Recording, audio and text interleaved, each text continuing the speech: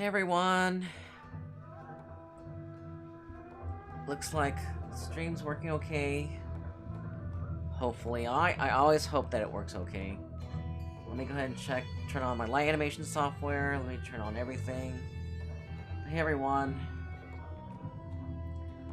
And make sure that the colors are looking okay for this game. Yeah, it looks like they are. Let's see. That's too high. There, I think that looks okay. If I turn it too bright, then it'll look too saturated. Alright, cool. Everything looks like okay. But yeah, hope you guys are having a good week. Hope you guys are enjoying the snow or rain. Is the game too loud for you guys? Can you guys hear me okay? Maybe I need to turn this down a little bit. Probably do. Hey, give me 1 second. Let me go ahead and turn down the game audio real quick. Let's see.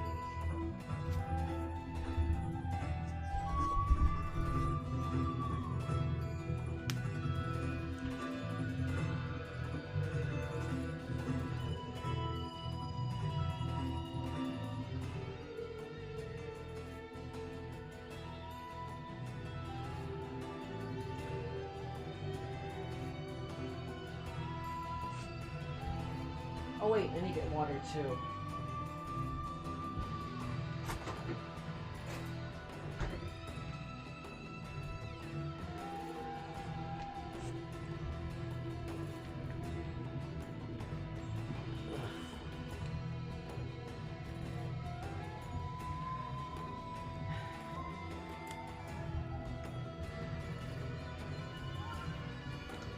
Yeah, let me go get water. Because this game's gonna be very heavy in voice acting. Lots of reading, so I'm gonna need a lot of water to get through this.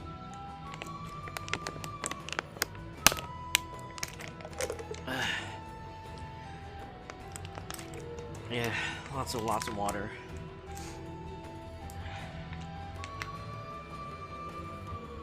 So I don't think I've ever played Radical Dreamers before. Well, actually I have. I technically have for like a few minutes when I was a kid. I emulated it just to try it out for like a few minutes, but I couldn't really get into it that much. I think it was just a fan translation. I don't know if it was fully translated. Well, I only played for a few minutes, but now we own an actual copy of Radical Dreamers through Chrono Cross the Radical Dreamers edition. So hopefully we'll have some fun learning more about the game, the series, through Radical Dreamers, and see the connections between Chrono Trigger and Chrono Cross. So hopefully you guys are looking forward to that too. And yeah, let's go ahead and move into Radical Dreamers. But yeah, let's see. Let's see how this plays out. Yeah, hopefully everyone's doing okay over there. Presented by the Radical Dreamers in 1996. Ooh, I'm liking the music. It all began with a notebook my mother handed me. She told me she found it while cleaning out the closet. The old notebook, covered with mold, was a diary that belonged to my grandfather, who passed away years ago. It contained his distant memories. Uh-oh. Hold on. Something looks too dark. I wonder if you still remember. Hold on. Something doesn't look right. Hold on. Yeah, it looks like the game's too dark. Yeah, it looks like the game's too dark. Let me go fix that. Hey, what's up, Jemima? What's up, Jemima?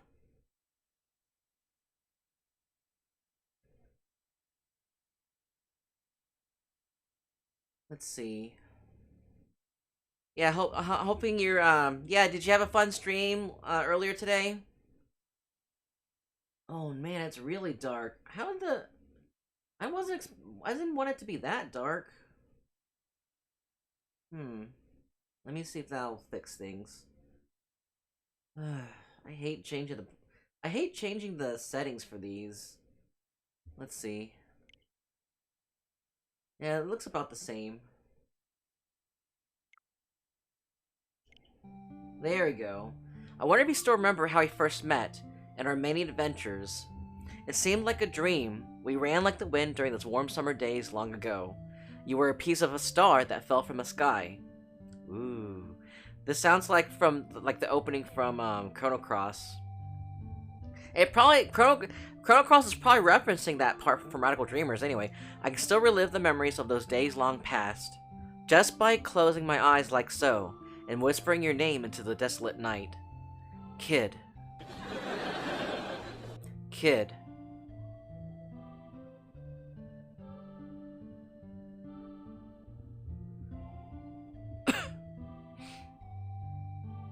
I did. Once I switched over to Portia, I felt way more relaxed, LO. Yeah, that game was tense.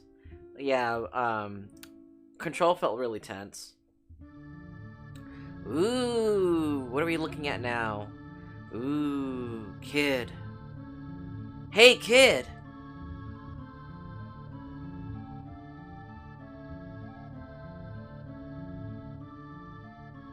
Are you ready, kid? I know you're anxious, but stay on your toes. Yeah, likewise, mate. You mess up and I'm leaving you behind. Got that, Serge? I'm trying to do my Australian accent. I was like, now I'm sounding southern. Because I know she has an Australian accent. I was trying to hone in on the Australian accent. Come on, McGill, let's go. That bastard Link is going to get what he deserves. Say your prayers. Not that it'll do you any good. Oh yeah. Yeah, this is from Chrono Cross. So yeah, Chrono Cross was referencing Radical Dreamers. That's interesting. So McGill was probably Magus. Oh. Yeah, like I really wanted to like it too. Yeah, I wanted to like it as well. I'm not gonna lie, I was kind of bored. What? Not because of you, girl. I was kind of bored, like, from the game. I was like, yeah, it looks, cause like all it was just you wandering around. Like I felt like you were bored too. I really wanted to like it too.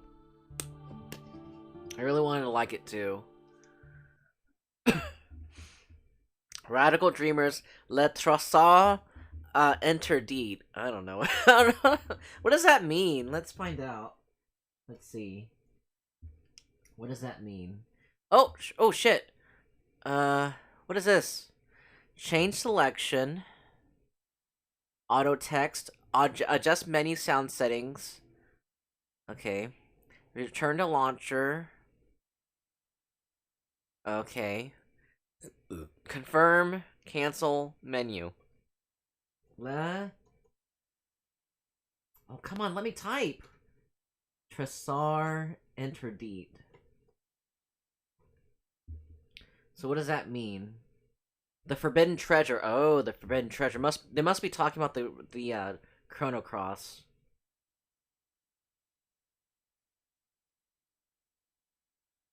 Bored but tense. There wasn't much difference from one place to another.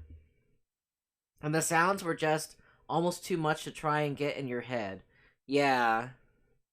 Yeah, I was like, I feel like it looks like an overrated game, not gonna lie. It feels kind of overrated to me. So we'll see. Well, I mean, hopefully if you keep playing, you'll get better though. Enter a name, Serge. Sure. Hey. The old lady's tip-off was right on the money. The counter spell on the barrier around the outer walls could have done a real number on us. Kid's plain, unadorned braid flicked back and forth across her shoulders as she walked. Hey, what's up, AT Rock? And it wasn't very clear as to whether they wanted you to go, right? But yeah, hey everyone, hey Jemima, hey T-Rock.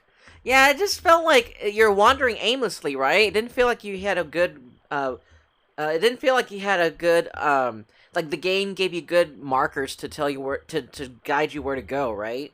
Or to help you figure out where to go.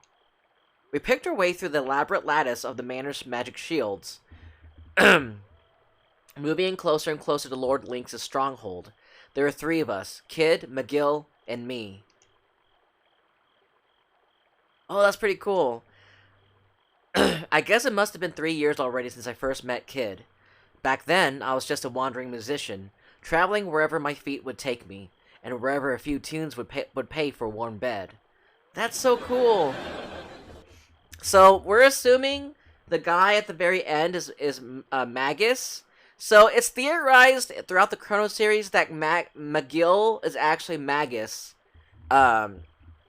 Because Magus, when we were playing Chrono Trigger earlier, the new scene that was added in the Chrono Trigger port on the DS, the new scene that actually connects Chrono Trigger to Chrono Cross, shows Shala and Lavos, who's combined to be the Dream Devourer, telling Magus that he that whatever he's doing is futile. Like no matter how much power you have, you won't be able to overtake the Dream Devourer, which is Shala and Magus put together. So basically, Magus gave up, and he thought, there's no point in my existence. I might as well erase my memory and start anew, and just forget all that's happened. And that's what happened. He erased his own memories.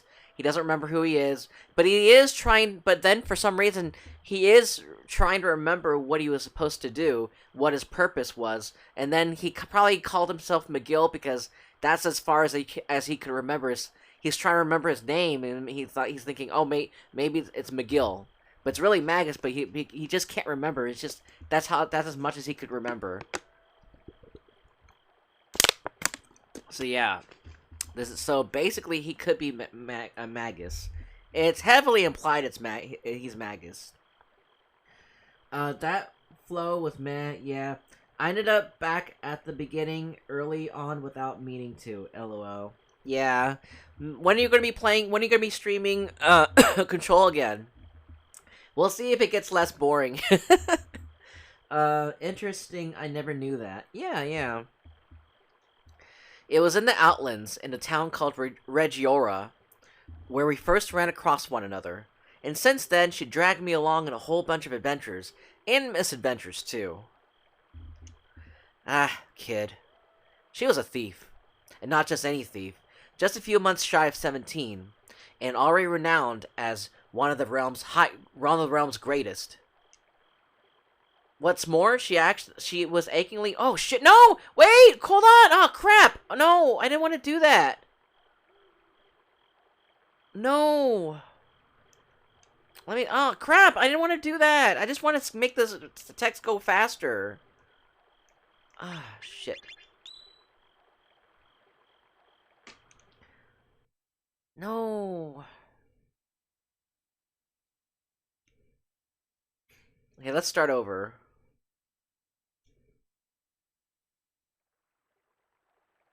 Yeah, we just started it. We just started anyway. Okay. So how do we make the text go faster is what I'm trying to figure out. Let's see. Okay, so that's how you save. Is there a way to make it go faster?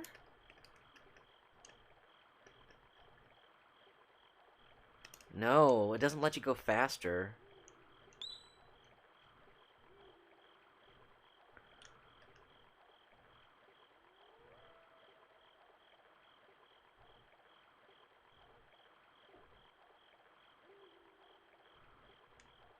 Okay, maybe this is...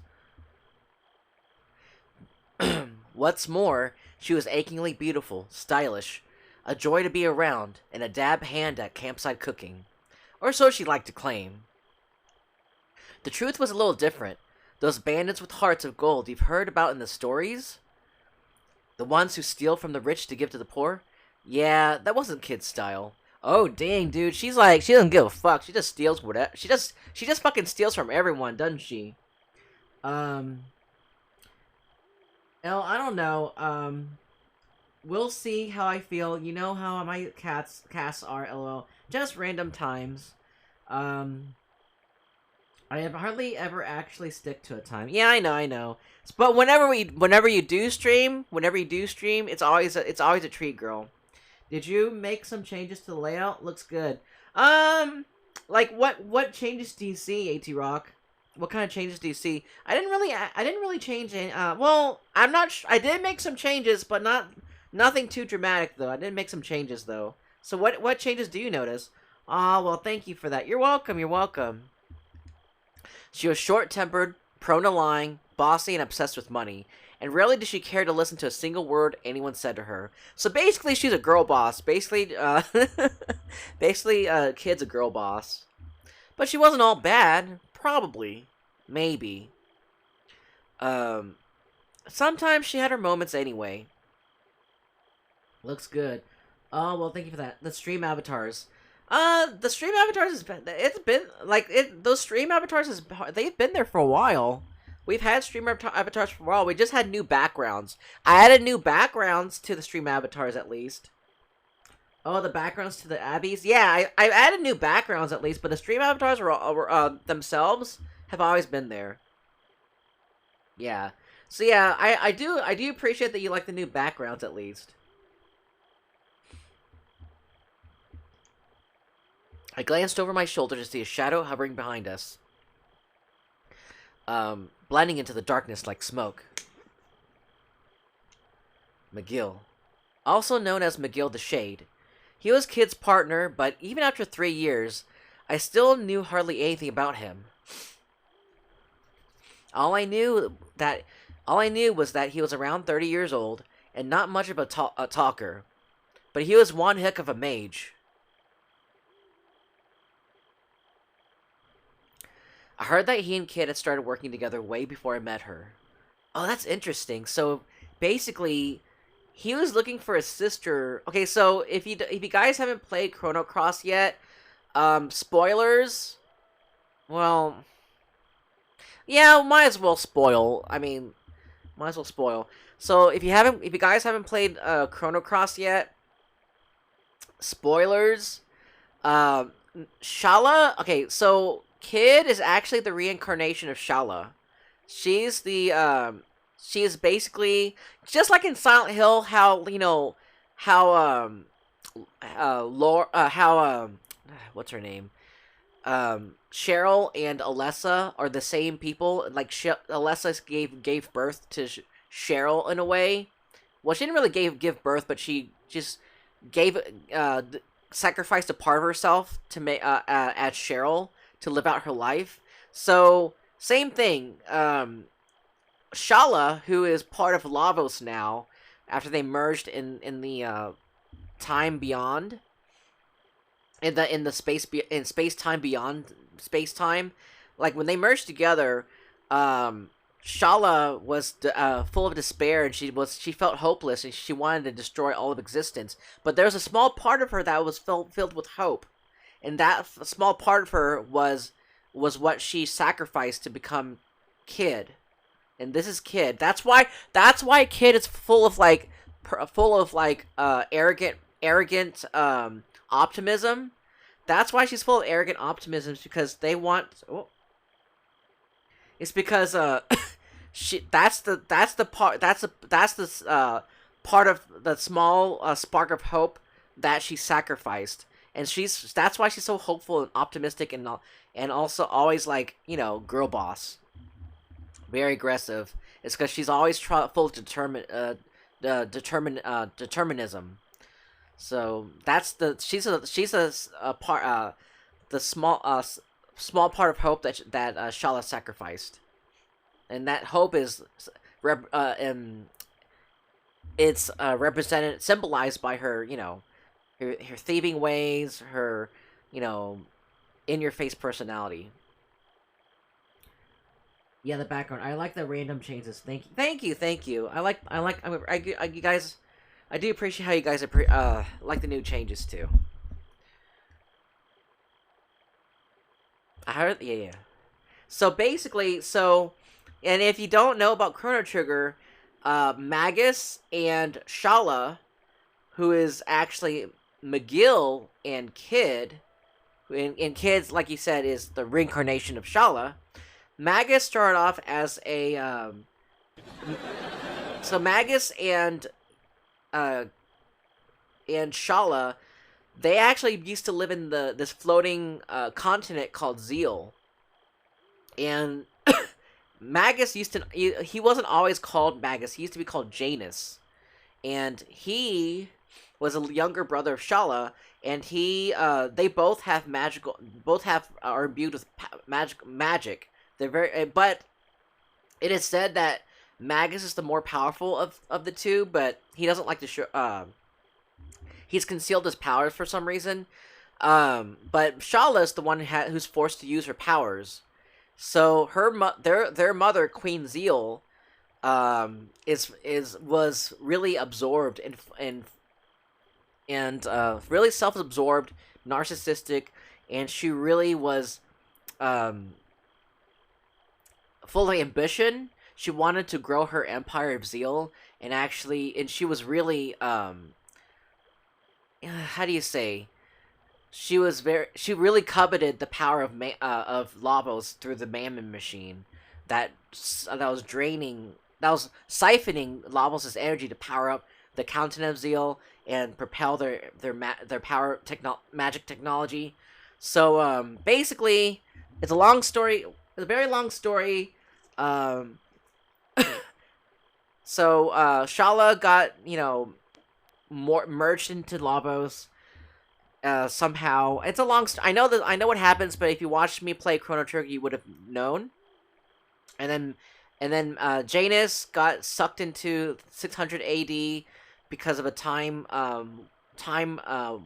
portal that Lavos shoved him into, and then he renamed himself Magus, led an army of fiends because he wanted to destroy Lavos. He was trying to go through time in order for him to destroy Lavos and get back to Zeal and save his sister. And so he couldn't save his sister in the end. And this is what happens. He lost his memory. He's looking for the Chrono Cross along with Kid. And he does not even know. And here's the thing, though. That's a funny thing. It's so crazy how they've been working together for years. Magus and his sister, Magus, who is now McGill, Shala, who is now Kid, the reincarnation of Shala, they're both working together. They don't know that they're brother and sister. That's crazy, isn't it? And I have good luck with the jump thing too. Oh yeah, good. Congratulations on getting it. Congratulations on getting the star. I'm glad that you guys enjoy the stream avatars. So yeah, isn't that crazy? Isn't that a crazy coincidence how they both know each other? They both work together, but yet for the years that they've worked together, they don't know that they're brother and sister. It's crazy. I hope they didn't do something. I hope they did not do anything unsavory while they're working together. I hope not.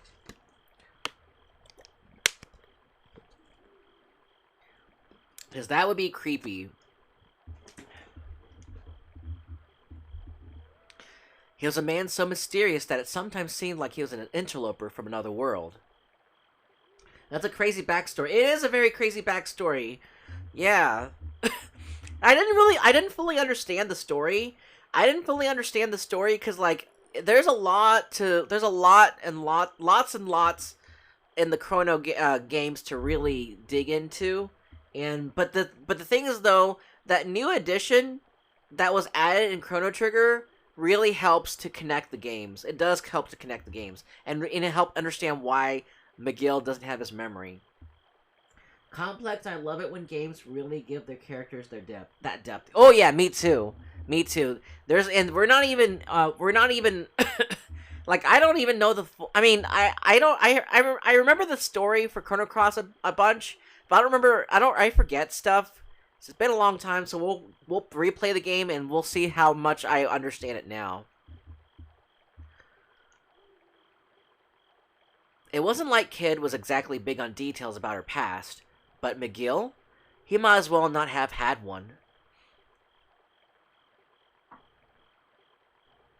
And Kid didn't seem to know much about her partner in crime either. What kind of man he was, what kind of life he'd lived before, nothing. You might ask how exactly I wound up being a part of this merry band. Well, it's complicated. I guess you could say life doesn't always turn out the way you think it will. Kid, kid who was heading up our little raiding party, suddenly stopped dead. Look lively, boys. We've got company. We glanced around warily as cold, cruel eyes emerged from the darkness. Ooh! Hey! I heard a low growl. Dark shadows prowled through the night, surrounding us. A pack of wildcats. There must have been about 10 of them. A thrill of fear ran down my spine. Let's see. It's like Cage when you learn a bit more each time you play, and about each character has a backstory. They're just fun. Oh yeah. I agree. The characters, like with Kingdom Hearts, like you think you know the story, but then they add some more shit to make you lose your hold on your understanding. Flustered, I pulled my knife from my belt. Kid calmly shifted into a fighting stance.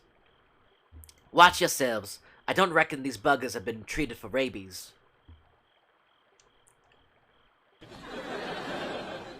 Oh, I have to wonder if the writers have the whole story. Oh, they probably don't. They're just I think they're just making stuff up along as they go. The wildcats snarled and growled as they slowly closed in on us, drawing the noose tighter and tighter. Their eyes glinted in the darkness like fireflies, and strings of eager spittle dripped wetly to the ground. Then one of them sent an almighty roar soaring to the moon, and the hunt was on. Uh-oh. What was I gonna do? I attacked. I tried to use magic. I defended myself. I ran. Let's go ahead and attack. I slashed at a nearby wildcat with my knife. The beast tried to leap clear, but I was already too close. Oh no! I felt the blade make contact and was rewarded with a screech of pain. The wildcat jumped away, this time managing to put some space between us. It looked like I hadn't cut it very deeply. I stood my ground, changing my grip on the knife and waiting for another chance to attack. Serge, behind you!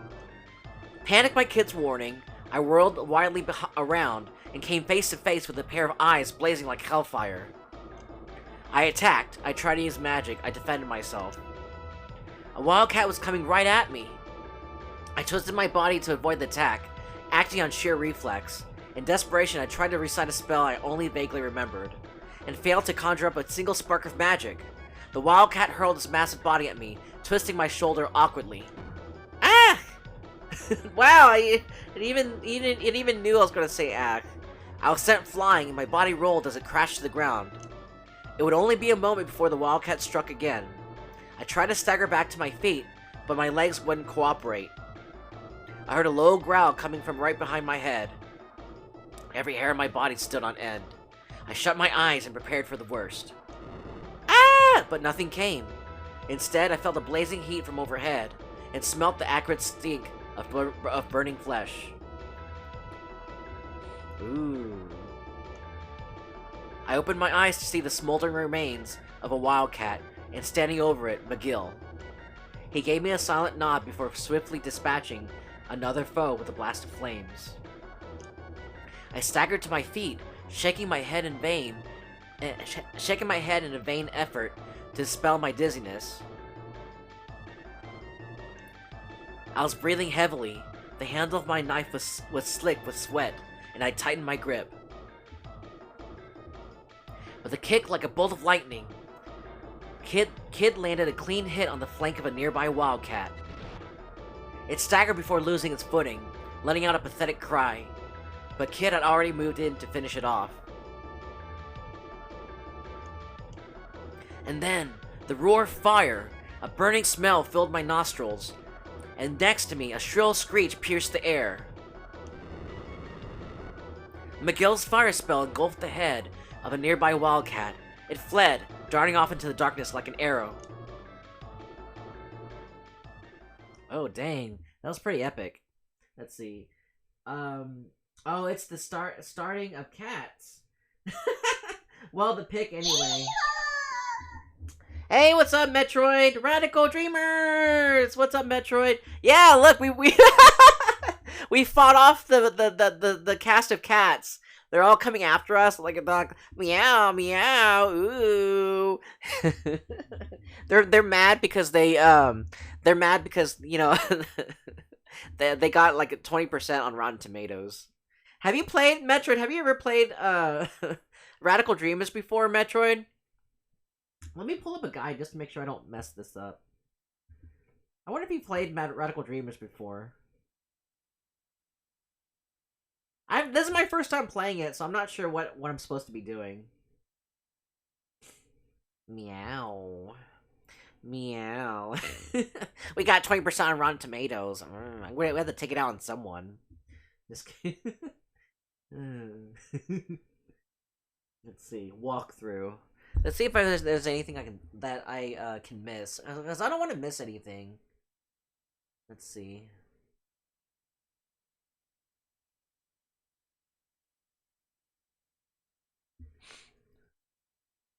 I have, yeah. It has nice music, basically a visual novel. Yeah, so how do I 100% this game, Metroid? How do I 100% it? Because I don't want to miss anything. I want to get a good ending or get the other. If there's multiple endings, I want to get all of them. So let me, yeah, definitely backseat. Let me know because I don't want to miss anything.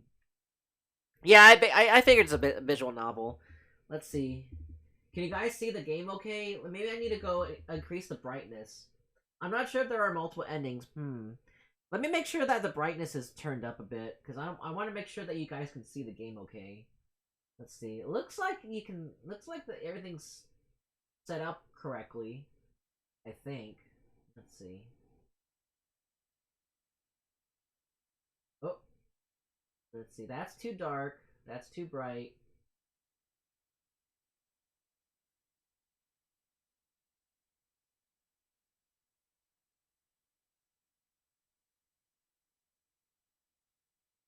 I think that's good enough.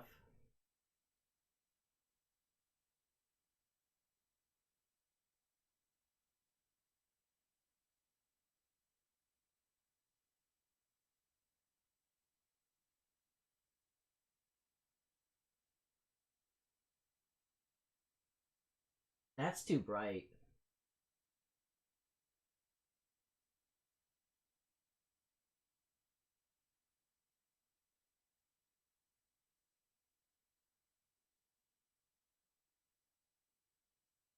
Yeah, that's good. That's good.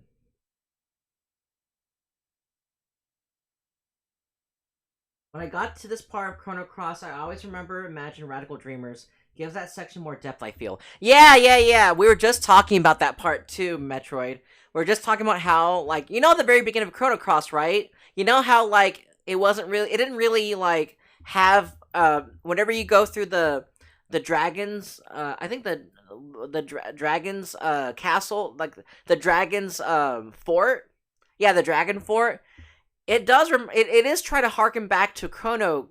It is trying to harken back to Radical Dreamers, but it doesn't really do a good job. So this is more. This definitely expands upon the whole. Um. And what's it called? The whole um invasion, not invasion, but intrusion of Link's stronghold. So yeah, I don't remember. When I get to this part of Chrono Cross, even if it's technically not canon or whatever, I don't know. I think it's probably just another parallel dimension or something, maybe. Yeah, this is probably this is probably something that happened in another parallel dimension. Yeah, like you said, this probably didn't happen in Chrono Cross, but it's like a retelling in another dimension. Dragon Fort, yeah, the Dragoness, yeah. Or something like that. I don't remember. Maybe it was Fort Dragonia. Fort Dragonia, yes, Fort Dragonia.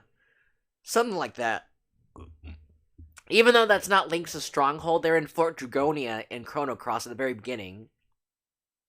But it's like it was trying to recall like this part in Radical Dreamers. This is my very first time playing. I did play it before as a kid when I was in high school. I did play it before for like a few minutes, but I couldn't get into it. I couldn't get into it because I think it wasn't translated that well. But this is technically my very first time going through all the way. I scanned the area. Only moments ago, we had been surrounded, but now there wasn't a single wildcat left. Well, not. Are you playing this on the CC remastered disc? We are playing this on. Yeah, we're playing this on this. I actually have the Switch copy. We're playing it from the Switch copy right now. Did you taste the CC card? No, I don't want to. I don't want to taste it. I don't want to taste any of them. I don't want to know. I don't want to know what it tastes like. I don't want to know. Kid and McGill had either sent the rest off with their tails between their legs, or put paid to them once and for all. Or put paid to them? What does that mean? Let us know. Tell us what it tastes like. I want to know. I might taste it. I might taste it. Maybe. Ha! You're dreaming if you think a pack of flea-bitten moggies is going to stop us, Lynx. It's going to stop us, Lynx. Ha! You're dreaming if you think a pack of flea-bitten moggies is going to stop us, Lynx. I don't know how to do an Australian accent. It's so hard. I used to know how a little bit, but now I forgot. Kid crossed her arms and flashed a triumphant grin. Meanwhile, I was panting heavily, and it felt like my legs were about to give out from under me. I collapsed to my knees, overwhelmed by what I've just been through. Phew. I'd taken a few hits, but I was fine otherwise. A couple of scars to talk about later, but maybe, but nothing that would stop me carrying on. Are you hurt? Are you hurt? Are you hurt? Are you hurt? There we go. McGill looked down at me, his face expressionless as ever. Is she Australian or Cockney? I always imagined her to be Australian. I always gave her an Australian accent. But it would be easier just to do Cockney, though, I would agree. I always thought she was Cockney, but maybe it is Aussie. Because, like, whenever I voice her in Chrono Cross, she always sounds Aussie to me. Because I mean, British people also say mate, too. That's true, but... Maybe, okay, I'll try doing Cockney then. It'll be easier. Let's try Cockney. No worries, no worries, Mog. He'll be alright. He'll be right, said Kid. I don't know. Whatever. We'll just roll with it, said Kid. Barging in to get a better look at me. He may be a winging sook, but it'll take more than a few scratches to kill this one. She was nothing if not sympathetic. But she was right. This was no time to be bemoaning my lot. We haven't even reached the manor yet. I dabbed at my wounds with the tincture-soaked cloth and wrapped them with bandages. Then looked up at the other two.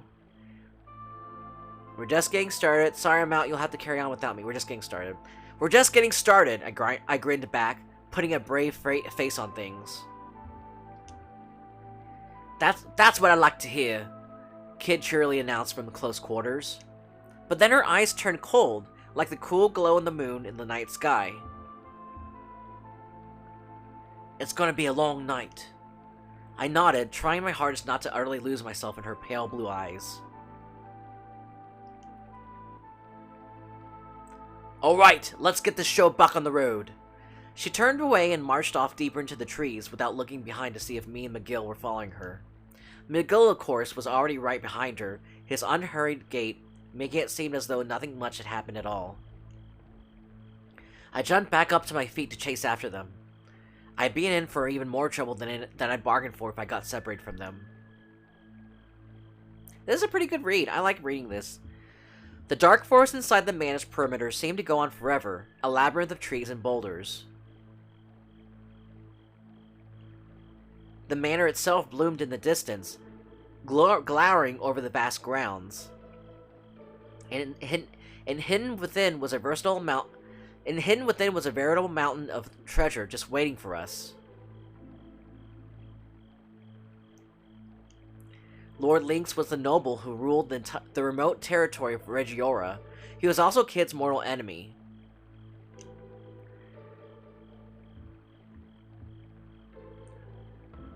We were there that night to steal a certain jewel he kept locked away in his most closely guarded vault, the Frozen Flame.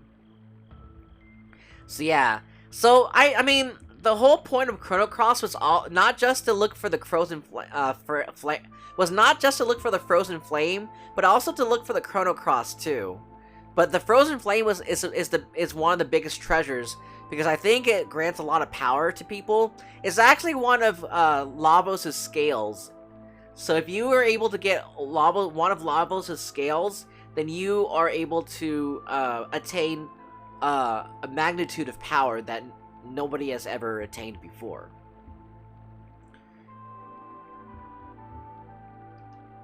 The Frozen Flame was veiled in mystery. It is said to be imbued with an uncanny energy and possessed of a beauty and clarity that made it a priceless treasure. Countless thieves had tried to steal it, and not one of them had come close to succeeding. What do you guys think of my voice? What do you guys think of my narrating? Yay or nay? You better say yay. Nor had any of them escaped the manor alive. And now was our turn to try and sneak into this place of death. Led by a girl who had the ambition to make the impossible possible. Yay! Thank you, guys. Thank you. I'm glad you like my narrating. Thank you. I do my best. I feel like I do a good job reading text. I always try to do a good job of making the text come alive. So I'm glad. Cause like I always liked when I was a kid, I used to always love like reading the text whenever we try to read aloud. I always try to read the text and do my and because I always loved making the story sound so fun. And a desire for riches that can never be satisfied. As we pressed on through the tree-filled darkness, the shadows gave way at last, revealing the true extent of the vast mansion.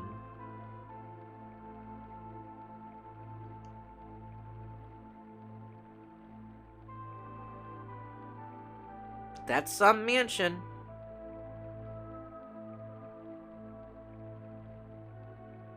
Yeah, looks like the brightness is, let's see. It looks like it's still too dark though. Let me check. I mean, I guess it's supposed to be dark like that. Heh, finally. Say your prayers, Lynx, cause we're coming for you.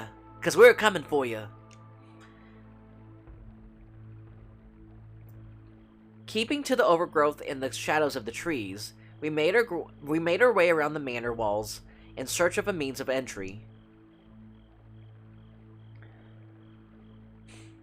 Eventually, we came to a terrace overlooking the garden.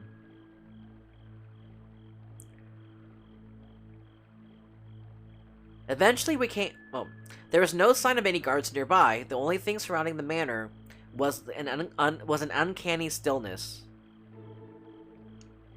This will lead us straight into the west. This will lead us straight into the west wing. Just as well. We don't have any business in the rest of the manor tonight. Oh, this will lead us straight into the west wing. Just as well. We don't have any business in the rest of the manor tonight, said McGill, gazing up at the dark building towering over us in the night.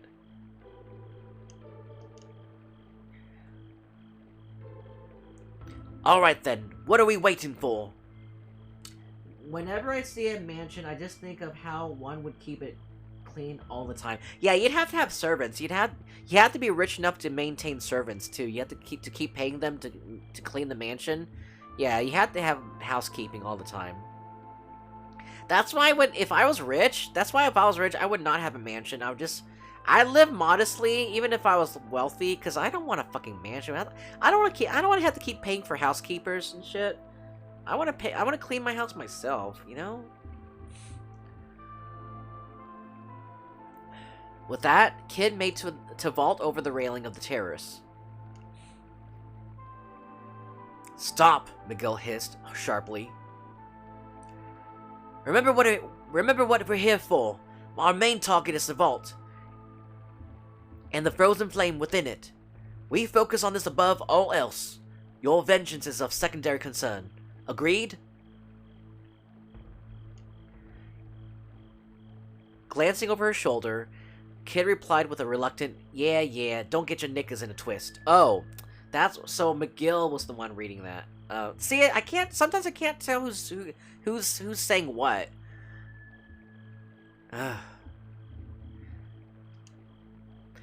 But if we happen to run into him, I'm gonna knock that. But if we happen to run into him, I'm gonna knock that Drongo's block off, and neither you or anybody else is going to stop me. Hehehe. Ha ha ha ha. I would like a 3-bedroom place that's about 3 bed, 2 maybe 2.5 bath, covered parking. Jump. Yeah, I would like something like that too. 3-bedroom would be nice. So like, okay, so 3-bedroom would be like, well, obviously you have the master bedroom, you have the gaming room. What's the 3rd bedroom for? Maybe what's the 3rd bedroom for? Jemima. I guess Kid was going to get her way whether we liked it or not.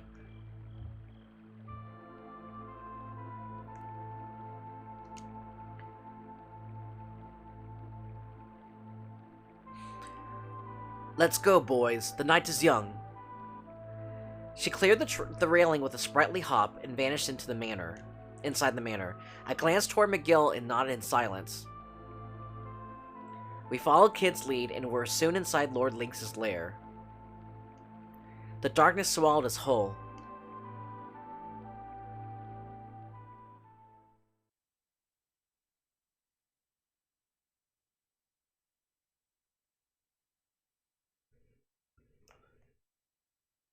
Let's see.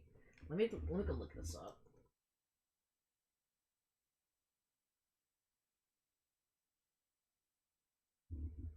There should be like a walkthrough that's a lot easier to look at.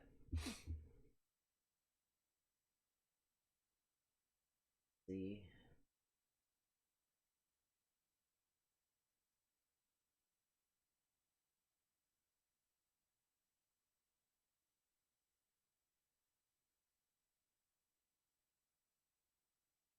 Ranger endings are 2 important stats to be aware of.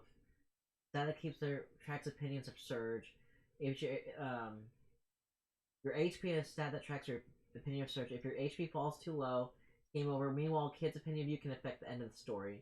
This guide will ensure that both remain at the correct level so long as you follow it precisely. While not required as we give directions of each step, here's Radical Dreamer's map.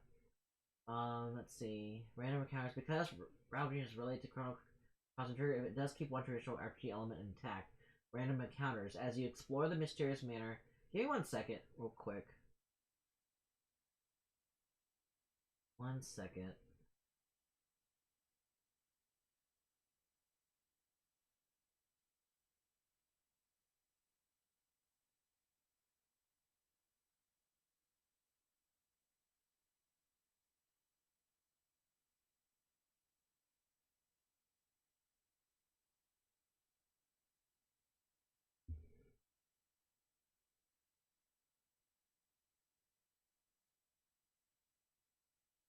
Let's see.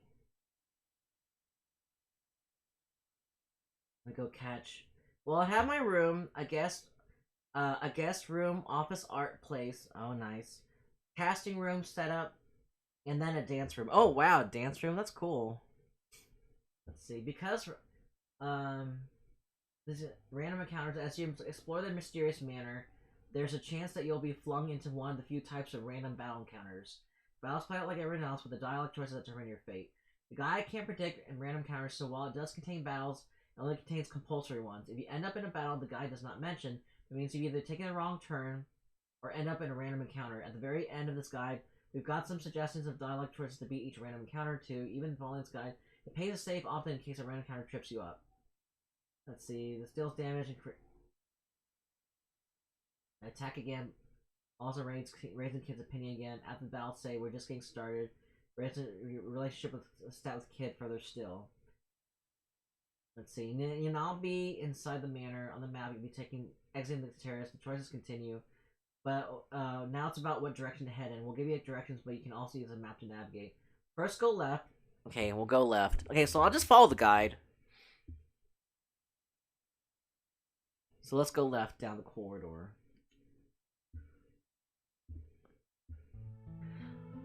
We pressed on through the darkness.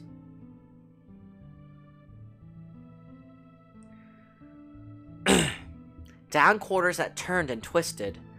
Snake-like, this way and that. Oh no! What the heck? I wasn't done reading! What the heck, you stupid game?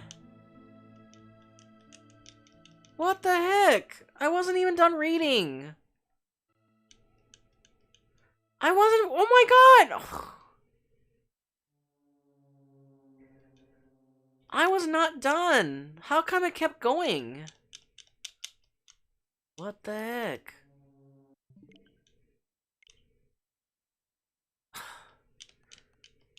Oh my god. Well, I didn't want to close it either. Hey, what's up, Void? Oh my god, we just messed up. But we're gonna... It kept going. I know, it kept going for some reason. Yeah, boo, stupid game. We'll just start over. We'll just start over anyway.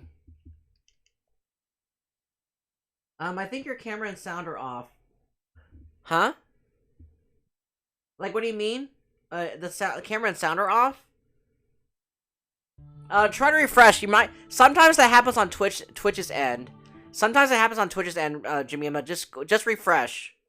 Hey, what's up, Voidy? What's up, Void? Okay, let's see. Let's see where we left off. Okay. Yeah.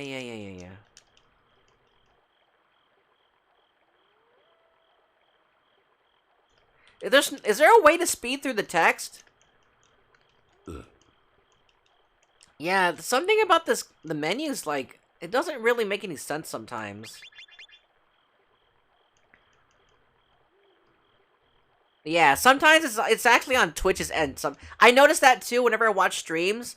The stream, like other people's streams, like the text would be the audio and the webcam would be off. So sometimes I would have to refresh the stream to make their audio sync again. There's not even a text log. There is no text log either. Yeah, because like in modern JRPGs, there's usually text logs too. I agree. That's stupid. So I have to make sure I have to read it in certain parts. Okay, I attacked.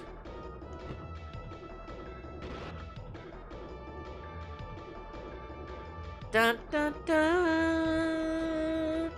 Na na na. A wildcat was coming right at me. My reflex, I ducked. Its attack, I was swiping through the air directly over my head. I felt its hot breath on my cheek as it flew by me. At the same time, I thrust my knife upward, plunging it into the beast's belly. With a horrible cry of agony, the wildcat crashed face first into the ground. But I lost my balance in the chaos, and fell down in a heap as well. I rolled over and was only just able to stagger back to my feet before readying myself for my next opponent. I was breathing heavily. The handle of my knife was slick with sweat. Okay, yeah, this is where we left off last time, kind of. Because the last time I did the second attack, it was actually magic, not an attack.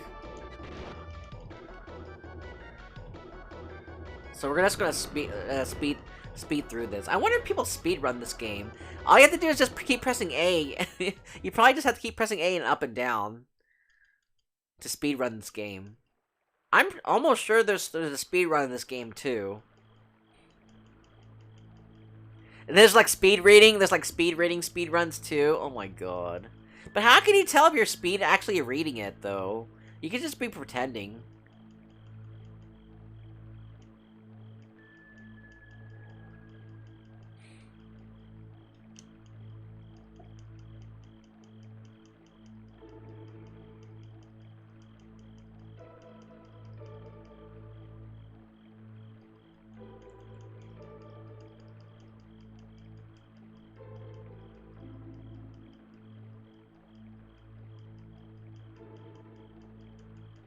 Let's see. Okay, I'll refresh. Okay, there we go. I don't think you can speed through the text. That sucks. Yeah, it was my end. I would just hear your voice and your mouth was not even moving. LOL. I doubt one would actually read and then speed run. Yeah, I doubt it too. I think it would just be faking it, right?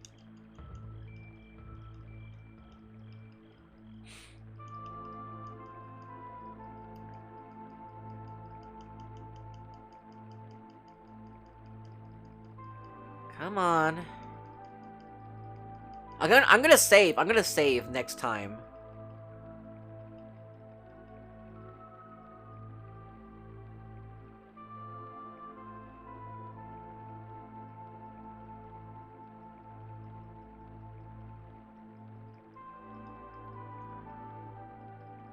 So that's interesting.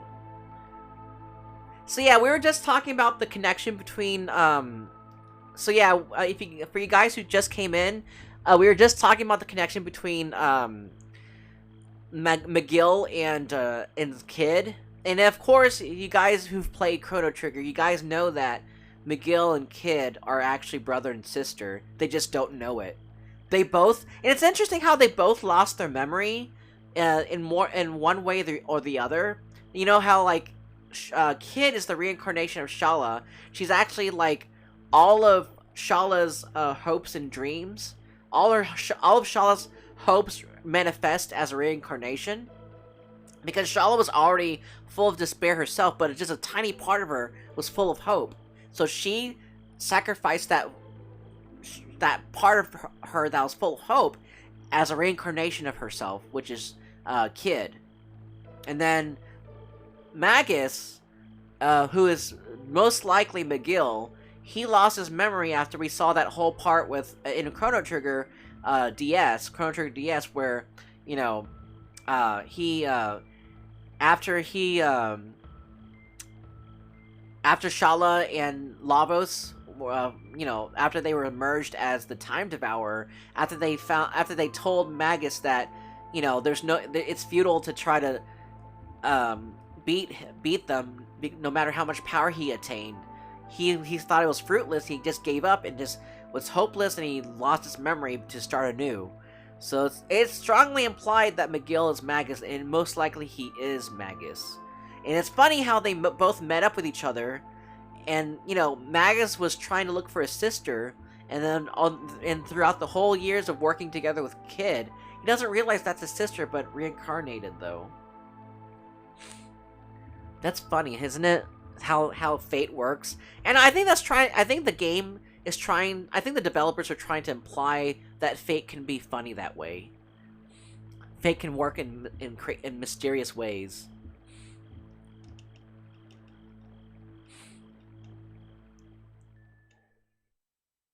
Okay, well, I'm gonna save. I'm gonna save before we take another make another choice. I'm gonna save. There. Jeez. We're deciding to go left down the corridor. Okay, so I'm gonna follow this guy. I think this guy's more competent. I seem to like this guy more.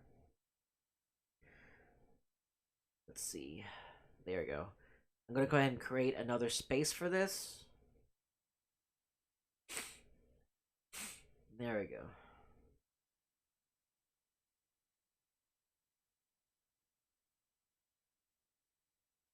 Okay. So I go left down the corridor. Okay, I'm gonna read it this time. We pressed on through the darkness, down corridors that turned and twisted, snake-like, this way and that. Everything around us was still and silent, and it felt strangely like we were being watched. It was as if countless eyes were staring silently from the shadows, looking on with curiosity and pity. See? We continued, creeping cautiously down the corridors. Kid moved proudly and stealthily like a cat stalking its prey, while in the shadows, McGill followed, gliding swiftly and silently like sinister breeze. We pressed on into the brace of the Weaver of Fate. Jesus, it doesn't give me enough time to read all that. We took the corridor leading from the left-hand side of the terrace, eventually arriving at an intersection with some stairs. Jeez. Hey, what's up, Frode? We're playing Radical Dreamers, which is a visual novel. The path to the right led down the stairs. The path to the left was a dark side passage. So the path to the right led down the stairs. The path to the left was a dark side passage, and the main corridor continued straight onward. So where do we go now? Okay, so we decided to go left down the corridor. Let's see. Let me go pause this thing. Now at the three-way branch, go down the stairs. So we went down the stairs. Slowly we crept down the staircase, descending deeper into blackness as we went. Ooh, sounds like a fancy word for playing a book. Pretty much, Frodo. It has pictures, At the bottom, the path split. The way to the left continued onto an atrium that resembled a sort of plaza, while the path to the right was a winding passageway that trailed off into darkness. Let's see, where do they want me to go now? At the bottom of the stairs, go right. We took the passageway to the right. We went down the stairs, then took the passage to our right. Eventually we came across an ornate door on the right-hand side. Ooh. Something smelled fresh and pleasant. Flowers? Was it coming from inside? Ooh, let's see. Okay, you'll come across an ornate door, go inside. We went inside. This is Riddell's room. Okay. Riddell's room. So we don't really need to look at the map, we'll just follow this guide. Ooh, what's in here? We found ourselves in a tidy, welcoming room. The knickknacks and curios dotted around the place seemed to be well loved. The stately desk and the cozy-looking bed nearby, meanwhile, suggested the room's occupant was no stranger to luxury. Though the room was richly furnished, somehow it still felt awfully lonely. Kid took a quick look around before commenting.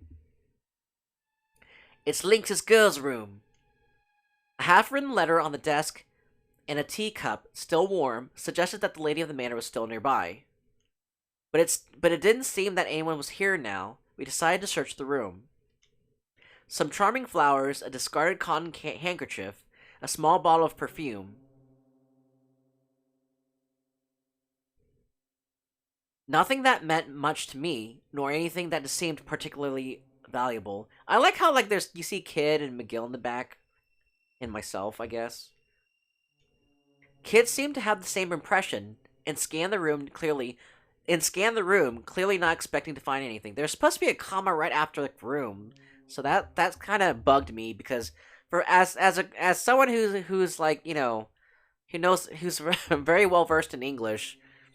That bugged me that there's no comma after that to give a pause. The appropriate pause. But yeah, Void, have you played Radical Dreamers before? The only item of note was a small antique box, which bore a crest resembling a viper. Oh, the Viper Manor. Oh, shit. So, wait, so why is Riddell in Lynx's stronghold? Why was she kidnapped? We're gonna find out now, because, like, I know, at least, well, some of us know who Riddell is, and she is definitely not, you know, she would definitely not be an ally of Lynx, that's for sure. I decided where to look next. Let's see, okay, so where do we look next? When choosing where to search, try the chest of drawers.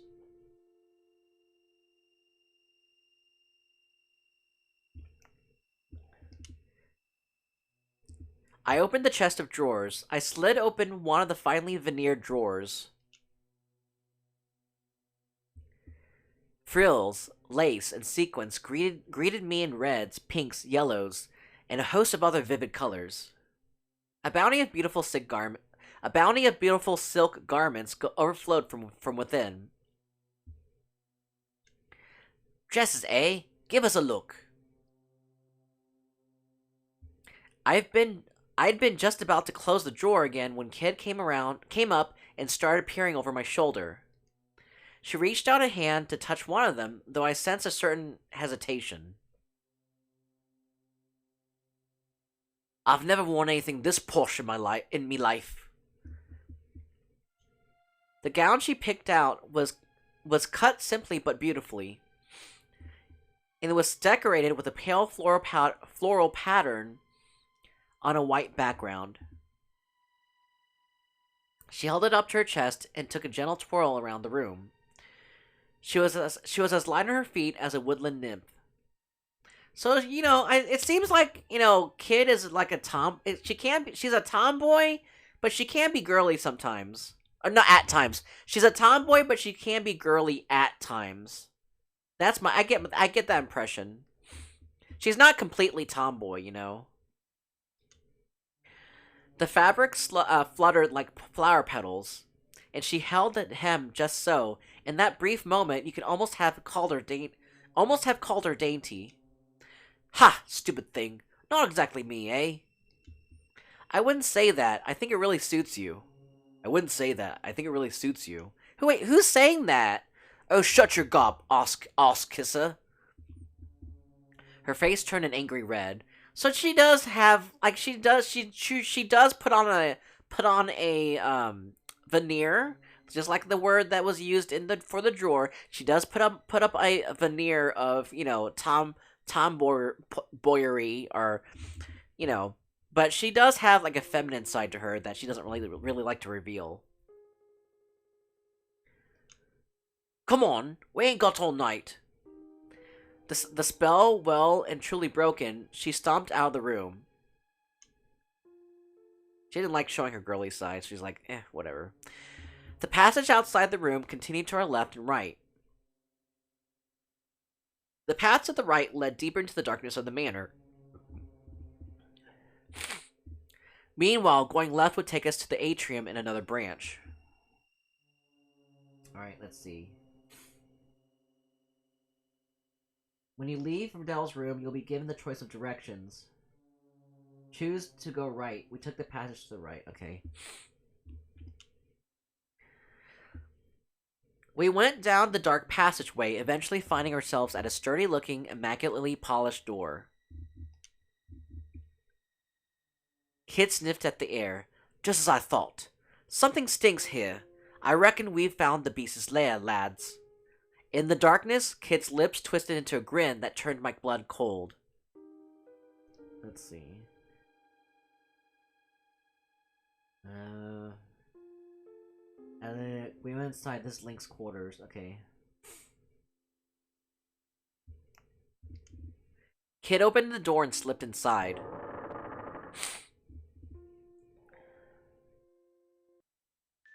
You smelly Lynx's room. Oh, I love this music. I love this music. This is Viper Manor's music. I recognize this. So that's interesting, though. Like, that's the thing, though. This game obviously came before Chrono Cross. It came before Chrono Cross, but it was never released outside Japan. It's funny how, like, we played Chrono Cross first, and we heard, you know, we were very familiar with the soundtrack for Chrono Cross. But the thing is, though, some of those tracks from Chrono Cross actually originated in Radical Dreamers, which was also composed by Yasunori Mitsuda. It's just kind of weird that... It's so weird how this is the original music.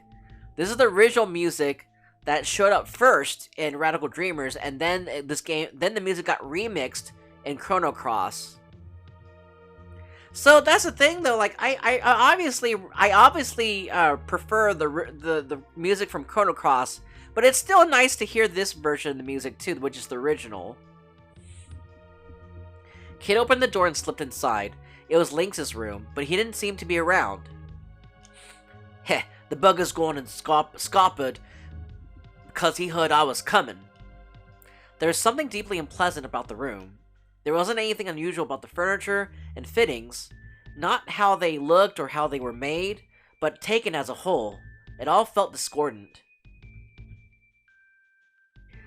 Was this a reflection of Lynx? A seemingly ordinary facade that hid a disturbing truth only some could see? Let's see what we can find. The desk drawers, the paintings on the wall, the vase on top of the side table. We left no stone unturned. There didn't seem to be anything suspicious. But as I scanned the room, something unusual caught my eye. There was a pedestal in one corner with a significant-looking scarlet cloth drawn over it. I slowly raised my hand toward it. "Be careful what you touch in here," warned McGill. I pulled my hand back timidly. But then the cloth flipped back with a flutter without me having laid a finger on it. Ooh. "Did that thing just move by itself?" claimed Kid, her eyes wide open with surprise. Exclaimed Kid, her eyes open with surprise. Yeah, it's supposed to be as dark as that, so you're seeing whatever I'm seeing. Gripped by curiosity, we moved in to see what it had been hiding. Was washing the dishes, but that's really cool that these familiar songs were reused from this game. Yeah, they are reused, exactly. Wait, so you played Chrono Trigger before, right, Void? You played Chrono Trigger before. Have you played Chrono Cross before as well, Void? Have you ever played Chrono Cross as well?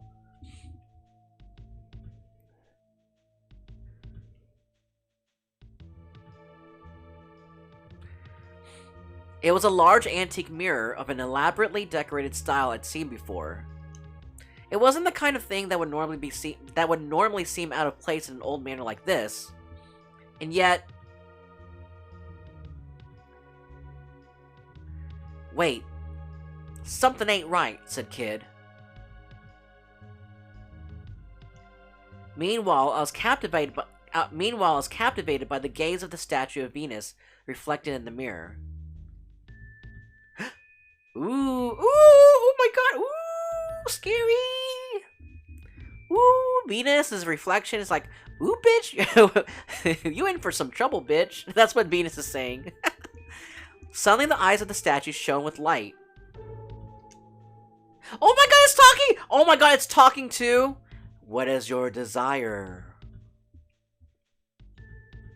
It spoke with a voice that was crystal clear, yet smoky and husky. Just like what I did! I made it smoky and husky before it even told me to make it smoky and husky.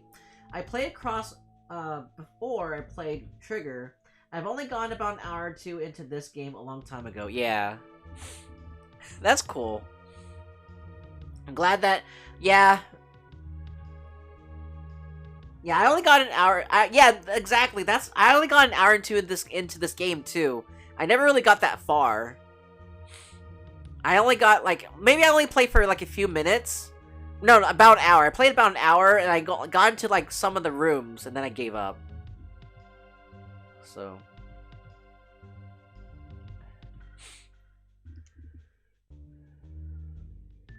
The mirror, it's speaking, I stammered.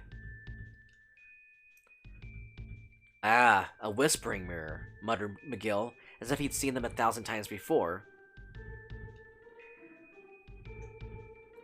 What's one of those? What's one of those?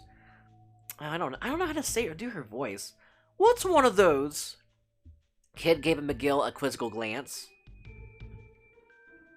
A magical mirror in which a spirit dwells. The spirit can freely move between its own and other mirrors, and it will share its wisdom with those who ask. Perhaps we should ask it something. I decided to ask it something that had been on my mind for some time. Let's see. To the mirror, focus on Kid. I asked about Kid.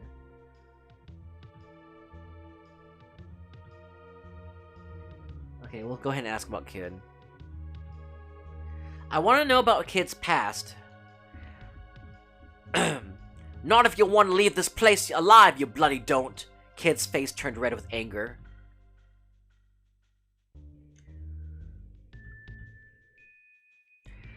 Your wish is my command, responded the mirror, ignoring Kid, who had grabbed me by the collar and was complaining vociferously. The image of the mirror rippled, and the reflection of the statue shook. Ooh. And then the mirror's surface grew dark. Ooh. Oh my god, ooh, another Chrono Cross, ooh, another Chrono Cross track that was originally in this game. Ooh, I love it, I love it. The blackness gave way to a scene in Regiora. Shadowy figures appeared one by one. Ooh. There's a young woman surrounded by several children. They're all dirty, their clothes ragged and worn, but they all laughed as they played together. Oh, it's the orphanage! It's the orphanage Luca founded. Oh my god, this is so sad. This is making me sad already.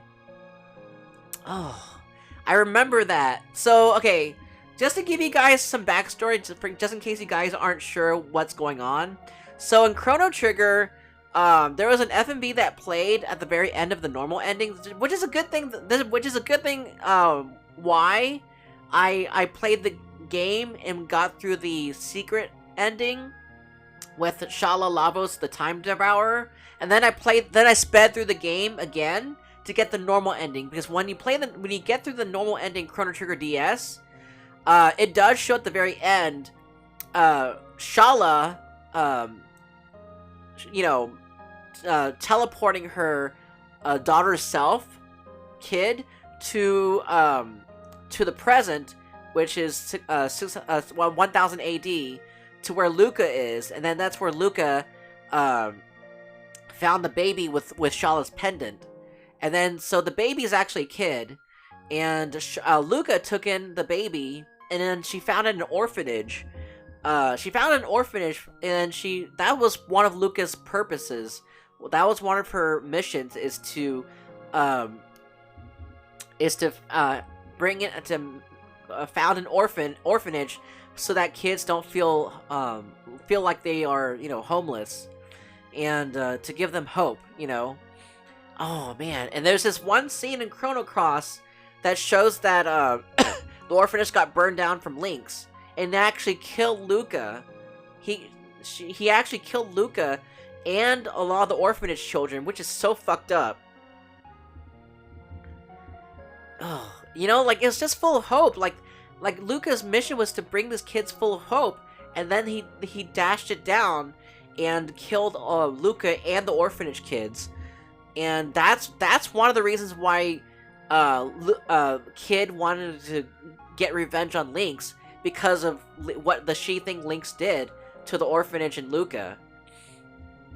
So that, just to give you guys some backstory on on why this is so, because I don't know if you guys are going to watch us play Chrono Cross, you might as well just explain it, So. And then the scene was drowned in flames, and a troop of armed men appeared. Okay, this is the part where it explains about Lynx and his army, burning down the orphanage. The men dragged the woman away, and the children vanished one by one into the inferno. Oh, so they took Luca captive. Okay, so maybe she didn't die in the fire then.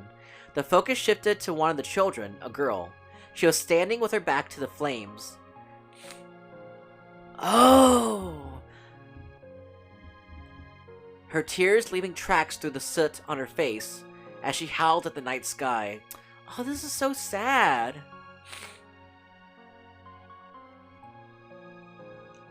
The girl's right eye was narrow like a cat's. Stop it! Kid screamed. So yeah, so in Chrono Cross, there's this, but the kids still died. I know, they still died. Yeah, that's the thing. Because when I was a kid, I didn't really understand, like, the impact these scenes were supposed to have on me. I didn't really understand them that well because I was a kid, and I think the autism also affected it too. So, I never really had that impact of why, it was so sad until now. When you see the scene in Chrono Cross where Kid runs away from the burning orphanage, and then she sees Serge, and then she tells Serge, "Oh, thank you so much. Don't leave me. Don't ever leave me." And then, but the thing is though, Serge is the power that was able to bring Serge into that past was not able to keep its power It wasn't able to maintain its power to keep Serge into that past. So once it ran out of power, Serge unfortunately had to come back into the present, or come back into the other dimension. So he wasn't ever able to, so it seemed as if Serge was abandoning Kid. Hold on.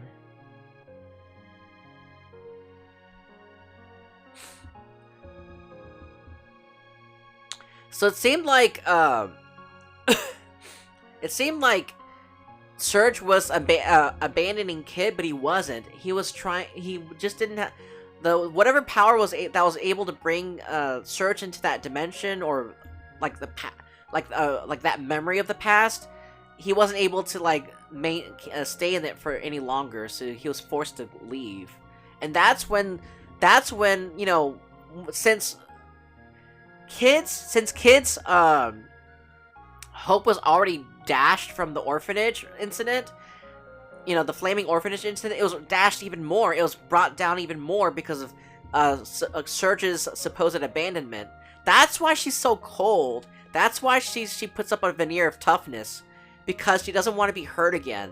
That's why she's like that. That's why she's a thief, because she's been taken advantage of. Her hopes have been crushed so hard. That's why she's so like, she's so rough, and you know, and not, I wouldn't say ruthless, but very rough and distrusting, and just very angry at everyone around her. She's very distrustful because people are shitty, and that's, you know, I get it too. I get it. That's why she's the person that she is now. And her other self, Shala, she wanted to give her hope. She wanted to give, you know, Kid hope, and sacrifice and reincarnated her to give her a chance at hope. But then shit like this happened with Lynx, and you know, I guess the game is also trying. Chrono Cross is, yeah, because I guess Radical Dreamers and Chrono Cross are trying to paint a picture of how life can be unfair, and how life can be cruel like that because of people around us. You know, you never know who's gonna be a good person or an evil or a shitty person. You just have to be very. That's why she's so distrustful, because you don't know who you can trust in this world. And then when she saw that Serge, you know, seemingly abandoned her when he didn't, he wasn't trying to, she just lost hope even more. And she's like, you know, people betray you even when you think that you can trust them, but yeah. The image in the mirror grew faint. Kid stared at the ground, her hands balled into tight fists. The room was dominated by silence. Worried about her, I broke the silence. Kid, I'm sorry. I'm leaving. She spun on her heel and made for the door. Wait, I cried, and sheepishly darted after her. The corridor stretched out beyond the door. We retraced our steps. Eventually, we came across an ornate door on the left-hand side. It was Riddell's room, Lynx's daughter. We continued on our way, we went inside, and we turned back. So wait, why is she Lynx's daughter? I don't get that part. Because, like, obviously, Master Viper is Lynx's... I mean, obviously, Master Viper is Riddell's father. She's in no way related to Lynx. But I guess there's more to the story. Guess we'll find out later. Let's see.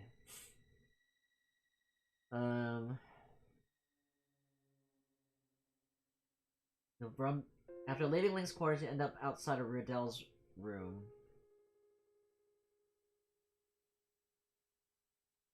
After that room, choose to carry on down the corridor. We continued on our way. We continued down the corridor until we reached an intersection. There was a left turn in the corridor leading to some stairs going upward. The corridor also continued straight on toward the entrance to a large plaza-like atrium. I'm assuming we're going to be going to the atrium. Next, you want to head back up the stairs. We took the left passage toward the stairs leading upward. Okay. The passage to the stairway was short, with Kid leading the way. We started to climb the narrow staircase. At the top, we found another intersection. Taking the corridor to the right would lead us to a dead end with a large door, while the way to the left led to the terrace. The narrow side passage in front of us was open. We took let's see. So, at the top of the stairs, take the side passage. We took the side passage. Or, don't you mean we went down the side passage? Yeah, whatever. We headed down the side passage. At the end of it, we came to an old, immaculately polished door. So wait, I thought, you know, that is Kid. Never mind, just kidding. That is Kid. Oh yeah, the one at the end is me. I thought me was at the front at first, but it wouldn't make any sense.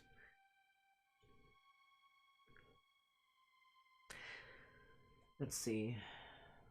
At the immaculately polished door, go inside. We went inside. The wrist room. Okay. Kid gently pushed the door ajar and peeked into the room. Okay, so let's go ahead and save again. Wow.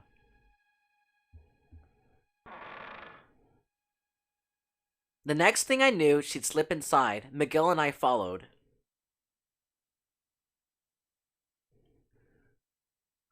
Looks like a study. The room was lit by the moonlight coming through the long, slender windows, slanting down in pale beams through the darkness. Ooh, a study. Dang, that's a lot of books. Did Lynx even read all those books, though? It was pretty big for a study, with an immaculate antique desk dominating the center.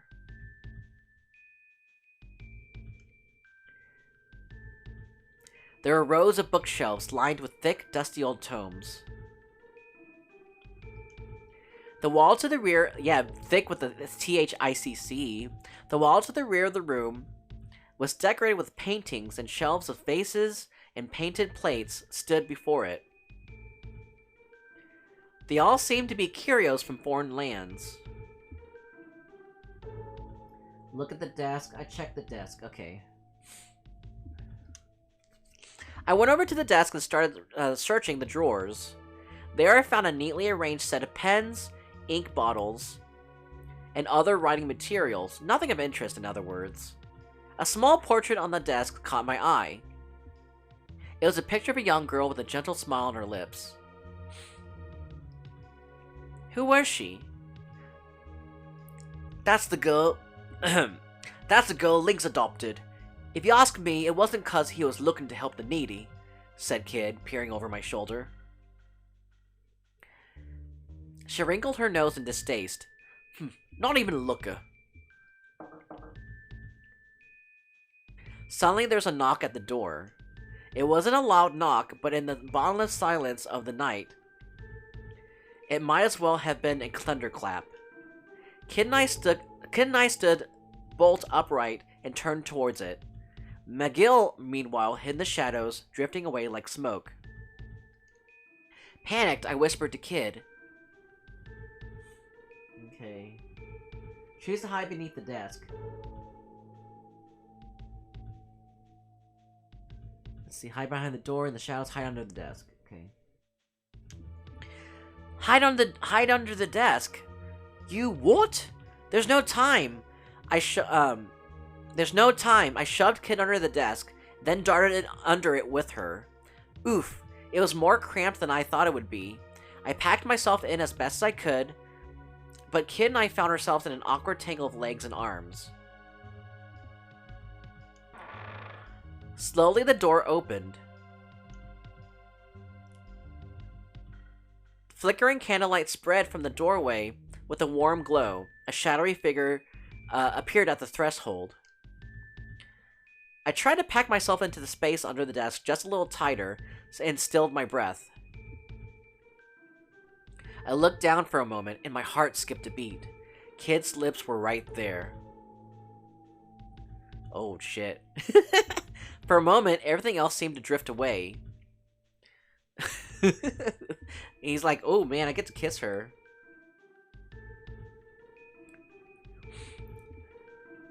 He's like, ooh, kiss opportunity. The pink bow of her mouth was so soft, so perfectly formed. Oh my god. You pervert! Oh my god, you did this? You did this just so you can kiss kid. Oh my god, you pervert! Oh my god. I'm gonna like... Anyway. I'm gonna bonk you with a horny hammer.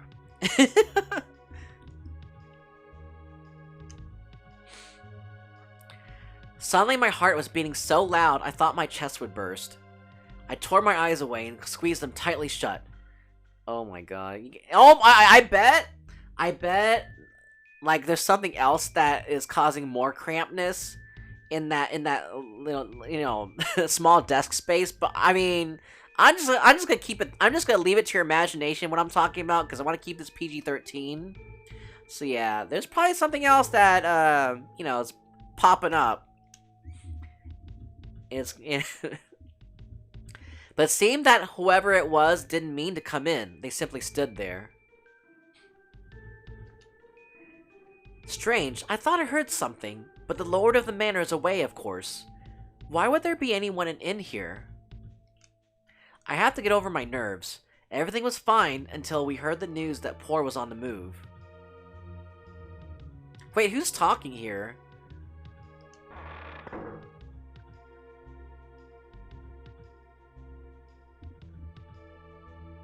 The figure quietly closed the door, plunging the room back into darkness. The voice trailed off to a whisper. We remained motionless, keeping our eyes pricked for any sign of an unwelcome return. All we heard were footsteps moving away. As I stayed hidden, listening for trouble, a thought began to cross my mind.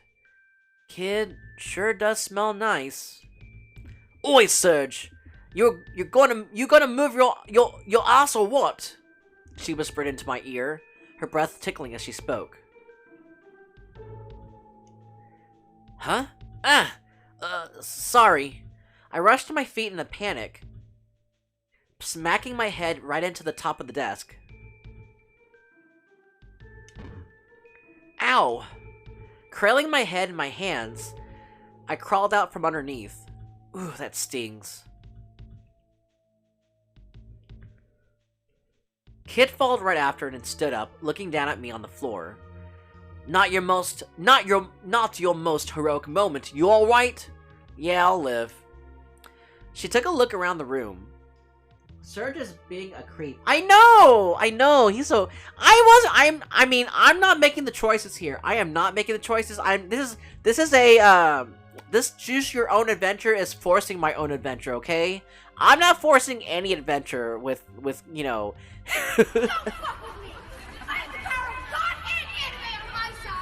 Hey, what's up, scheming? I'm not forcing any adventure, okay? On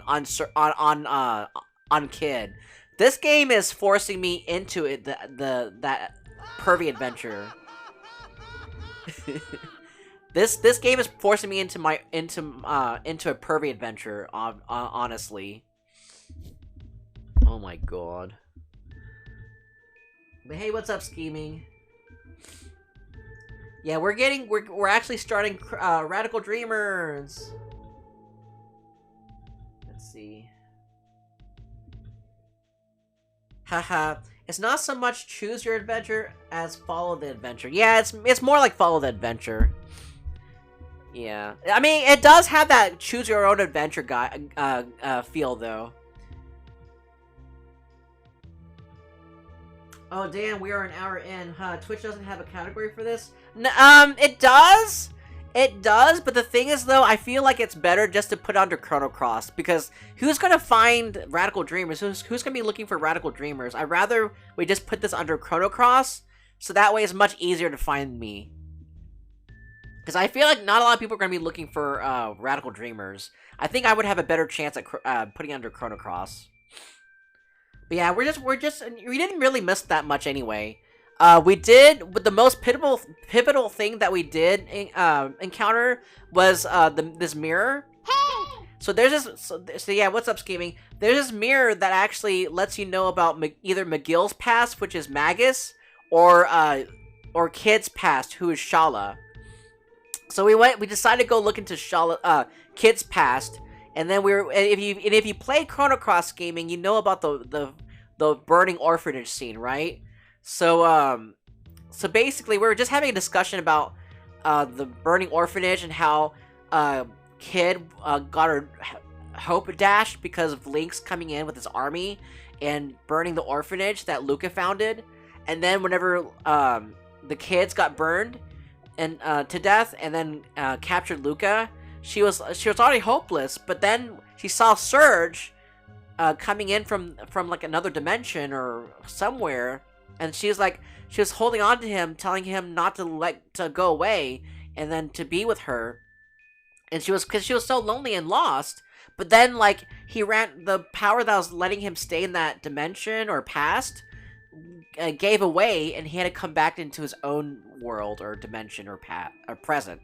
So that's what made her lose even more hope, and that's what hardened her and toughened her to be who she is now, which is like a thief who has puts on a veneer of toughness because she's been taken advantage of, and she doesn't trust people who are shitty. So yeah, Lost. I should have don't I have a Lost one? I should have a Lost channel point redeem. So have you played Chrono Cross before, Gaming?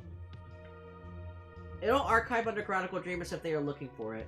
Yeah, but still, I'd rather just put it under Chrono Cross anyway. No, you have it. So okay, so just to give you a refresher, Scheming, I have seen some of it.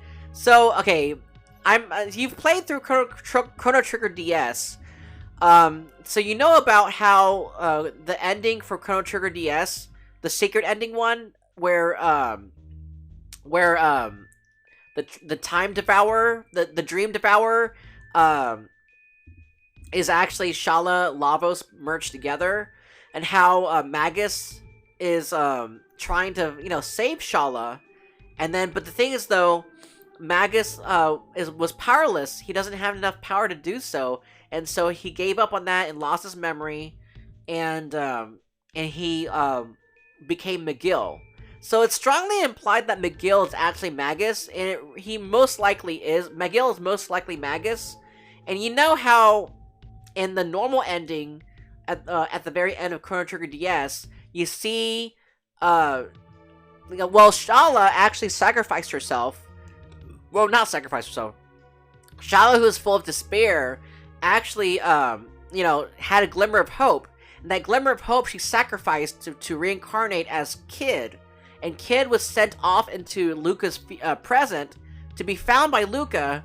And then Luca saw the baby. Hey!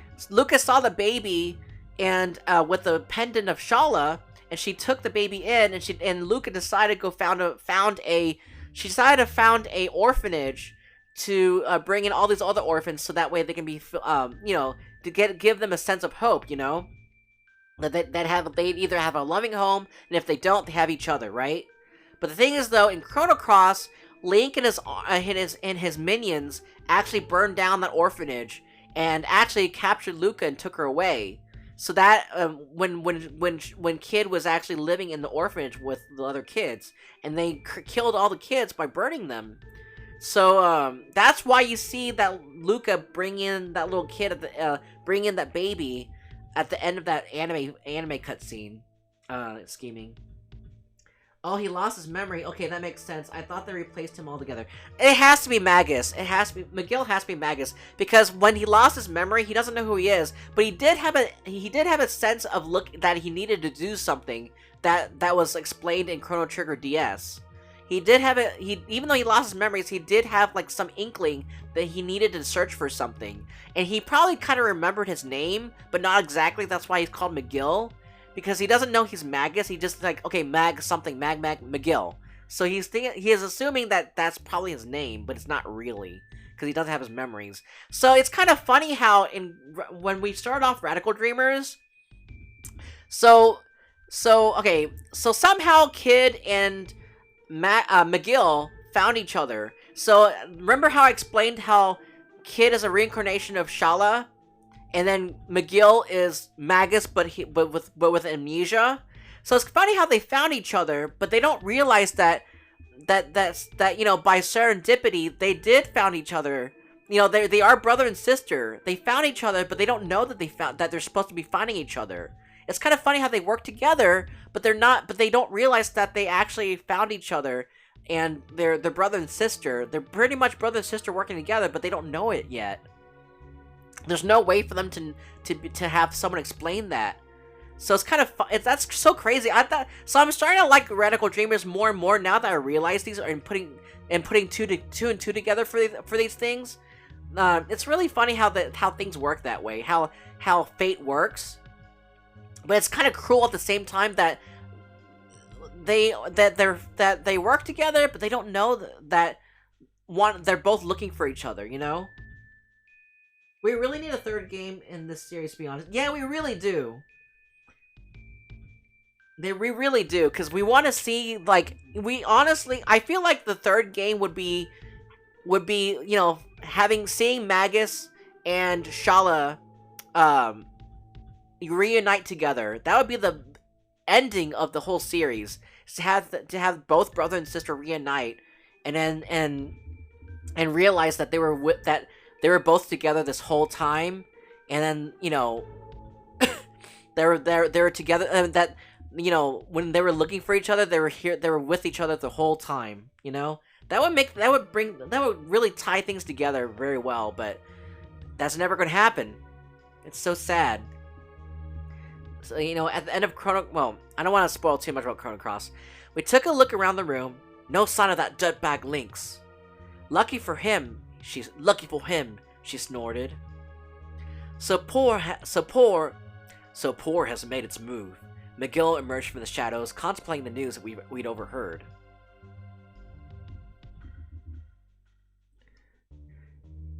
Kid, if the rumors are true, we might well be about to find ourselves in a very difficult situation. This seemed to set her thinking too. Por was a powerful nation that ruled the southern continent. I'd heard it was a prosperous land whose recent and sudden development had pushed it far ahead of its neighbors, which made me wonder, what would its inhabitants want here out in the sticks? Probably the frozen flame.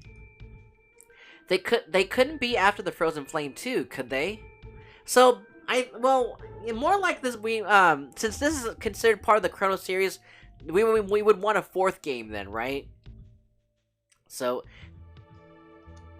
as valuable as it might be, a jewel was just a jewel in the grand scheme of things.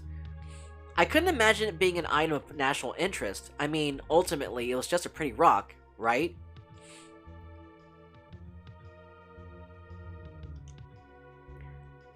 Let them do what they want. If everyone's busy playing soldiers, they won't be bothering us. Come on, we've got things to do. She headed for the door. We left the room and made our way back down the side passage.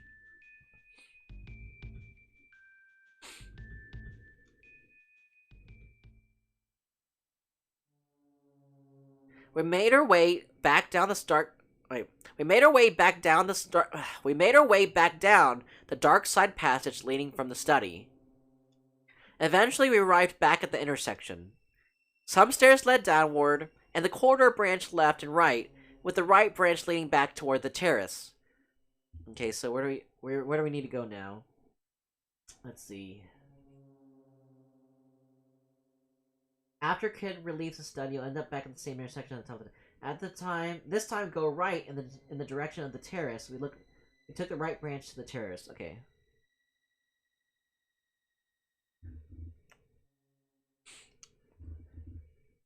After a short walk down the corridor, the terrace came into view. We kept following. Oh. Let's see. Right branch of the terrace. When asked to keep on going the way you are, we kept following the corridor. A short way along the corridor, running from the right-hand side of the terrace, we found an ancient-looking door, again on our right. Kid pressed an ear against it, listening for any signs of life. Dead quiet. Don't reckon there's anybody in there. Let's see. Okay, yeah. Excellent. We open the door. Okay, this leads to clock tower storage. In we go. Kid stilled her breath and reached for the handle. Alright, let's go ahead and save too.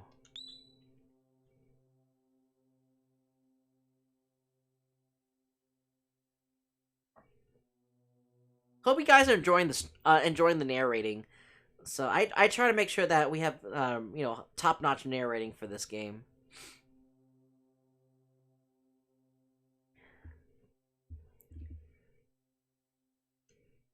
The door wasn't locked. It swung slowly open. Why is every door in this room? Why is every door in this manor unlocked? Oh my God, kid! This is no time to be farting when you're on a covert stealth operation. Okay, okay, kid. Yeah, okay. You may be, you know, brash. You may be tawdy. You may be, you know, a diamond in the rough. But that's gonna be a stealth. I mean, that's gonna blow our cover. Okay, you already blew some wind. Okay, but you know, you're gonna blow. That's gonna blow our cover even more. Oh my gosh. Gotta go clip this one too. Let's go. Let's go.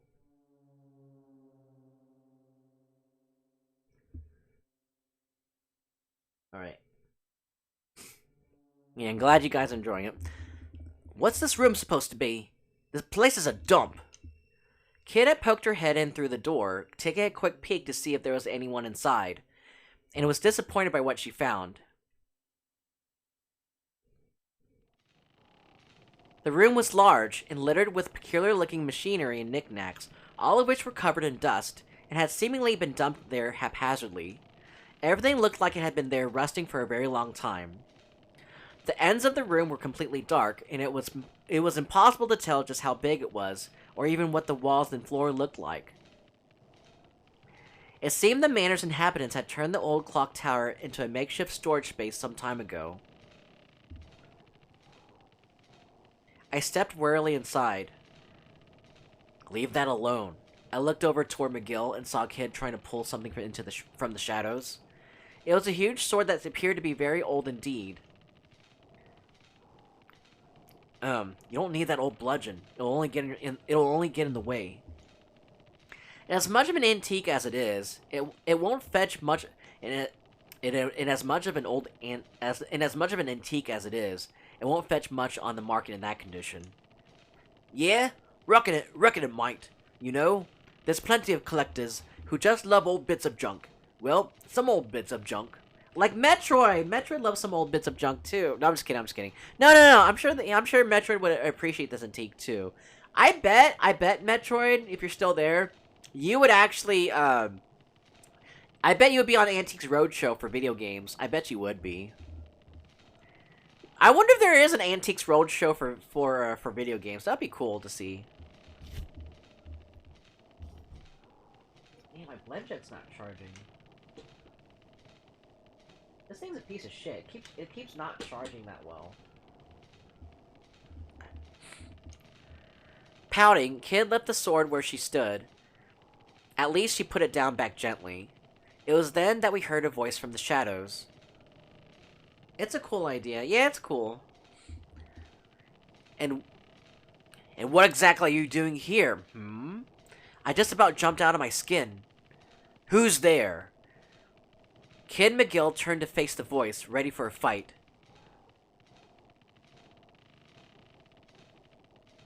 A wizened crone emerged from the shadows. She was hunched over and wore a hood draped over her face.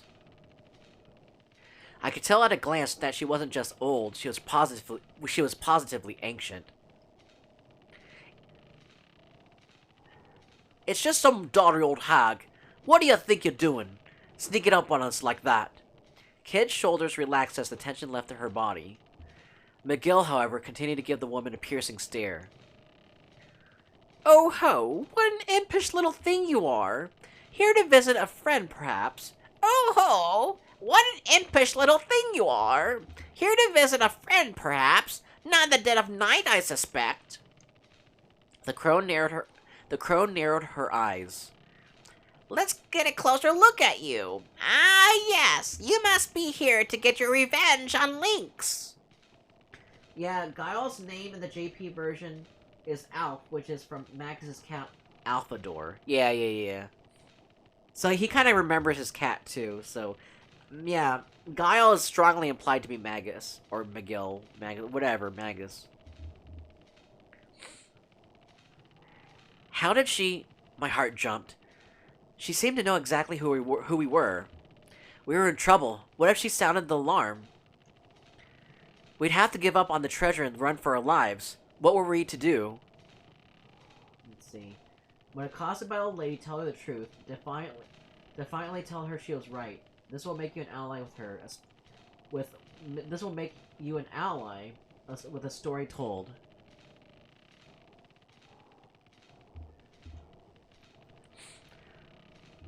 So what if we all? Kid narrowed her eyes right back at the crone.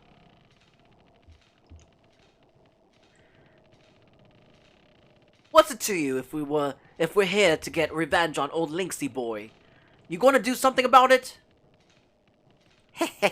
You never change, do you? The crone chuckled madly, her small frame shaking. Ah, the boldness of youth. Yes, that's the spirit. You what? Kid looked at the crone, completely confused. I was no less mystified. What the heck are you on about? Uh-oh. Oh, it must have been 4 or 5 years ago.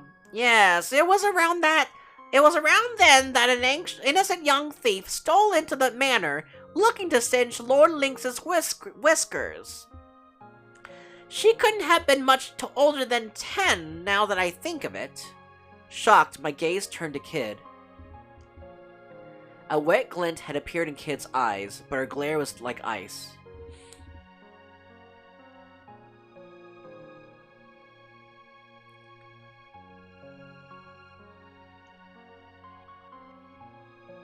It certainly felt as if the temperature in the room had suddenly dropped below freezing. With a chuckle, the crone continued her story, pretending not to have noticed the change in mood. Baby Kid, yes, Baby Kid came in. Damn, she got some balls, dude. The kid got some balls. Does the game look too dark to you guys? Because I feel like it looks too dark. Well, all this rating, don't forget to hydrate. Thank you. Jemima, if you want to, go ahead and redeem a hydrate. Go ahead. There should be a channel point redeem for that. That does give me a I do need to get a hydrate opportunity. Hold on, let me try to. My blend jet's not charging. This thing's a piece of shit. Like I just barely used this today and it's not charging now. I don't know why it's not charging. Because I don't see hydrate. Is that a gold, glug glug? Yeah, it's glug glug. It's glug glug. Kid, when she was little, in other words, a little kid. A little kid. There we go. Thank you, Jemima. Let me go get some water. This is getting good though. This game is getting good. Usually I've never read visual novels, but they're really fun to read. They're really fun to like get into the characters, get into the mood. They really you get really enwrapped into the story with the pictures and the text. It really makes you really interested and you get really invested in visual novels. I found. So that's why I would love to play Phoenix Wright Ace Attorney Justice for All soon, because I love reading those games, and those games you get really invested in the story too.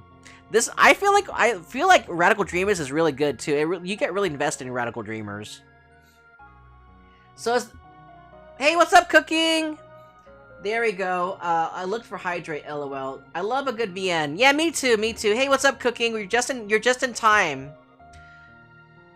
Let me go get. We're about to get some water real quick. I'm gonna take a real quick break. Let me make sure that the screen looks okay. Is the screen too dark? It seems like it's too dark. Let me brighten it up a little bit. Man, I love Phoenix Rex games. Yeah, we're gonna be playing one soon. Oh, is this the story thing? Yeah, this is the visual novel. This is the game that takes place in between Chrono Trigger and Chrono Cross. This is Radical Dreamers.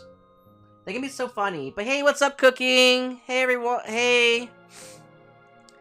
Let me bring up the brightness a little bit. Ooh, that's too bright. Let's see.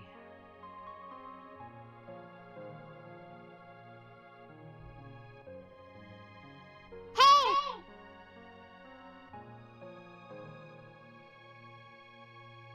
There, that's good.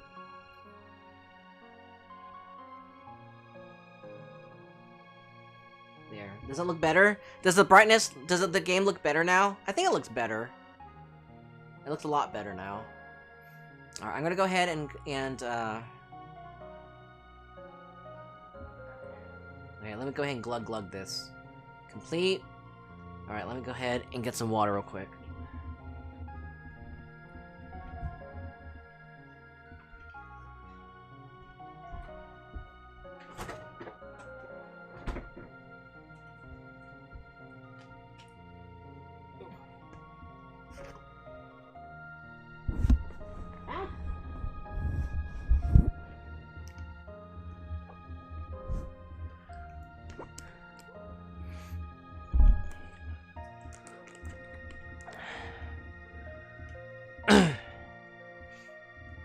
We should do more visual novels too. I feel like we should do more visual novels.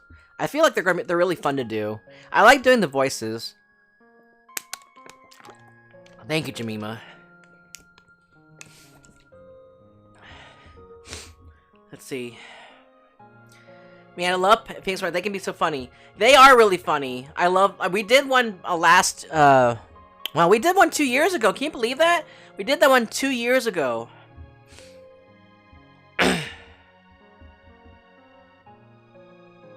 Maybe a little dark, but not overly dark to me. Right. Hey, yeah, because they do involve a lot of murder, right? Hey, everyone, how's everyone doing? Yeah, hey, how's everyone doing?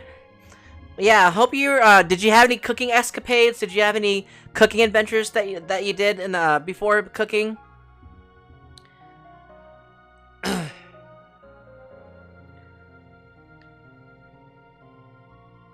What Jemima said.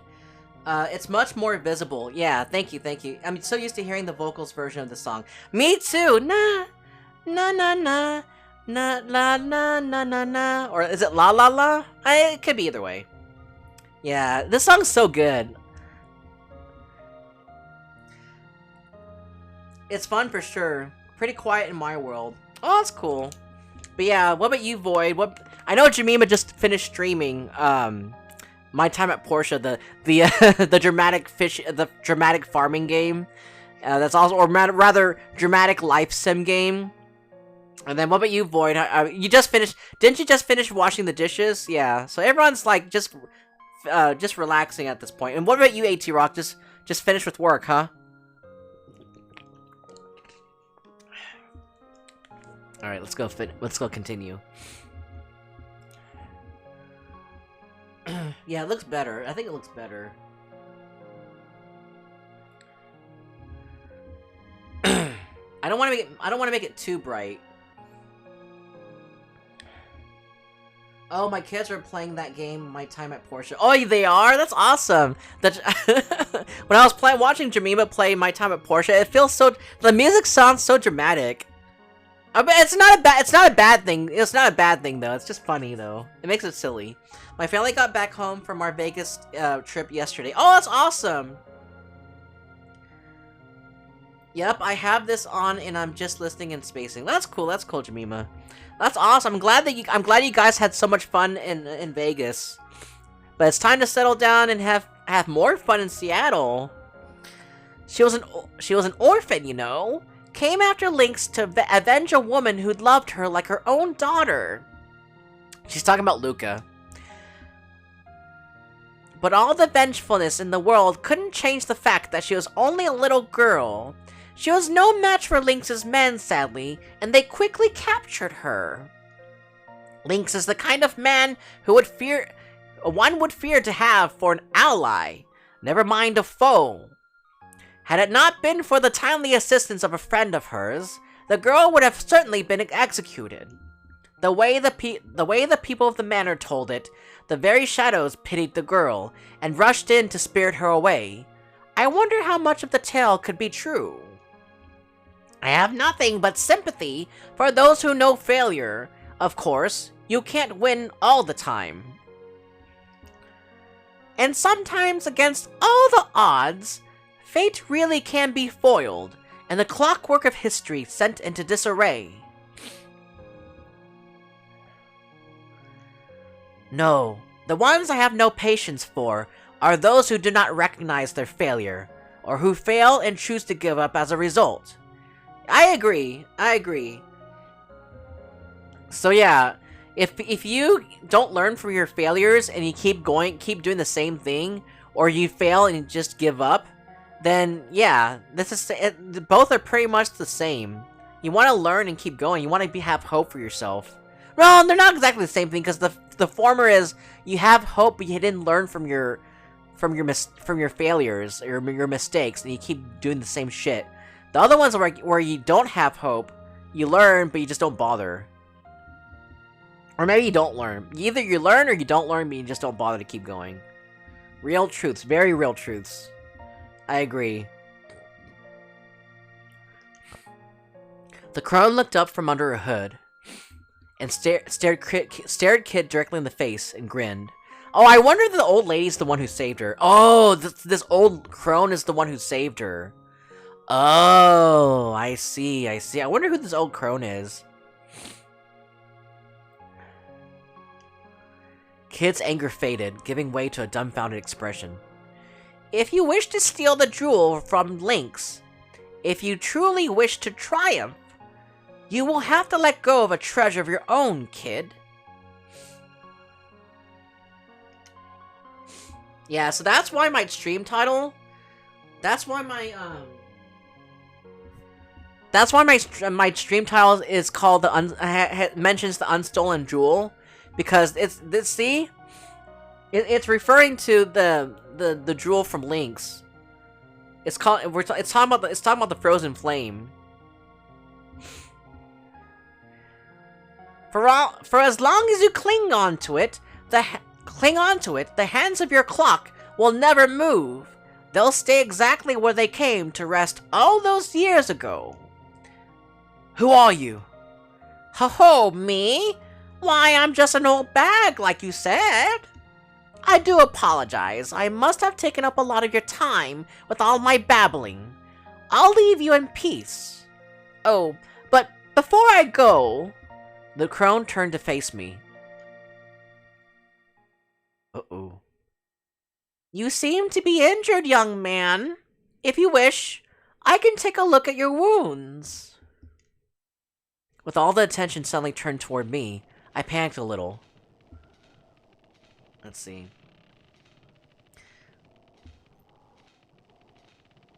When offered, agreed to be healed, and the one will heal some of the HP you've lost up until now.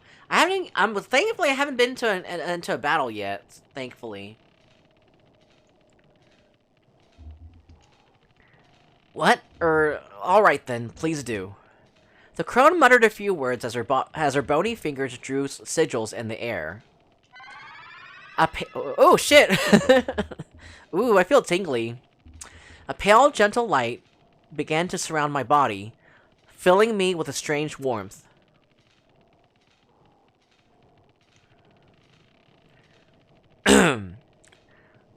Struck a light! That's no ordinary spell! Kid was impressed.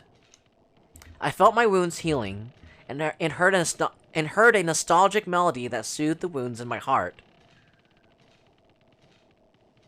Before I realized it, the crone was gone. Hey, lady! Kid strained her eyes, scanning the darkness, but there was no one to be seen, and her calls went unanswered. Who the bloody heck was that? Kid looked like she'd just woken up on the floor of the laughing pig after a few too many. Oh my god.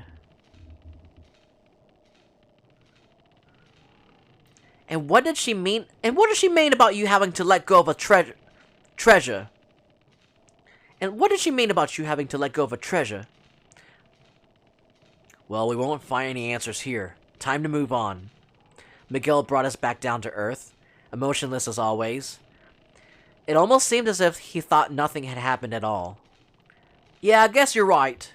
Kid walked quickly to the door, keen to move on. Hold it, you!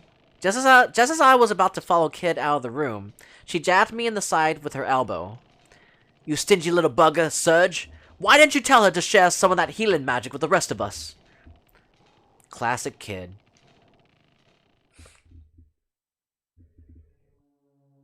The door led back into the corridor, which stretched off to the left and right. Rightward lay the depths of the manor, while the way to our left led back to the terrace.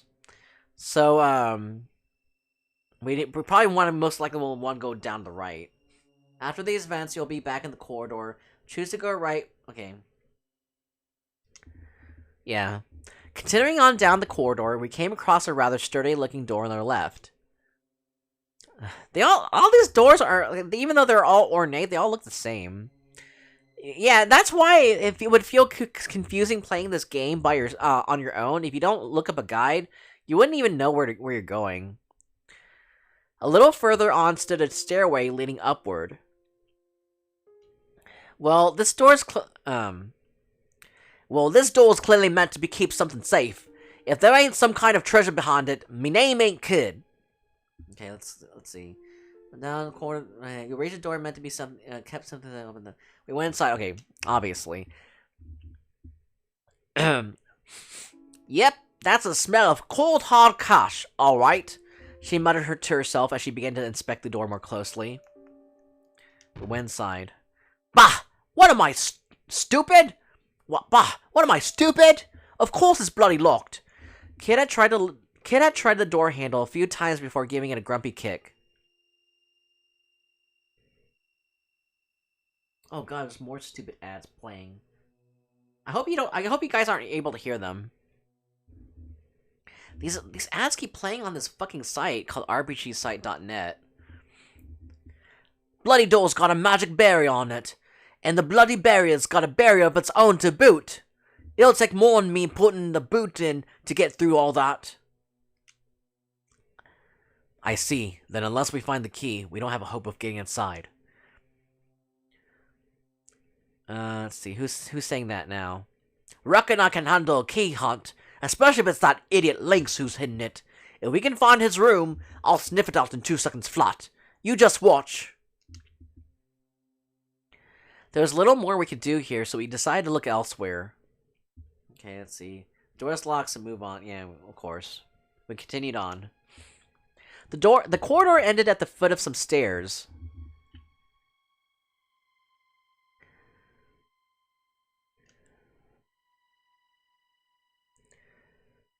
With Kid in the lead, we headed upwards.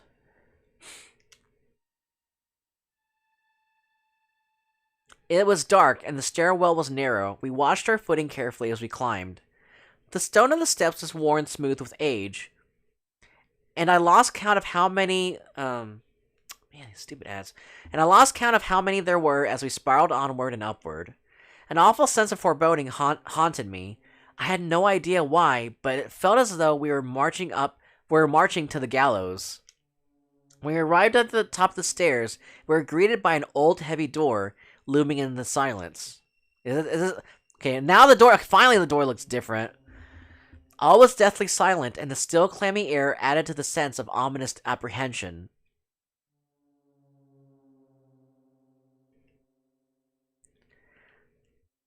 Something's very wrong here, I muttered without thinking. I hear cursed whispers from beyond the door, McGill added, doing nothing to lift the mood. Let's see, give me 1 second.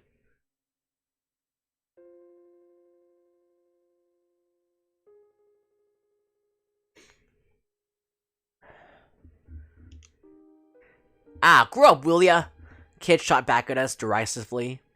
She was already examining the door. It's Resident Evil. Oh my god! You're not wrong. You're not wrong, scheming. It does feel Resident Evil-ish, doesn't it? Can't hear the ads. Okay, good. That's good. That's good. It does feel like Resident Evil. It feels like we're playing a Resident Evil visual novel, aren't we? Well, it ain't locked, and I don't hear anyone inside. Alright. Let's see. You'll go up the stairs, reach a heavy door, open it when inside. That's afraid. Okay. I mean, why would we turn back and why would we turn around and go back down the stairs? That wouldn't make any sense. There's not. We have to explore everything in this game, right? Where else would we explore? Why would we ignore this door? There should be something inside of it, right? All right, here goes. Kid tried the handle. The door opened, and with the slow, heavy swing, revealed what lay beyond. That was not a slow, heavy swing. That was like a instant swing. It was a small, cylindrical room that appeared to be the inside of one of the stone towers. It was completely deserted, and there were no windows. Wait, who's talking now? What's this supposed to be? Something about this place gives me the creeps. I guess that's me. Still standing in the doorway, Kid seemed suddenly taken aback. There might be something in here. Let's take a closer look. A closer look at a bloody empty a closer look. Wait, who's saying something? Sometimes it's kind of confusing who's talking, though. I guess this is... Okay, so the first one's me, I guess. Second one is a closer look at a bloody empty room? Pah, might as well, I guess. We did climb all them stairs. Kid stepped through the door, grumbling under her breath. I scanned the room and then noticed something on the floor. The flagstones were covered in dozens of narrow scratches, and in places there were thick black stains. Something in the stains spoke of a horror that no amount of scrubbing would ever wash away, a malice and a sadness beyond imagining. There's something written here. Crouching in front of a wall, McGill was inspecting some brownish markings that looked like more of the same stains. Someone's carved letters into the wall and... Wait. Someone's carved letters into the wall and scrambled them using blood magic? Kid had gone over to take a look.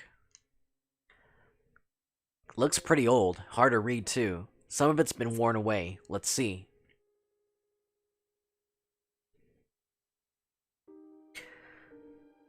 Who's talking? Okay, I cannot hold out much longer. My only hope now is to leave the occasion signet in this room. The occasion signet? Uh-oh. Suddenly the door slammed shut. We jumped to our feet with a start.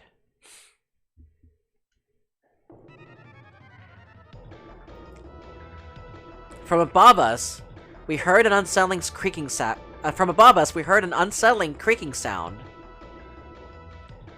The walls and floor began to tremble. What the hell's going on? Kid's eyes darted around the room as she desperately tried to figure out what was happening. Uh-oh, I don't know what's going on either. The creaking sound from above continued, and the ceiling moved ominously closer. Ominously closer. Up there. Oh no!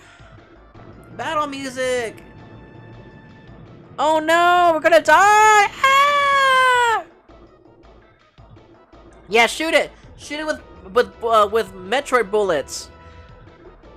We've walked right into a bloody trap! Kid bit her lip. We've got to do something, and fast! We don't have time to sit and think about this. Yes, I can. I'm like... I can... Wait, I can make it... Oh no! No! Oh no, I didn't give you time! Oh my god! What the heck?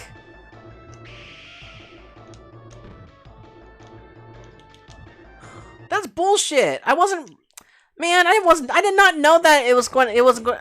Okay, so the game really doesn't give you time. I was like, I was not prepared for that. What the fuck? Go for the door. Try to. Okay, so we need to try to barge the door down. Okay. GG. Yeah, GG. Whatever.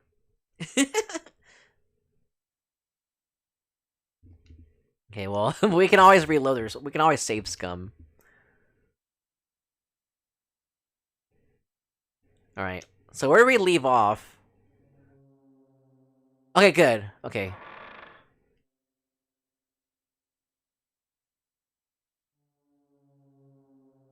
Okay, cool. So we didn't... Okay, so thankfully... Oh no! We're at the clock tower again. Oh, shit. I'll have to save again after when we reach the next door. So when we reach doors, we need to make sure we save.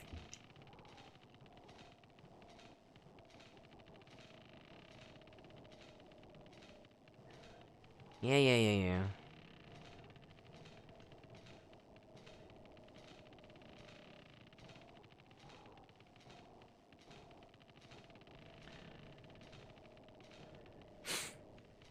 Let's see.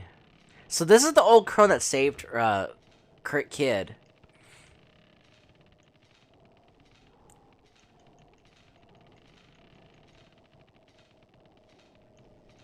Alright, let's see.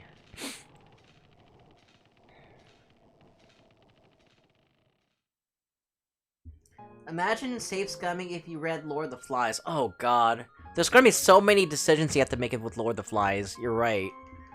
I remember reading that book when I was in high school. It was a sad book. It's also cruel too. But the thing is though, I read something about Lord of the Flies on Reddit. I read that it was based off of this, the author's experience being I think he was a lecturer at a boys' private school. And he was like, I forget what it was. There's some context to it as to why they made the kids so cruel. I think it was to mock the kids or something like that at the boys' private school.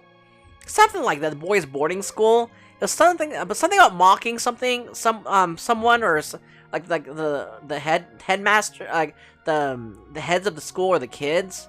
So really, I mean, it doesn't. So really, within that context, it wasn't really a truth about kids being cruel. I mean, there is some truth to it, but it's not like, oh my god, kids are totally cruel in that if it was only run by boys on a remote island. It was just mocking. I think it was mocking the boys' private the boarding school. Yeah, I think it was required reading. So many poor decisions in Lord of the Flies. I know. It was for me too. It's to show the unlawfulness, to show how quickly things break down and how we as a society strive for power. Right. I mean, I get that too, but I heard it was. Let me pull it up real quick, because I remember reading something about this. Let me see if I can find it.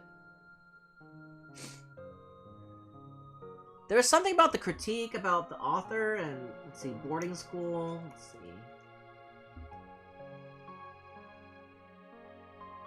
Here we go. I think this might be it. Hey! Let's see if I can find it under all my saved posts.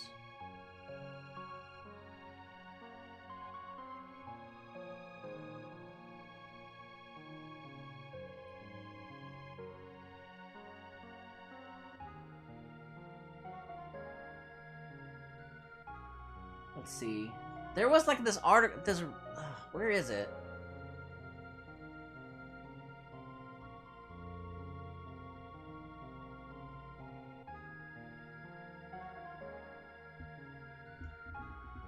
Yeah. I think they have done a few social studies whether the social standings and ethics would happen like in Lord of the Flies with kids, and it turns out it's not as plausible as the book makes you think. Yeah, exactly. And how quickly a new social structure will emerge because we need leadership, but it's not always good leadership. Yeah, I agree.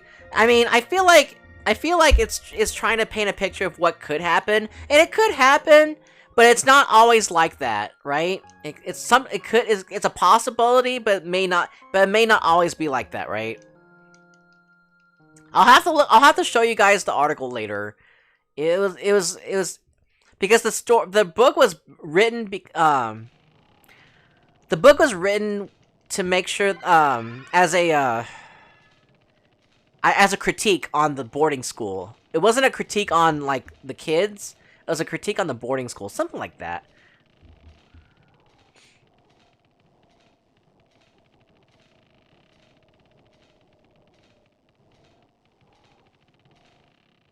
Okay.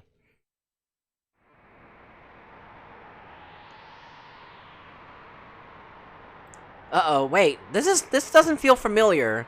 Suddenly the darkness felt opaque. Something like a thick haze floated in the air in front of us. And then it took form, like someone blowing smoke into a person-shaped bottle. It was robed in a ragged shroud, and its sunken eyes glinted menacingly. It was a burning hatred that lingers even after death given form. A being driven by hatred for all living things. Uh-oh, a battle. A ghost. A ghost, bugger, that's us out! Kid bit her lip. There wasn't anything she or I could do to deal with an enemy that had no physical body. A voice boomed out behind me. McGill had begun casting a spell. I jumped behind McGill. I knew it was you- oh shit, McGill cast me a glance, continuing his incantation without missing a beat, then grabbed me by the scruff of the neck and threw me at the ghost. I emitted a strangled scream of horror that I'd probably never be able to repeat again and tried to brace myself before I crashed face first into the wall. But the impact I was expecting never came. The core of the ghost, where its face seemed to be, had more substance than the rest of it, and it didn't just slip through. I didn't just slip through it like I thought I would. I oozed through it like I was stuck in some kind of goo. Ye gods, it was disgusting. More disgusting than anything I'd ever known. And it was impossibly cold. It felt like it was draining all the heat right out of my blood, like it was draining my life force itself, in fact. I struggled to break free, but I could find no purchase in that gooey ectoplasm. The coldness became more and more intense, and soon I didn't even know what cold meant anymore. This could be it for me, I thought. I was consumed by despair. And then there was a surge of heat through the muscles of my neck, in the place where McGill had grabbed me just a moment before. At the same time, his incantation echoed in my mind, and my vision was filled with a clear blue light. So he killed the ghost. So he needed me as like some sort of host. Serge! Oi, Serge! You still with us, mate? Someone was slapping me around the face, someone who seemed to be enjoying it immensely. Kid, stop it, damn you! I leapt to my feet, wide awake again in an instant. Mag, did you really have to use me like that? When dealing with foes who attack the mind, it's simplest to lure them in with bait, then use their intended prey's consciousness as a conduit in order to make an assault from the astral plane. A direct magical attack would have meant a lengthy battle, a far less elegant solution, he replied, without a trace of guilt. So he used him as a conduit to channel them his magic in. Alright, let's keep moving. Kid gave the order to continue, which seeming completely oblivious to my brush with death. Okay, seems like we're okay then. I was doing great. I felt like nothing could stop me. Maybe you ain't such a drongo after all. Just goes to show.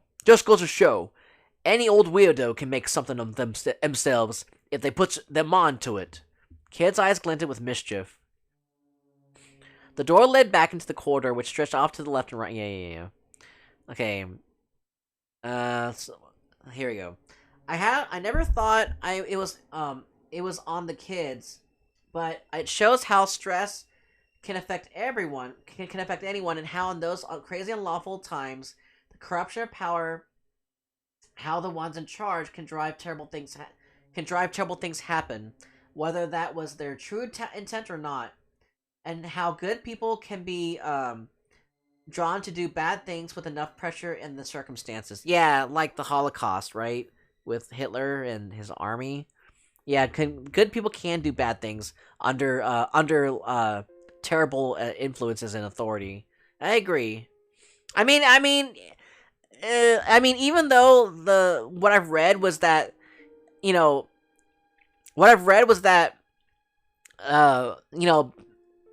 being on an island with boys may not always come that way. It was just a good, may not always end up that way with, you know, one leader boy, you know, exploiting all the other boys and being corrupted and using his power to, you know, rule over others. But it's just a good example of how it does happen in, you know, with actual governments and actual, you know, leaders who do abuse their power. So, let's see. Reach the door meant to be something safe. We went through that. After those events, you'll be back in the corridor. Okay. Choose to go right. Then we went right down through the corridor. Reach the door meant to see it's coming, so we went inside. Door is locked. So move on. You'll go up some stairs and reach an old heavy door. Okay, here we go. Okay.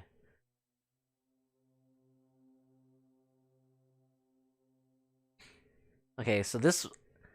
We went inside, but it's locked.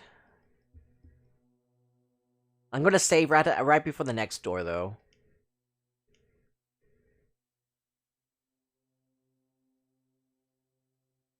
Okay. We continued on.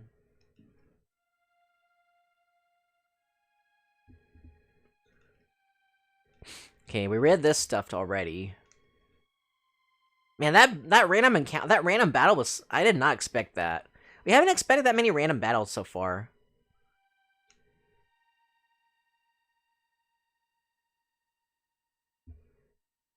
Okay.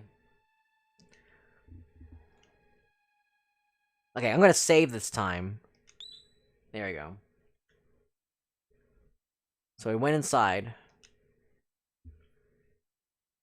Yeah, I get what you're saying. I thought of the kids as a metaphor for the innocent, like we always think we are the innocent, but then we watch them do terrible things.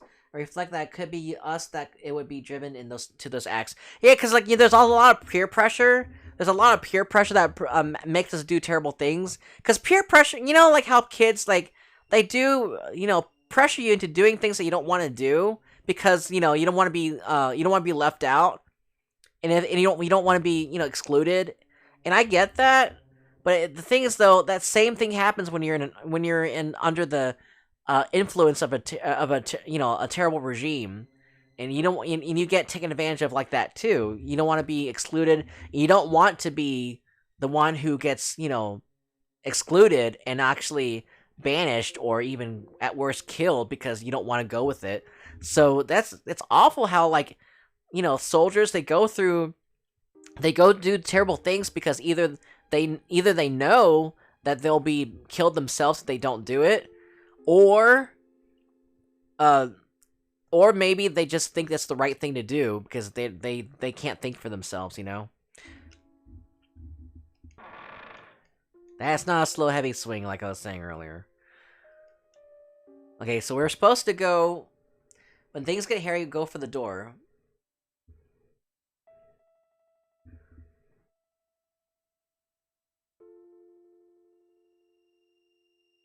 I need to make sure I save before each door, because I don't know what's going to happen.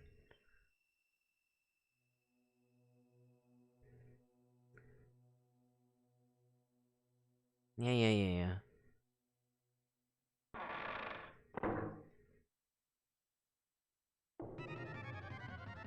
Dun dun dun. So this music came from Chrono. This music actually came from Radical Dreamers too. Na na na. Na na na na na na na na na na na na na. I like how a lot of the music came from this game. Na na na na na na na. Okay, we try to barge the door down. Yonk! Kid sprang at the door like an arrow, slamming into its shoulder first. But it was far too heavy, and her light frame bounced right off it. Damn it! McGill raced toward the door like the wind, smashing into it with a ferocious force. It made a creaking sound and shook from the impact, but stood firm. Desperately, I hurled myself at it too. Why don't you all three hurl? Ugh! The shock of the impact rushed through my body, but it was no good. Meanwhile, the rusty creaking from the above continued, as did the ceiling's inexorable journey downward. Wow. Inexorable? That's a good word. Inexorable, I like that. And to make matters worse, now countless blades are popping in and out. Serge, McGill, this is going to take the three of us. Timing our blows, we all charge the door at once. Once, twice, a third time! And then the door was opened and we were collapsed in a heap in the corridor outside. Whoa! Behind us, we heard the sound of a blade sealing grinding on the stone floor of the tower room. The metallic scraping noise it made was awful. We could only look on in silent horror at the fate we'd so narrowly evaded.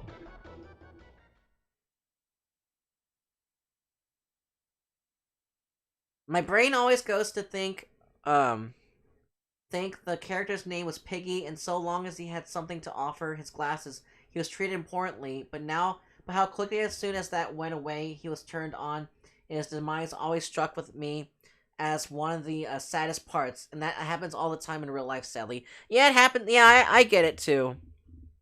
And like how you're saying, it's hard to go against those in power. Exactly.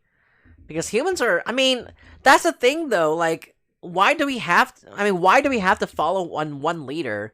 What can't we just go against what they said if they're going to be if they're going to do something awful, right? Why can't we just go against what they said if it's just one person? I know they might have underlings, but still, if the majority can outnumber the underlings and the leader, then yeah, we shouldn't have to do anything awful, right? But it sadly doesn't work that way if it's like thousands of soldiers. But if it's just like maybe like what, 50 people, maybe it might have. Maybe it's manageable. Yeah, that's kind of something I'm going through right now. It might be a bad take, but I feel like capitalism does that to us. We think like we like you because you are useful, but then are we discarded as soon as we aren't useful? Yeah, yeah. People are awful in this world, and they just, I don't know. It just feels like this world's like. We feel powerless to fulfill our dreams sometimes, and we can't do anything about it. But anyway, let's move on. Let's move on to the game. The machinery continued for a short while before slowly coming to a stop. It seemed the ceiling trap had finally finished its grisly work. Bugger me! Talk about a nasty surprise. Is it some sort of execution chamber? McGill continued, seeming to be deep in thought. In any case, that writing mentioned Acacia. Yeah, what was all that about? I asked. The Acacia Dragoons, the elite knightly order serving General Viper, who once governed the territory of Galesborg to the west. Former knightly order, I should say. So in this reality, the Acacia Dragons from Chrono Cross were actually executed in Link's stronghold. That's interesting. They were wiped out more than a decade ago by the lord of this very manor, no less. Thanks for the history lesson, Mag. Kid rose to her feet, patting off the dust. Too bad we're not here for fairy tales. Come on, we've got a lot more exploring left to do. Yeah, this is...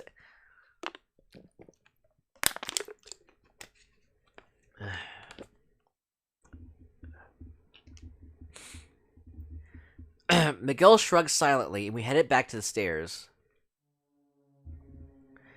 With Kid in the lead, we headed downstairs. We went down the stairs and continued straight ahead, eventually coming across a sturdy-looking door on our right.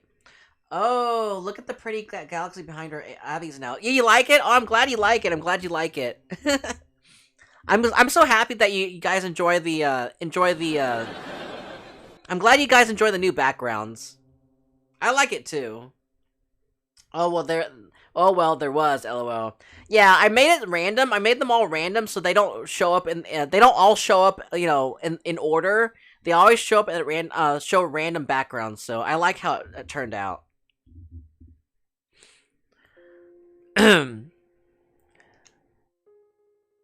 Okay, I'm gonna save. The corridor continued further on back toward the terrace. We're gonna save. Because I don't want to go through that bullshit again.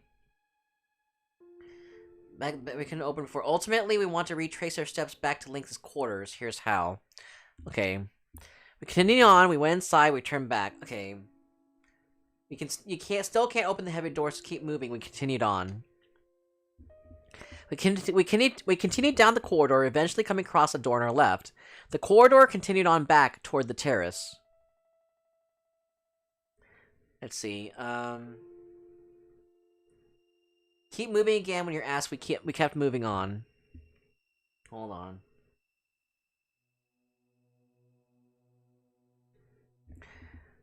After a short walk down the corridor, the terrace came into view. We kept following the corridor. Let's see. When you reach the terrace, ignore it and keep going. We kept following the corridor. A scream pierced the darkness, turning my blood to ice. I realized that a pair of crazed blood-red eyes was staring into the depths of my soul. Uh-oh. It was a griffin! In a panic, I tried to slip the knife from my belt. But before I could draw my weapon, the griffin had spread its powerful wings and swooped toward me with an almighty screech. I was knocked back and sent rolling across the ground. I gasped with pain as the wind was knocked out of me. Serge, you okay? Every nerve in my body was screaming with pain. I held back the groans and staggered to my feet. I looked up to see the massive griffin in front of me. Its hellish red eyes stared down at its beak. It was going to attack. What could I do? I moved in close. Almost by reflex, I jumped in close to the griffin's body. Its razor-sharp beak sliced the air over my head. I had just managed to avoid a lethal blow. As the beast's mad red eyes glared at me, I desperately tightened my grip on my knife. I attacked. I reversed my grip on my knife and plunged it into the griffin's neck with all my might. The griffin's body contorted with agony. Driven mad with rage, the griffin shook its head this way and that. I quickly pulled my knife out from its neck and rolled away to put some space in between us. Get down, Serge! Shouted McGill from behind me. Panicked, I dropped to the floor, and not a moment too soon, almost instantly, a blazing fireball sailed right over my head. So it's always McGill that finishes off the enemies, isn't it? I crashed into the griffin, exploded into an almighty conflagration. The griffins writhed in the flames, shrieking madly. And then it glared down at my prone body. Its eyes filled with primal fury. It was going to attack. What should I do? What could I do? I jumped back. Almost by reflex, I jumped back. It suddenly beat its wings wildly, sending a barrage of razor-sharp feathers flying right at me. Ugh! The feathers pierced my body. I gritted my teeth and pulled them out as quickly as I could, then turned to face the griffin again. As the beast's mad red eyes glared at me, I desperately tightened my grip on my knife. I attacked. I reversed my grip on my knife and plunged it into the griffin's neck with all my might, but it somehow managed to turn its head aside, knocking my hand back at the last moment. Ugh! The impact sent me rolling to the floor. I tried desperately to keep a tight grip on my knife so I wouldn't lose it. I quickly got back to my feet and readied myself to attack again. As the beast's mad red eyes glared at me, I desperately tightened my grip on my knife. I attacked. Oh my god, okay, yeah. Oh, we got it! The griffin's body contorted with agony, and then it stiffened, suddenly becoming completely rigid. Its eyes rolled into the back of its head, and it fell to the ground with an almighty crash. We'd done it! We'd actually defeated a griffin! Phew! I fell to my knees, overwhelmed by what I'd just been through, but glad it was all over. Ooh, that was pretty riveting. That was a really exciting text battle. Phew.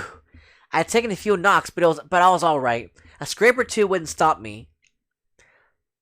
Not bad, Serge. Not bad at all. Didn't know you had it in ya.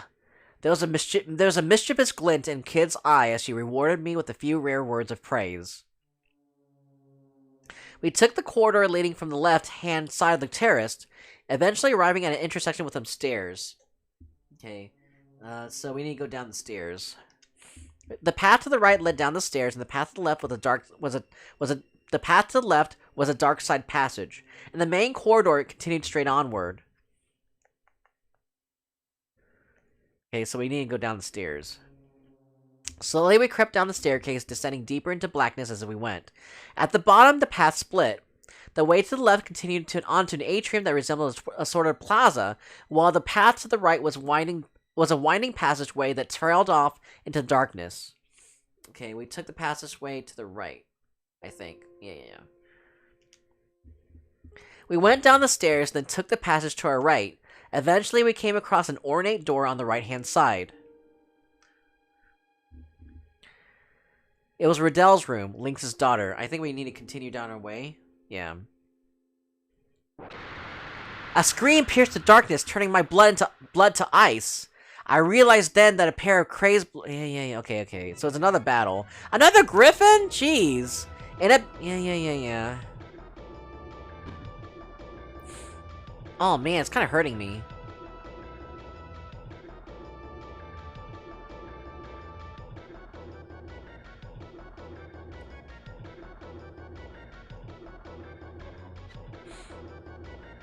Oh, God, it hit me again.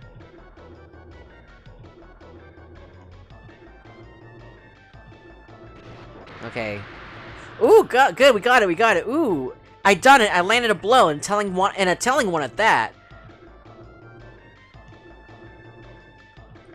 Don't move, Serge, yelled Kid from behind me. Suddenly, she landed on my shoulders, then leapt up into the air. Crack! Her knee crashed into the side of the creature's skull, making a crunching sound I could feel in my bones. The griffin screeched in agony. The griffin stiffened, and suddenly becoming... Yeah, okay, we killed it. We'd done it! We'd actually managed to defeat a griffin, more like Kid had managed to defeat a griffin. So I'm only reading the new stuff. Wait a second, what's that? There was a leather bag on the ground, containing a sparkling gem. Now we're talking. Kid's face lit up with joy. Nice find, Serge. What a beaut. See, she sounds Australian when she says stuff like that. Kid snatched it away, leaving me to settle for the compliment. Dang, she's like so greedy. I was starting to feel a little worse for wear. I was going to have to be more careful from now on, or this was going to end badly. I mean, she did earn it, because she did kill the griffin herself. Not bad, Serge. Not bad at all. Didn't know you had it in ya. Okay, yeah. We went down the dark passageway, eventually finding ourselves at a sturdy-looking, immaculately polished door. Okay, so here we go. We took the passage to the right. Just keep moving down the corridor. Back at Link's quarters to enter. We went inside. Okay. We went down the It was Lynx's room. Kid's eyes lit up, gleaming in the darkness with a savage anticipation. Let's save. I want to fuck up again. Alright, let's see. Let's see. Yeah, it's fun because you never know what you'll see. I'll have to add some more stuff too, Jimmy. I'll have to add some more backgrounds too for you guys. I'm glad you guys enjoy that. After all that, we turn back. Nah. Yeah, I wouldn't want to deal with all those enemies either. Move right. Example, use... Oh. Left 10 or right 30. Oh, I see. Jump. Wait. I didn't know we fight... wait, didn't we fight one of those already? Yeah, we did already, yep. Kid opened the door and slipped inside. Okay, so what do we need to do in here?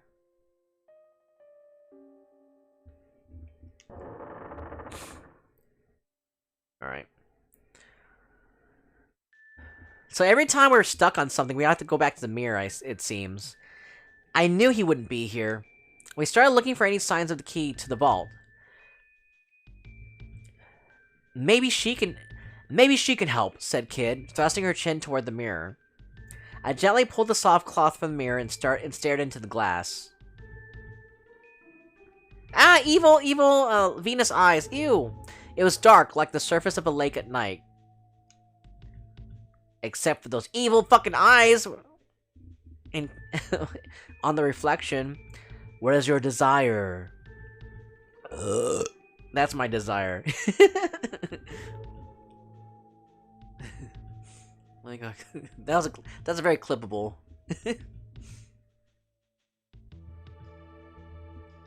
Let me go clip that one too.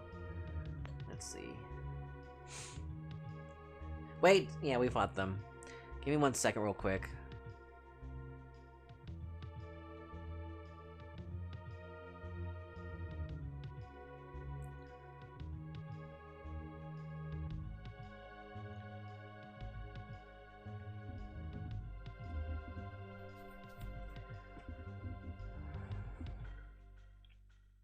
Let's see. Ask where the key to the vault is. I asked it where the key to the vault was. Do you know where the key to the vault is?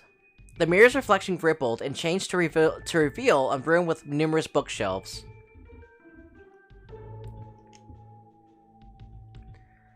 A deep, sonorous voice spoke. You will find the key in the place I have revealed, the study. It is inside the book with a purple cover in it, in the furthest bookshelf from the door.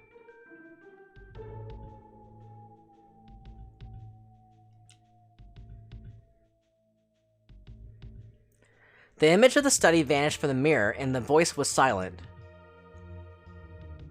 And the voice went silent. It appears the spirit has left for another mirror, commented McGill, to the study then. As I made to leave the room, a low voice rumbled through the air, stopping me dead in my tracks. Beware, he knows. Was it the voice of the mirror again? What did it mean?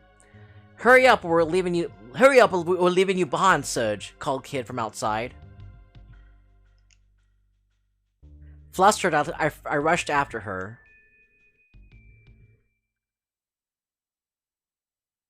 The corridor stretched out beyond the door. We retraced our steps. Eventually, we came across an ornate door on the left-hand side. It was Riddell's room, Lynx's daughter.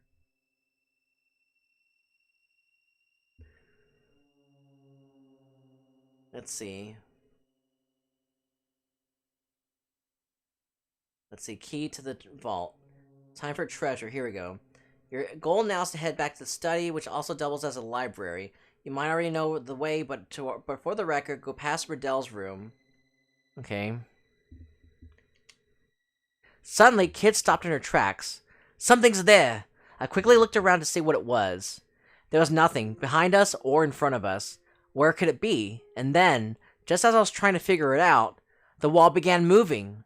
A rectangular section opened up and swung around, revealing 2 enormous goblins clinging to the back. It was like something from one of those stories about assassins sneaking around in old castles. Oh shit! You! Goblins! Screamed Kid. They definitely looked like goblins to me, maybe a touch on the large side. There were 4 in total, the 2 in front of us and 2 that had appeared behind us, cutting off our path of escape. McGill rushed toward the 2 behind us. Meanwhile, Kid leapt at the 2 in front, holding her knife in both hands. I drew my knife and rushed to Kid's side. Crash! The spiked ball of a goblin's morning star smashed into the ground, crushing the stone flooring. Kid nimbly leapt into the air, evading the attack, and landing on the goblin's exposed hand. She swung upward toward the goblin's head, plunging her knife into its left eye. Ooh, shit. Then she flipped backwards and stood ready for the next attack. That was Kid's style. Float like a butterfly, sting like a bee. The next goblin charged in, swinging its morning star toward me. I tried to copy Kid's attack. If she can do it, so can I. I jumped the moment just before the attack landed. The morning star crashed into the stone tiles. All I had to do next was to land on the goblin's hand and finish it off with my knife. Whoops, I messed up my landing, tripped up on the hand instead, and wound up flat on my back. That's not quite how I meant for it to happen, I thought. And then I looked up. The goblin was towering over me, swinging its morning star over its head once more.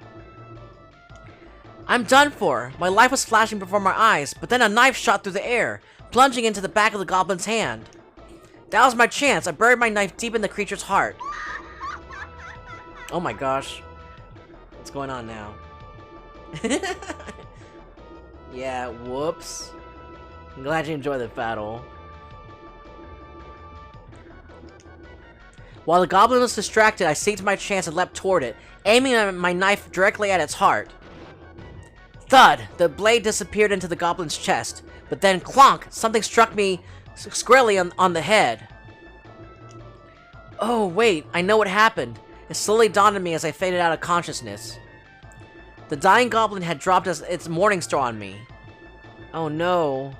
A light darted through the darkness. And then, and again, and again. Serge! Oi! Wakey, wakey! No sleeping on the job, mate! Kid was slapping me back and forth across my face. Ow! Ow! Hey, quit it! Talk about a rude awakening. Ah, shut your pie hole! You should be thanking your lucky stars you woke up to see a ravishing beauty, and not some goblin god. Ravishing beauty? You mean raging egomaniac? Was what I wanted to say, but I knew better than to risk it. That was quite a battle. I was starting to feel a little worse for wear. I was going to have to be more careful from now on, or this was going to end badly.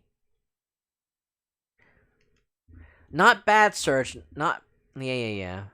Okay, so she gets more respect for me. We continued down the corridor until we reached an intersection. There was a left turn in the corridor leading to some stairs going upward. The corridor also continued straight on toward the entrance to a large plaza-like atrium. So let's see. Go past Riddell's room, turn left at the intersection, and head up the stairs. Okay. The passage to the stairway was short. With Kid leading the way, we started to climb the narrow staircase. At the top, we found another intersection. Taking the corridor to the right would lead us to a dead end with a large door, while the way to the left led to the terrace. The narrow side in front of us was open. So we need to go, take the side passage toward the study. We headed down the side passage. At the end of it, we came to an old, immaculately polished door. This was a study. We went inside, obviously.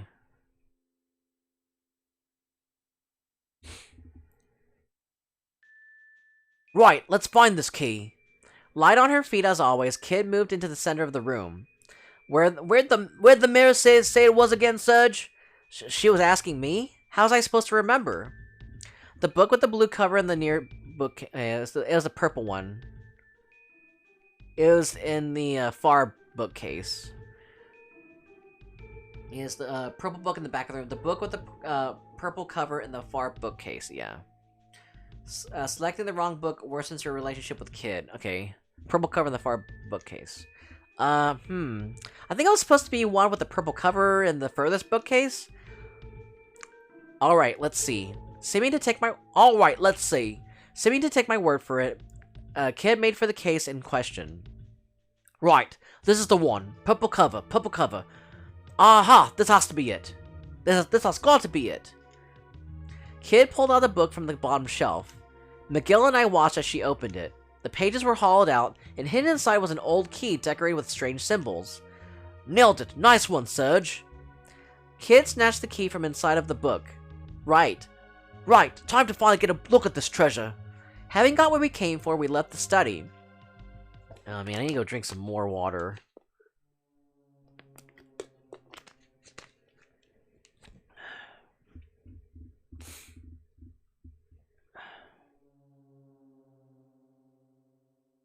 Let's see, do a barrel roll. Oh my gosh. Indeed, a barrel roll is always the answer. I know, in every game, barrel roll is always the best way to dodge enemies and to get, and then also to trick them too. I agree, barrel rolls are the best. Ooh, so I got some cookies and cream mochi ball thingies we talked about at Walmart today. Ooh, you got the cookies and cream mochi balls? Oh my god. That sounds so good. Is that your dessert after you ate spaghetti? Oh man, that sounds freaking good, Jemima. I'm happy for you.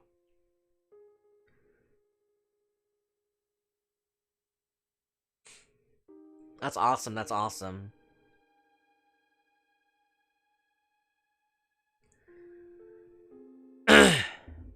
Ooh, tell me, does it taste good? Does it taste good as we imagined it would be? There are 6 of them, so I'm spacing them out, making them last. That's good. It'd be nice if we could find some mochi balls in this game. We made our way back down the side. We made our way back down the side. We made our way back down the dark side passage leading from the study. Okay, so next up, you head back to the locked door, head down the corridor in the direction of the terrace. Hey!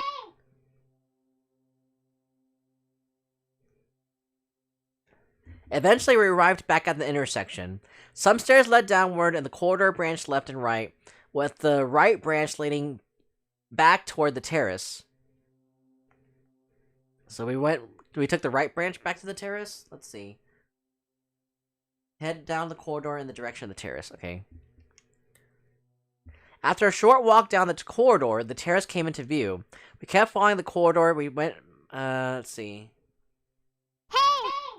At the terrace, okay. Keep moving past it, likewise for the ancient door leading to the clock tower storage. A short way along the corridor running from the right-hand side of the terrace, we found an ancient-looking door, again on our right. It looked like this is the way into the clock tower. Let's see. Likewise for the leading, hey, keep moving past it for the clock tower storage. Continued on. Returned to creeping down the darkened hallways as silently as we could. Continuing on down the corridor, we came across a rather sturdy-looking door on our left. A little further on stood a stairway leading upward. Well, this door is clearly meant to keep something safe. If there ain't some kind of treasure behind it, my name ain't Kid. Man, I can't read what that said. Says Sniff, yep, that's a smell. Cold hard cash, alright, she muttered to herself as she began to inspect the door more closely. So we went inside. Okay, we're going to go inside.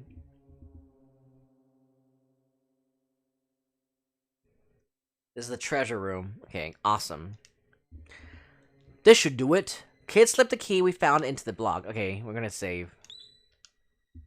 Let me catch up with what y'all said. Let's see. Give me 1 second. Let me go ahead and drink some more water. I'm getting really thirsty.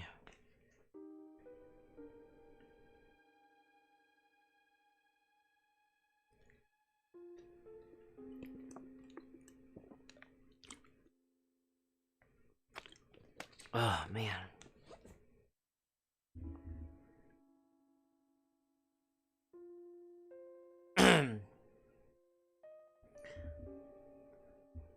They'll be great for healing all those hurts the baddies are inflicting. Right.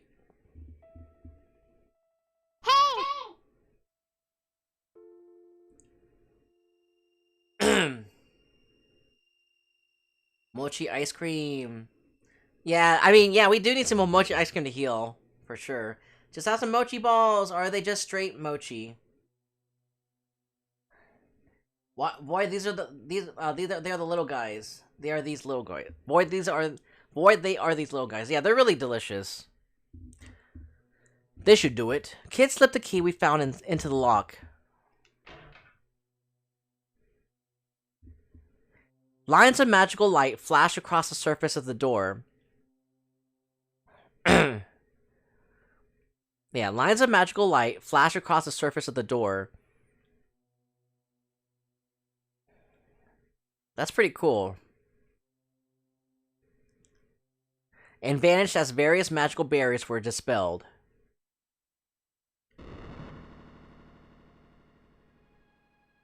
Up, down, left, right, blue, red, green. Every color under the sun, and then all was quiet, and the darkness of the manor returned. Right, we're in! With a creak, the heavy door gently swung open. As soon as I saw what was inside, I gave a gasp. Kid stepped inside. Whoa, we've hit the mother lode!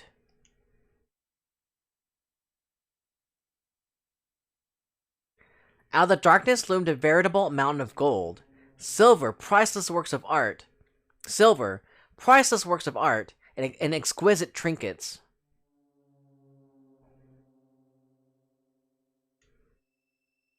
Kid looked as if she were on the verge of drooling at the sight of it all. But what thief wouldn't have been? After all, this was the kind of hoard that few people would ever come across in their lifetime.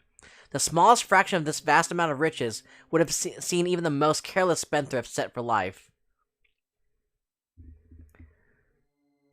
Our goal is the frozen flame. Ignore the rest. Miguel spoke with an icy dedication to our mission. He had not even batted an eyelid at the sight that greeted us. Yeah, I know. She was disappointed, of course, but she soon set about scanning the room for the object of her hunt. Wait, is that it? Look, on the pedestal over there.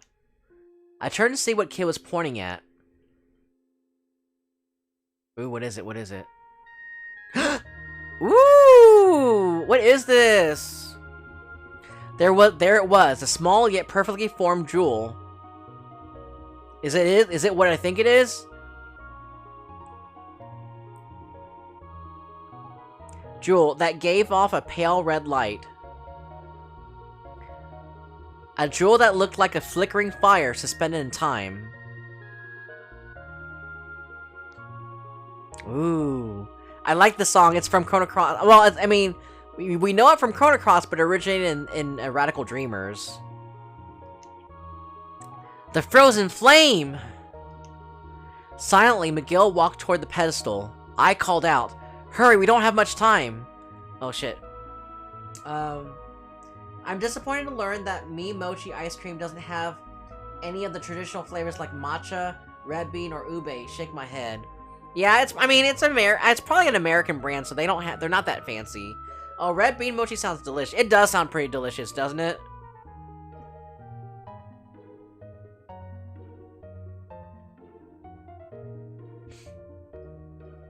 Give me 1 second. Hey!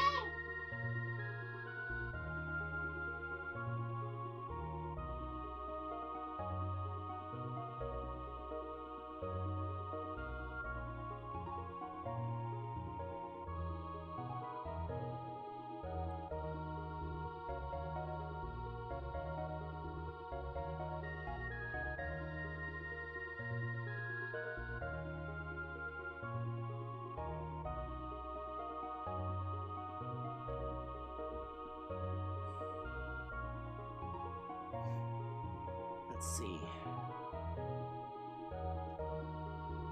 Oh wait, they do have green tea. Oh yeah, I think they do have green tea. Did I save? I don't remember if I saved. Yeah, well I saved now.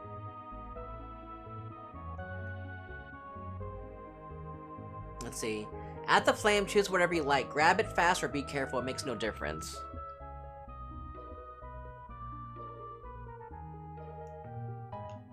You're right. This is Lynx we're dealing with, after all. It may very well be trapped. We should be on our guard. Ugh, we need to be quick about this. But fine, have it your way. Grumbled Kid, looking away. Let's see, similarly you can choose either one of the next two choices, but have a heart, say I had to save Kid. So we need to go and pick we have to save Kid. Okay. McGill examined the pedestal for a short while, then paused. We were wiser to be cautious. Placing his left hand on the base of the pedestal, he muttered an incantation, drawing quick sigils in the air with his right hand.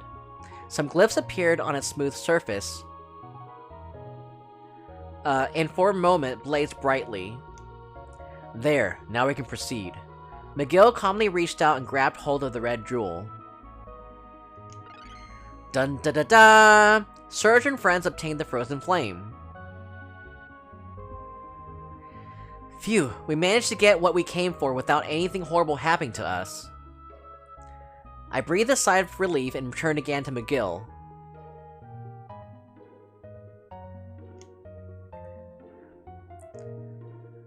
He was staring silently at the jewel in his hands.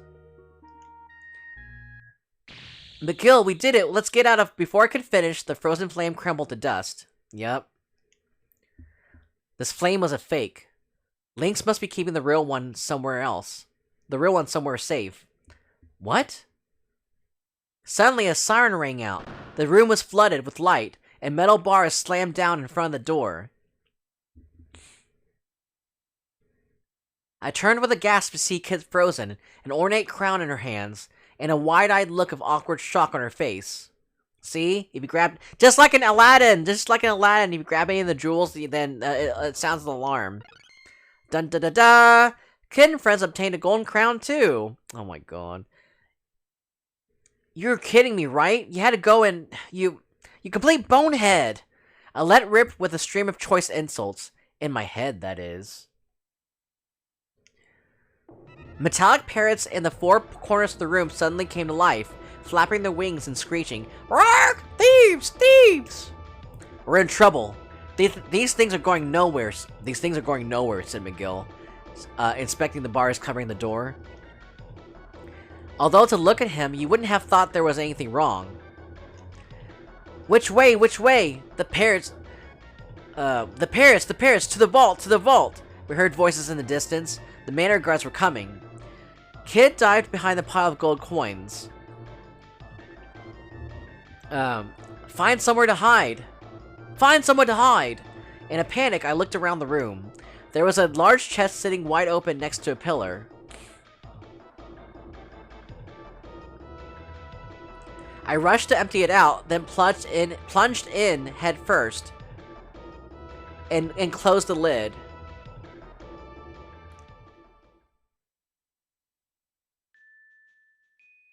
Captain, there's no sign of anyone in there. No sign. Strange, peculiar. No one's ever escaped before. None have ever fled the mousetrap's clutches. None. I gently pushed up the lid of the chest and peeked through the gap. There were 5 goblins wearing suits of armor, unlocking the gate and about to make their way inside. Uh-oh. So what's gonna happen here? Let's see. Goblins, a gob strike incoming. A goblin rushed toward me and swinging its weapon overhead. This battle isn't like random encounters. There's no set way through it. It's basically random what the goblins will do, so choose whether you feel right. This battle can be tough and can really eat into your health, but it's how the game is designed. Okay. One of the goblins looked around the room, jerking his neck as he peered into the shadows. Captain, what if it actually was a mouse this time? Chef was grumbling about the mouses the other day, Captain. A mouse, rodent, a rat? Would a teeny tiny thing like that really have sprung the trap? Replied a stocky, plump-looking goblin, who must have been the captain. He didn't seem convinced. This is when I heard a strange but loudly familiar sound from a corner of the room. Squeak, squeak! It was coming from where Kid was hiding. Startled, the troop of goblins stopped and looked at each other. For a moment, none of them spoke. Eventually, the goblin captain rubbed his chin through his jowls and offered his thoughts. Mouses, I'm sure Chef was complaining about cats. Meow, meow! That voice again. Again, silence. The goblins only looked at each other. Funny you should say that, Captain. The way I heard it, it weren't mouses or cats. It was a Hekron. An awkward silence followed. In my mind's eye, I could see Kid racking her brains to work out what a Hekron was. I smell a rat, by which I mean a thief. Following the captain's lead, the guards reached for their weapons, and then, heck, run, hecka. Listen, it really is a Hekron, by heck. That proves it. The goblin guards grinned and nodded to each other. Cheeky little devil, surprised me there. Let's get out of here, boys. The goblins filed out of the vault. I breathed a sigh of relief, and then they came charging back in again with a mighty roar. There's no such thing as Hekrons!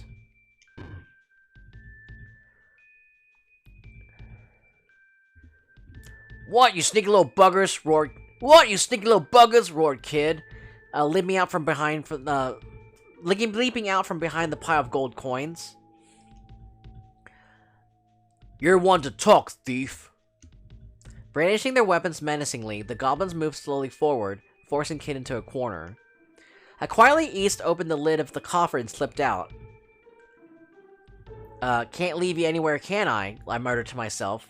I knew Kid could handle herself, but I didn't fancy her odds against a whole troop of heavily armed goblins. For a moment, I wasn't sure what to do, but then I made up my mind. I had to save Kid. Right? Right, I had to save Kid. There was no way I was going to abandon a friend in need. Even if it meant facing off against a troop of 5 goblin guards, I'd find a way to come out on top, I hoped.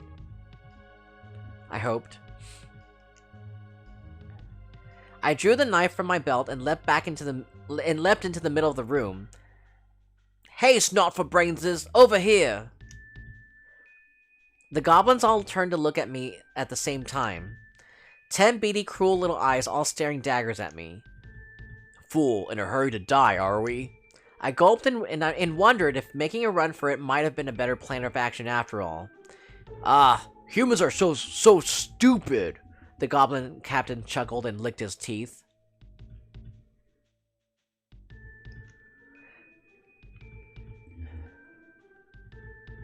Yep, this one's got a death wish, all right. Why else would he be so stupid as to come after Lord Lynx's treasure?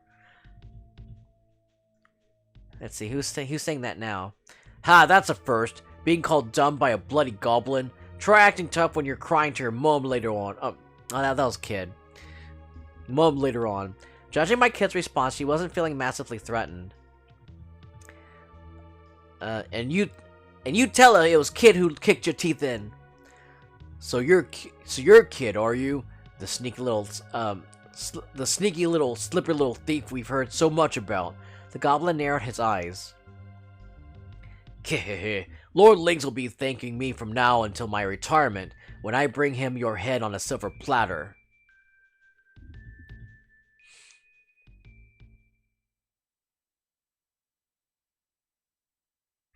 The goblin captain pulled his morning star from his waist and started swinging.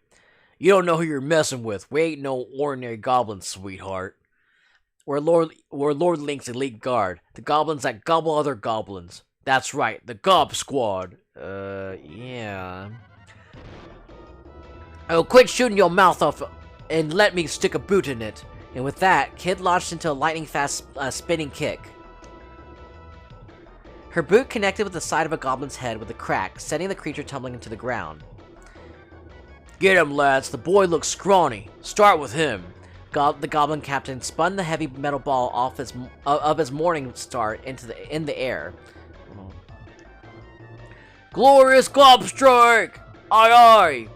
The goblins charged across the room in response to their captain's command. Gobstrike incoming! A goblin rushed towards me, swinging its weapon overhead. I dodged the attack. I swiftly dodged the attack. Well, I tried to at least. The morning star slammed into my shoulder with a sickening impact. I writhed in agony at the same time trying not to lose sight of where the next blow might be coming from. Geh, that's a spirit, scrawmbag. I ain't done with you yet. Miguel conjured up a black wind, which surged forth like a shearing tempest. How does a human know a spell like that? Who are you? The goblin was quickly silenced as the rushing winds tore through it, and it collapsed to the floor with a final shriek. Miguel looked down at his victims, his expression unchanged. Another goblin flew down from overhead. Bombs away! With a growl, it sent its morning star swinging from above. I rolled away. No, I wasn't going to make it. The heavy iron ball came crashing down through the air, aimed squarely for my head. Like a fool, I ducked to try to avoid it. And then I was seeing stars. Before I knew it, I was crawling on the floor. Serge, watch yourself! Kid's yell broke through the pain, and clutching my throbbing head with one hand, I staggered to my feet. I knew that if I hesitated or faltered for a moment, I would die, and I wasn't about to let myself die in a place like this. Gob strike incoming! A goblin rushed toward me, bringing... Okay, dodge attack. I swiftly dodged the attack. The Morningstar brushed past my cheek. I don't know how, but I managed to escape unscathed. I lost my balance, though, and fell clumsily to the floor. Another of the goblins hesitated for just a moment, only to be run through a spear of pure lightning conjured up by McGill. The goblin let out a blood-curdling howl as electricity coursed through its body. It clutched awkwardly at its chest where it had been struck, its face contorted with agony and horror. McGill's cape fluttered, and his piercing eyes stared coldly at his victim. None who defy me shall escape my wrath. Another goblin flew down from overhead. Bombs away! Jump for a counterattack. I was better off attacking than trying for a clumsy dodge. I tackled the goblin head on. Literally, I smashed my skull into the goblin's grim visage as hard as I could. A shock ran through my neck and shoulders, like I'd been brained with a hammer. But it was worth it. Teeth and spittle flew left and right as the great ugly brute rolled stunned across the floor. Ew, gross. A blazing pain seared through my mind, and I fell to my knees. McGill conjured up a black wind, which surged forth like a shearing tempest. Yeah. The goblins quickly silenced as the rushing winds tore through it. McGill, okay. Long live Lord Lynx! Glory to the Gob Squad! With these final words, the goblin collapsed. That was the last of them. We made it. Oh man, that was a long battle. Let's see. It's a Pokemon! Why would he call out to them instead of sneak attacking to make it 2 versus 4 instead of a 2 versus 5?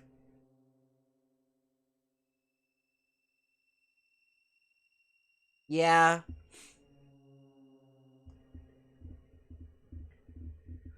That would be a smarter strategy.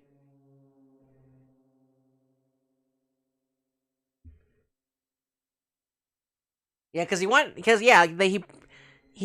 called out to them to have 4 attack, but why didn't they just rush with all 5? It would make more sense. Ha, piece of cake, said Kid, putting a brave face on things. As she wiped the sweat from her brow with her arm. And then she stopped and looked at me. Serge, what were you thinking, you great drongo? Getting the goblins to come after you like that? You really didn't have to, you know. Kid gazed softly at me. Her eyes blue like the cool glow of the moon. She seemed to be trembling slightly. She looked down the ground, hiding her face. Thanks, I'll never forget what happened tonight. Even if we go our separate ways, even if we never meet again, never. And then McGill stepped in. Save the chatter for later. We can't waste any more time here. The frozen flame must be somewhere else in the manor. Yeah, I knew this was going to be a fake.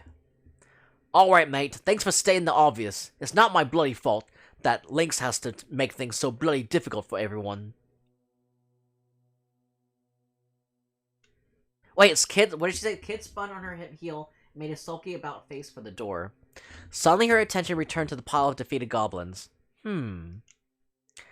This bunch of drongos said they're Lynx elite squad, right? Bet they've got some nice loot on them. With that, she started unceremoniously rummaging through the fallen captain's pockets. She was like a hyena sniffing for scraps. Why doesn't she just look for the treasure all around her? If there's better treasure around them instead of on the, elite squad of goblins, wouldn't she just grab for the treasure around her anyway? I mean, the alert's already been sounded. The alarm's already been sounded, so I mean, it's not gonna sound again, is it? But I mean, you never know. Hello, what's this? She'd found an odd metal plate. It resembled an open hand, and it was covered in runes. Reckon this might open some other magic door somewhere. Well, never know when it might come in handy. Either way, find us keepers. So that key inside that book was a trap key. The plate vanished into Kid's pocket. Looks like there's nothing else worth taking, unless you count pocket lint and bits of string.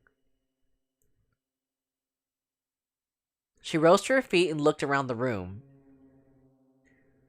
You know, it's a real shame to leave the rest of all this loot just sitting here unloved.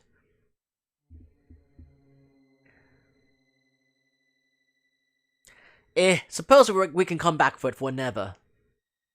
Kid turned to face us and flashed a grin. Alright, lads, get a move on. It ain't going to be dark forever.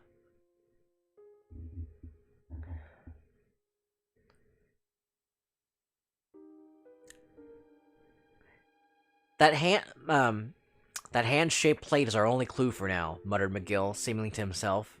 And with that, we left the vault in search for the real frozen flame. Man, that was quite an encounter. So let's see. Okay, and a fishy predicament. After the battle, you'll leave the treasure room. You'll be back in the corridor.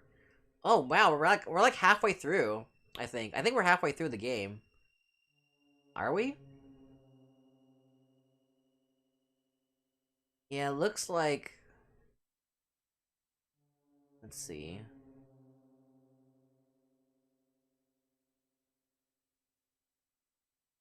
Oh, cool. We're like halfway through already. I think.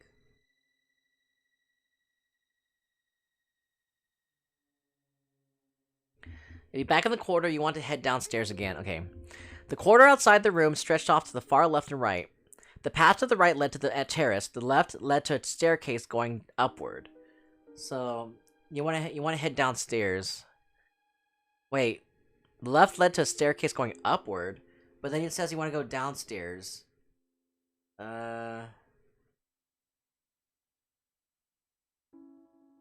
We went toward the. Let's see. With this in mind, go. Okay, so you want to go towards the terrace. Okay.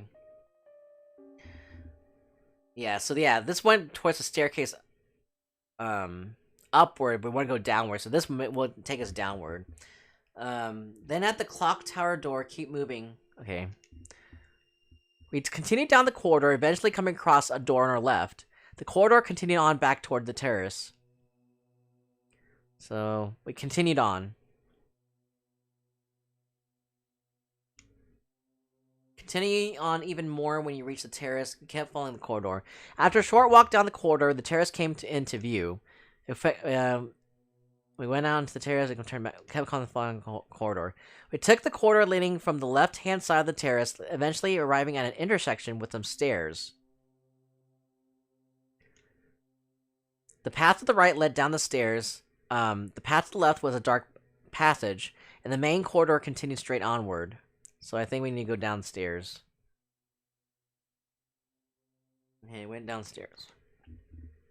Slowly we crept down the staircase, descending deeper into the blackness as we went. At the bottom, the path split. The way to the left continued onto an atrium that resembled a sort of plaza, while the path to the right was a winding passageway that trailed off into darkness. So let's see. Went downstairs. At this time, you want to go towards the atrium. So we went toward the atrium on the left. The kid poked her head through the arch-shaped door and took a look around. Huh, it's big in here. Must be some kind of hall. We took a cautious look around, then entered, one after the other. Ooh, what's this?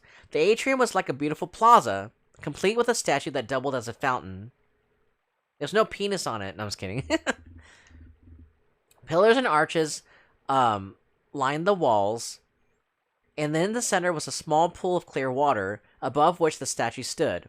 On the other side of the room, I could see another arched entrance, like the one we had come through.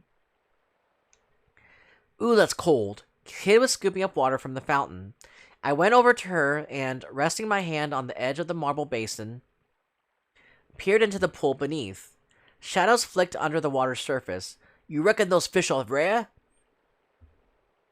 As in valuable? Kid leaned right over the edge.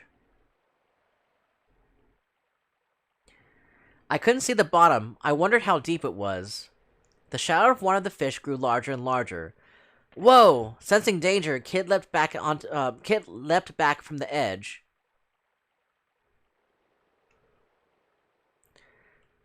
Yeah, she leapt back from the edge. Clack! A fish leapt out from the water and snapped at her, its jaws bristling with razor-sharp teeth.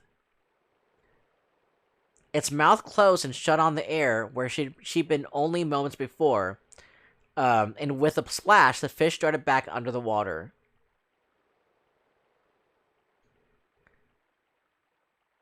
Pteranodons, deadly carnivorous fish with razor-sharp teeth and powerful jaws that could snap a monster's horn in half.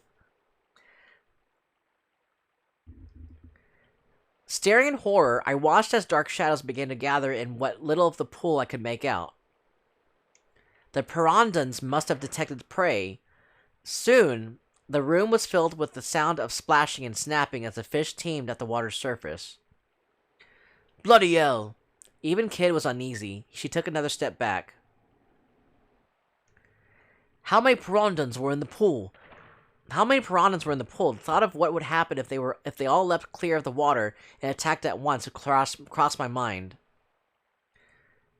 A bead of cold sweat rolled down my forehead. Man, they're definitely in some adventure. Suddenly, the water coming from the statue turned crimson and shot out in a powerful jet that nearly touched the ceiling. Kid jumped back again. I just stood in shock, watching the torrent of water erupting from the statue. Oh, cool.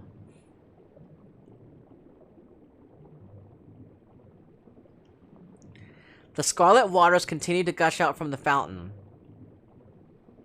The pool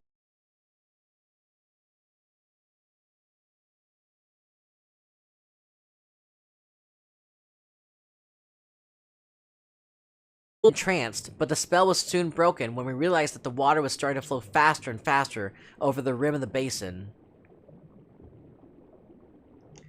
The pteranodons began to jump and snap at the water's surface with bloodthirsty glee.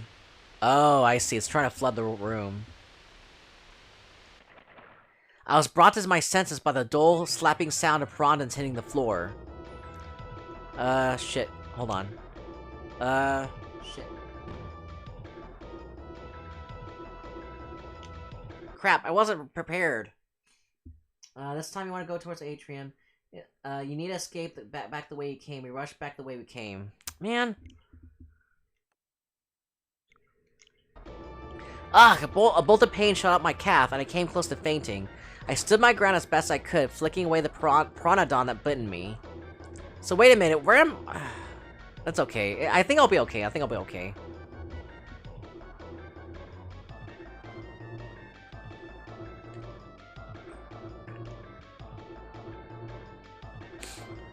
But soon, a horrible ring of shadows began to circle the water around me. I was surrounded. Okay, after a deal with the statue, I have to make a choice. Choose to give the handshake. Okay. What was I going to do? Rush back the way we came. Kid, let's get out of here. In a panic, we splashed through the water back to the corridor we came from. The fangs of the pteranodon snapped at my legs, and I felt a searing pain, but I had to endure it if I had any hope of reaching the entrance. Breathing heavily, I finally found myself back in the corridor outside. Man, I can't save here.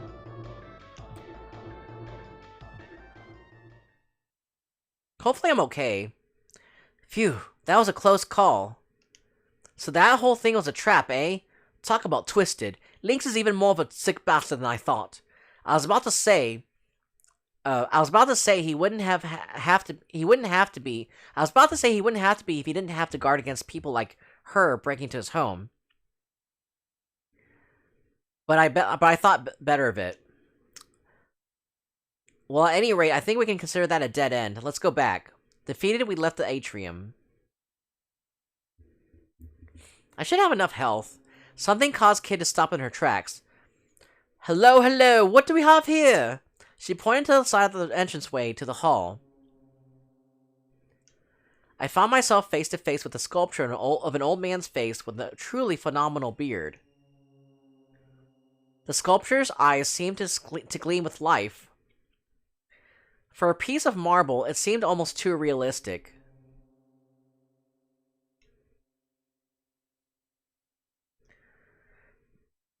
It's a mouth of truth, announced McGill. An enchanted statue that can tell you when you're an enchanted statue that can tell when you're lying. If it catches you out, it'll bite your hand off. Okay, let's see. So you have to make a choice. Choose to give the hand. Okay.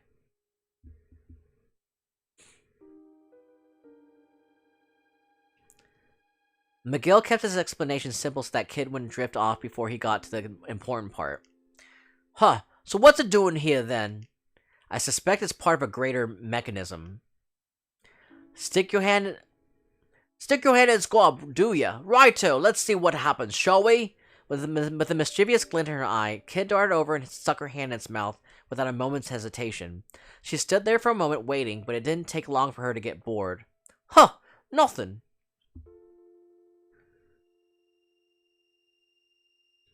Suddenly, I had an idea. Hey, Kid, who's the greatest thief of who ever lived? Ha! Me, of course, you drone! Kid answered without a moment's hesitation, and then suddenly her face twisted with pain. The teeth of the marble sculpture had clamped down on her hand. It bit me! She cried. Knock it off! Everyone knows it's the truth. Ow! The sculpture bit her again as she spoke. Wow, this is like a peak early 2000 CGI you'd see in one of those mud rooms. Oh yeah. Yeah, it's pretty 2000. I mean, this game was made in like 1995-ish or something like that. No. When was it made? Let's see. When was Radical Dreamers made? Let's see. When did they say again?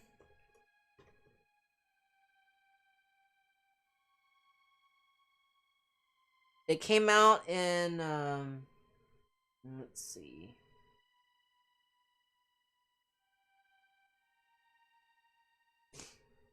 It came out on, 1996.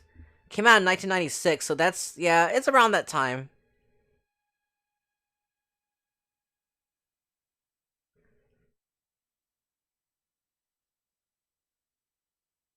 Let's see. So yeah, around that time.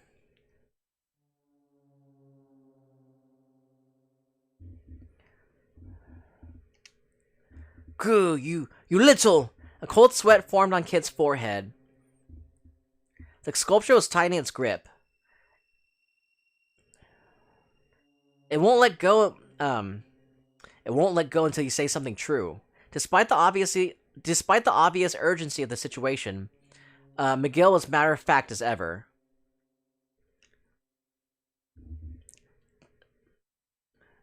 Just say anything, Kid. Anything, as long as it's the truth. Obviously, Kid wasn't listening. Instead, she just kicked awkwardly at the statue. So she's not the greatest thief. I mean, obviously, if she's gonna put her hand in there and claim that, she has to use some common sense, right?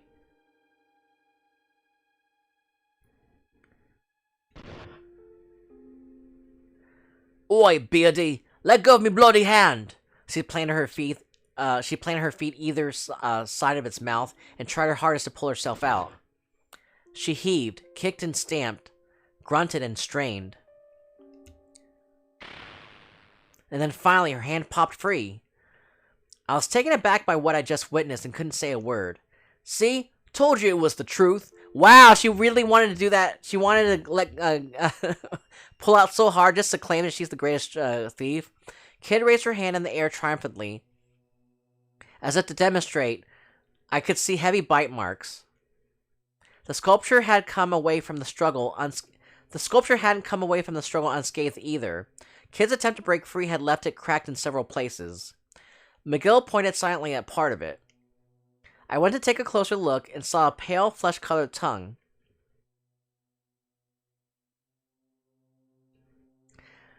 I expect we're supposed to put something there. Or I expect we're supposed to put something there, commented McGill. Something? What exactly? I replied. Kit stood there for a moment, lost in thought, and then she started to unload all the knickknacks she'd been carrying. It was a strange collection of odds and ends pulled out from her pockets, her boots, and even from her braid. Wow, she even had some, like, stuff hidden in her hair. That's pretty cool, though. Alright, Serge, now it's your turn to have a go at that stupid statue. Kit grinned at me, holding her assortment of knickknacks out at the palms of both hands. I guess she decided that whatever further horrors the statue had in store, she'd rather not face them herself. Nice, kid, real nice. Grumbling to myself, I reached out to pick an item. I chose... It's probably the... Let's see what the choices are. It's obviously the hand-shaped plate, but there's like a small silver mirror, a file, a centipede, a tube of lipstick, some dried grapes. Oh, gross. It's probably those are probably raisins by now. A length of fine thread, a sizable petard. What's a petard? What is a petard?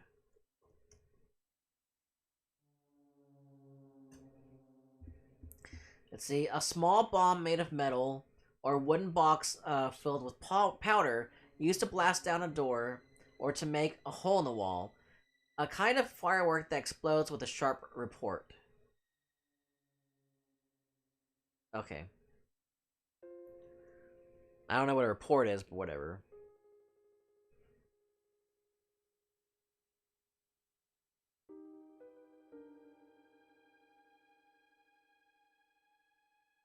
Let's see.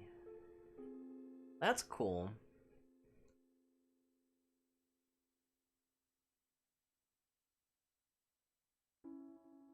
Wow, that's getting interesting. Let's see. Okay, so a vellum scroll and the hand-shaped plate. A petard is something that is just a family guy. Petard. Oh my god. Yeah, petard. Like that. Oh, just like in Family Guy, whenever Peter's boss calls him Peter, he's like a Petar, like that. I took the hand-shaped metal plate we found. After taking another look at the runes, I was no closer to working out what they might mean. Here goes nothing. I stuck the plate into the mouth of the Truth's marble maw.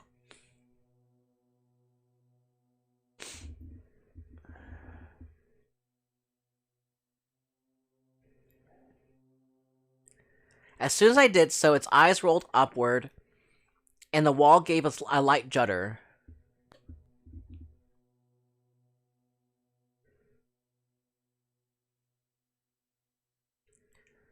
A low rumbling sound came from the sculpture's mouth. This, indeed, is the ultimate truth of the universe. Did you hear something? Yeah. Small bomb made of a metal or wooden box filled with yeah. I just read that earlier. I watched the mouth of truth in confusion.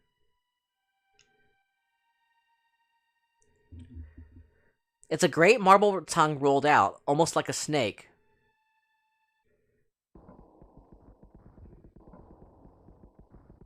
It coiled around the plate, seizing it and pulling it deep inside. What's going on? In a panic, I looked to McGill for answers. It seemed... let's see. Seems this ineffable truth of the universe has left even the mouth of the truth tongue-tied.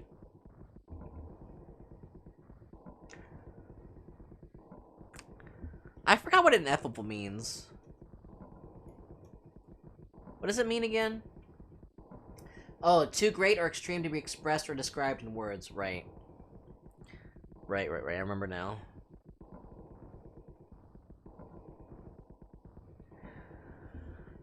I should have known that. I should have known what it meant, but I forgot. Hang on, so that plate thingy revealed, hang on, so that plate thingy revealed the truth of the universe? And you went and crammed it down Beardy's gullet? Do you realize how much we could have sold that for? Kid kicked the floor in frustration and snapped her fingers. Oh yeah, just like in Chrono Cross, she does the same thing whenever she fails to steal something. I like how that's a reference to Radical Dreamers. That's so cool. And then drains on all sides of the room suddenly opened wide.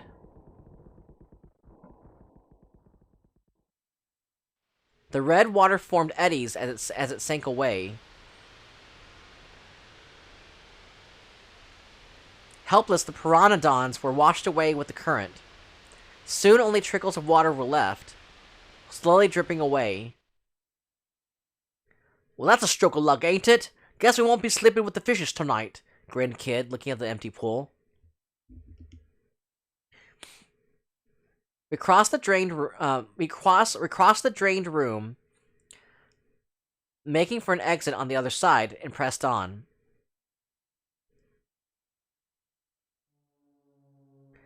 Okay, here's some more stuff we need to do.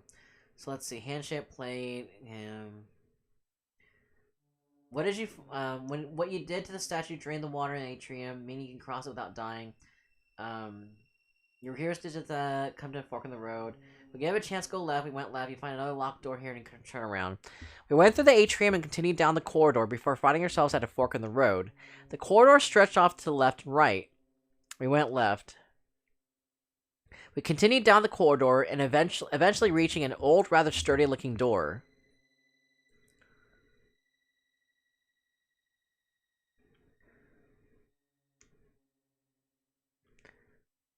Bloody marvelous. Another bloody door with a bloody magic berry on it. Wonder what's inside. Me sixth sense tells me it ain't treasure. Kid whispered back to us as she examined the door. I suspect that this is the Manor's dungeon, replied McGill, his eyes closed in concentration. I can hear the sound of someone moaning in the darkness on the other side. But there is nothing we can do, and thus it is of little concern to us now. Let us turn back. With no way of getting through the door, we retraced our steps down the corridor.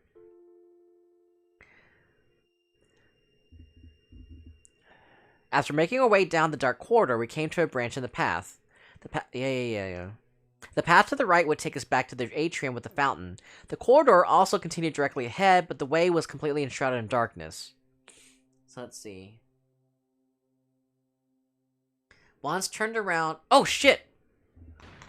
Oh, fuck! Oh my gosh, Jordy! Thank you so much for the raid, Jordy.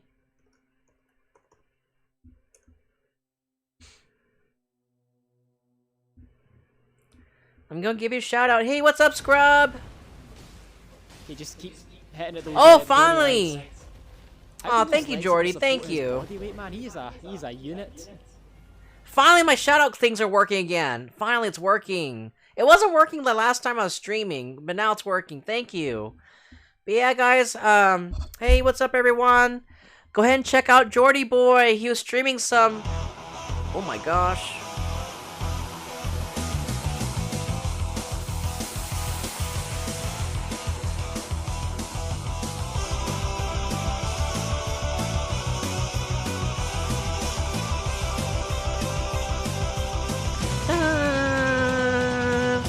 Go Power Rangers!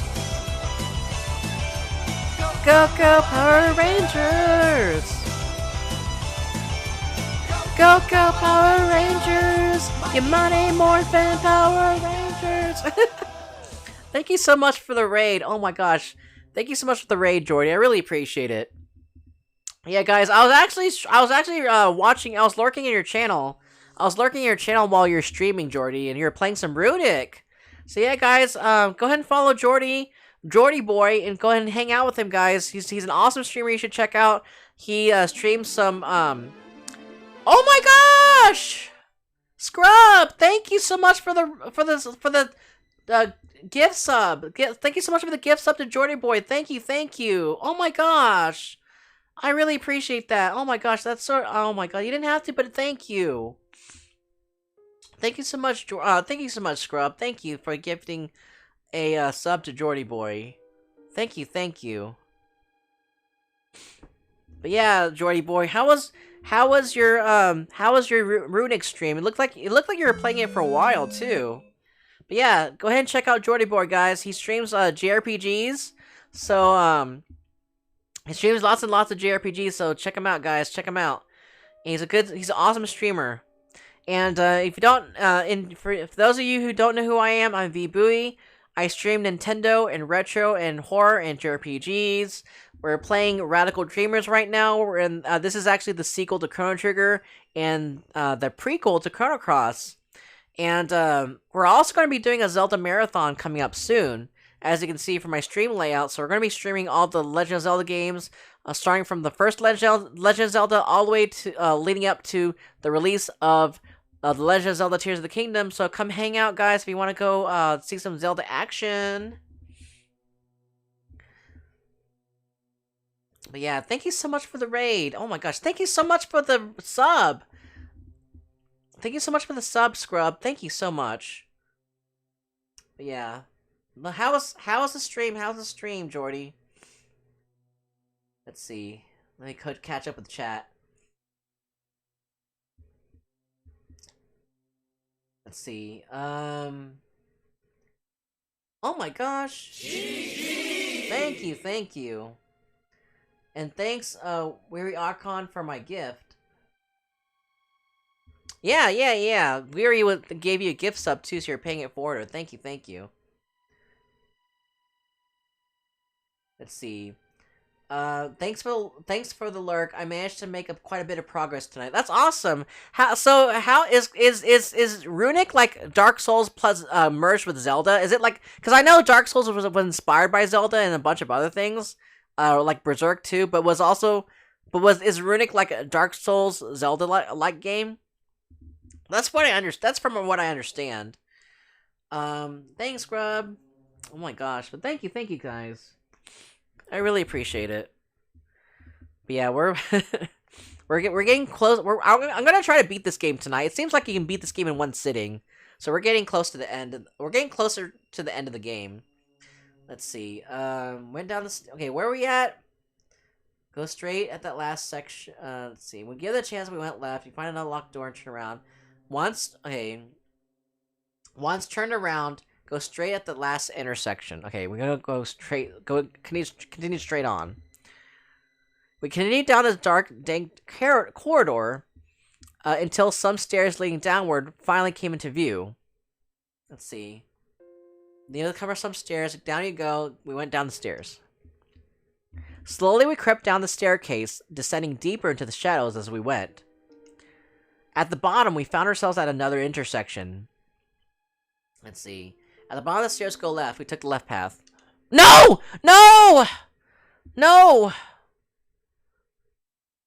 Get a whiff of that. Something smells good, whispered Kid, sniffing at the air. We turned back.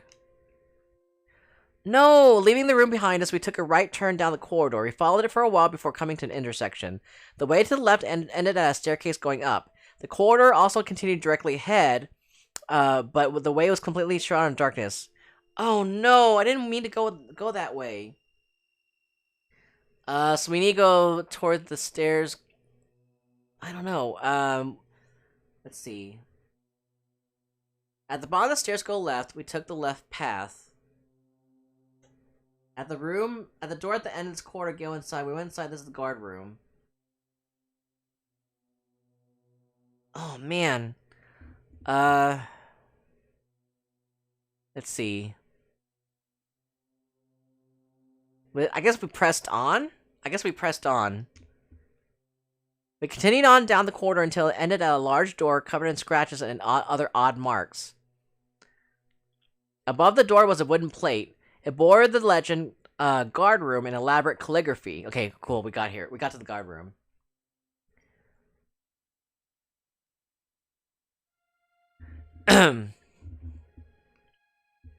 Well, well, reckon this might be where to find the key to that door upstairs. No getting past that bloody magic barrier without it. Kid pressed an ear against the door and listened carefully. Doesn't sound like anyone's in there, she whispered. So we went inside. Okay, let me save first. Let me save. Don't want to mess up. Let's see, let me go catch up with chat. So, a lot of inspiration from Zelda. It can be quite confusing on where to go, but I think I'm mostly in the clear unless I want to go for the true ending, which is quite unlikely. I see. So there's a lot of stuff that goes into getting that true ending then. And that's cool, like, what is it, I mean, without spoiling much, what is involved in getting the true ending, Jordy? Going to pass out. Hope you have a good stream too. Bowie. Oh, no problem, Scrub. You have a good rest of your night. Thanks for coming by, and thanks for the gift sub. I really appreciate it. GG. Scrub is now doing creepy things in the background.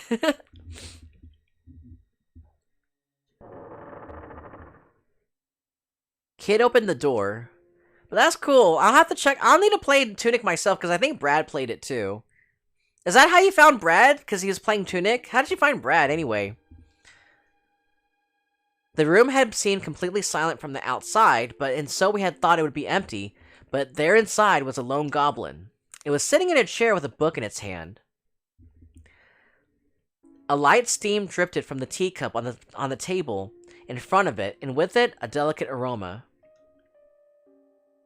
Ooh, are we gonna see a picture of the goblin? Oh, we are. The goblin peered at us curiously over its spectacles. Is this a friendly goblin?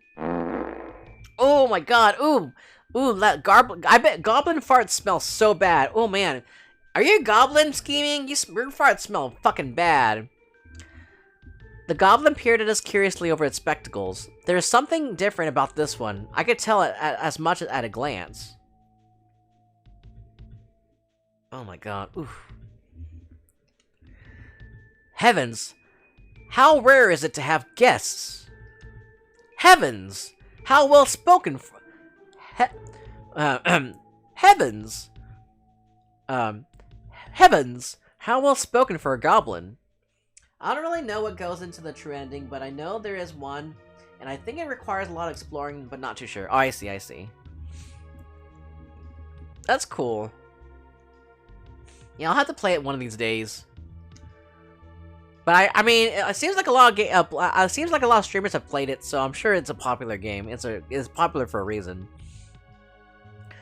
I can only feel dread and suspicion at the sight of him, nonetheless. Sorry, mate, but we're not your guests. Cough up the key to the dungeon if you want to live. Kid slammed her knife into the table to illustrate her point, but the goblin didn't so much as flinch. Ah, you must be Kid. What a pleasure this is. I have always so wanted to meet you. Why, you're even more ravishing than the rumors would. But before the goblin could finish, Kid's knife flew through the air. With a quick flick of his wrist, the goblin caught the blade with the back of his book, a mere inch from his face. I see that your approach is as radical as the name of your merry band would suggest, the goblin said, pulling the knife free and handing it back to Kid. Ooh, radical dreamers, that's who we are. They dream and they make it come true. I found out about Tunic because of Brad. I got introduced to Brad because one of his viewers recommended to raid me. Oh, that's cool, Jordy. I'm glad to have met you too, Jordy. You seem like a cool guy. Yeah, I'm glad to have met you. But yeah, we stream at around the same time, so it's hard to catch your streams too. She took it without a word, but her gaze had changed. She was like a cat, cautiously studying its prey. Let's see, who was reading that? And I was just getting to the good part, too. Ah, well. I suppose I shall have to give up on never finishing it now. The goblin casually flung the book over his shoulder and into a nearby bin. Allow me to introduce myself, if I may. I am Grismeld, and I am the guard on watch. No need to stand. Please, do take a seat. You're welcome to tea, of course. The goblin beckoned us to sit down. Did he mean to poison us? If I may, Miguel calmly took a seat, ignoring the obvious suspicion in the air. I sat down next to Miguel. I decided to trust Miguel's instincts and took a seat next to him, because Miguel probably has better sense than, you know, Kid. So I would trust, since Miguel has more, you know, experience in life, I would trust Miguel more. He had some kind of plan in mind, I was sure of it. Kid didn't look like she'd be pulling up a chair anytime soon. She was standing with her arms crossed, eyeing the goblin suspiciously. The goblin poured 3 cups of tea. Here you are. Without the slightest hint of hesitation, Miguel took his teacup and lifted it to his lips. He sipped, then placed the cup back on its saucer. Heal my alien tea. Not a blood I expect to find here. I love that name. I love the name of that tea. Heal my alien. What a pleasure it is to encounter a fellow connoisseur. Yes, it's a rare blend, but and one mainly enjoyed by the noble classes. I couldn't believe the conversation I was hearing, but I also couldn't help wondering what this rare tea might taste like. My eyes rested on the cup that had been poured for me. I couldn't shake the fear that it might be poison, but I also couldn't ignore how delicious it smelt. Before I knew it, the cup was in my hands. This is great, I blurted out. I never had such a delicious brew in my entire life. My aches and pains faded away. Yay, we healed up! Now we're not going to die in the game. I glanced over at Kid, who was blowing manically at the liquid in her cup. I'd forgotten that she was paranoid about burning her mouth on things. Now that we're comfortable, let's get down to brass tacks, as they say. What are brass tacks again? What are brass tacks? Yeah, what are brass tacks? Informal to start to discuss or consider the most important details or facts about something. We finally got down to, yeah, brass tacks and decided to work out a schedule for the project. Okay, this game has a lot of good language. Good, you know, descriptive language.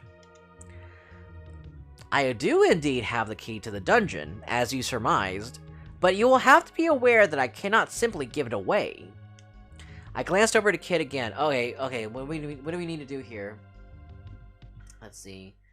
HP healed. You need to give something in return to get the key. I suppose that means you want something. Okay, so you want something in return. Tell a story about a girl insect hunting. She was hunting for bugs. Reveal that she caught a beetle and painted it gold. The story is told and the key is yours. Okay, so we need to do that. Okay. Typical. She wasn't listening to a word Grismeld was saying. She was still huffing and puffing at her tea. It seemed it would be up to me to respond. Here's, let's see. I suppose that means you want something in return. You like to know what I want? I want your heads. Grismeld's eyes glistened behind his spectacles, or rather, I'm sure that's what my employer would have me say, but no, I have no such barbarous aspirations. Furthermore, I doubt I'd be a match for you. Dang. Yeah, let's see. Yeah, dang, he knows we can take him on. Grismeld chuckled as he said this. What I live for is the day of conversation, which I fear my compatriots are ill-equipped to supply. So he's the smartest goblin. Perhaps you might have one or two ripping yarns to share.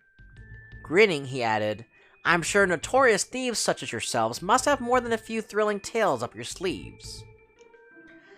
So you wanted to hear a story. That seemed a more than fair price to pay for the key.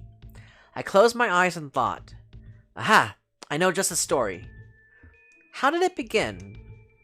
One night, a young girl was walking alone in the forest.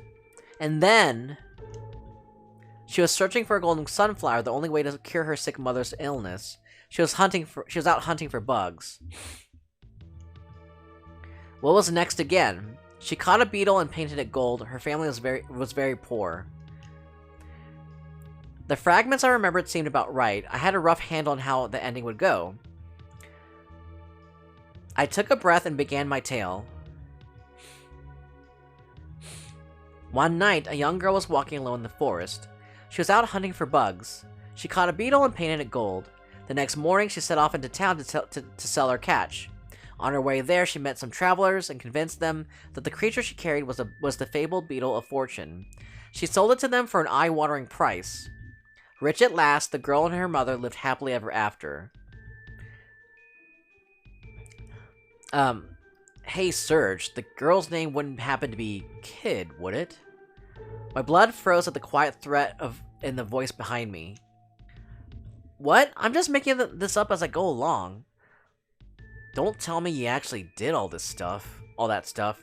The moment I turned around, I found my neck caught in Kid's hands. How'd you find out? How? I couldn't answer her. I couldn't even breathe. I braced myself for a slap across the cheek. But before it came, Grismel called out to stop her. He whispered a few words in her ear, then handed her a small bag. Her eyes glinted like stars, and she looked very pleased with herself indeed. Kid turned to me and McGill. Right, let's hurry up and kill Lynx so we can have some of this here tea. So Grismel had to wander around with its special blend. She must have really liked the stuff. Then again, it was just like her to have her head turned by next to nothing. Oh, and don't forget this, said Grismeld before she ran off without getting what we came for. The key, as promised. I took it from Grismeld's hand. And with that we left the room, or should I say, we were dragged out by a very excited Kid.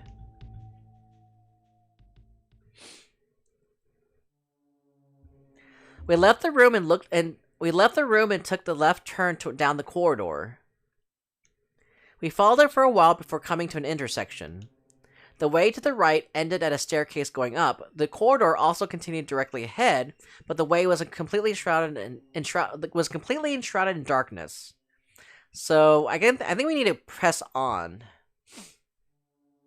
Let's see, the mouse and the griffin. Okay, and that's actually keep we pressed on. Okay, at the small door with a good smell, enter. We went inside. This is the kitchen. Okay. Why would you lock the kitchen door though? That doesn't make any sense. But whatever. We followed the wait. It's probably not locked though. We followed the corridor for a while before coming across the small door. Oh, yeah. We went inside. I think I read that already. Ooh.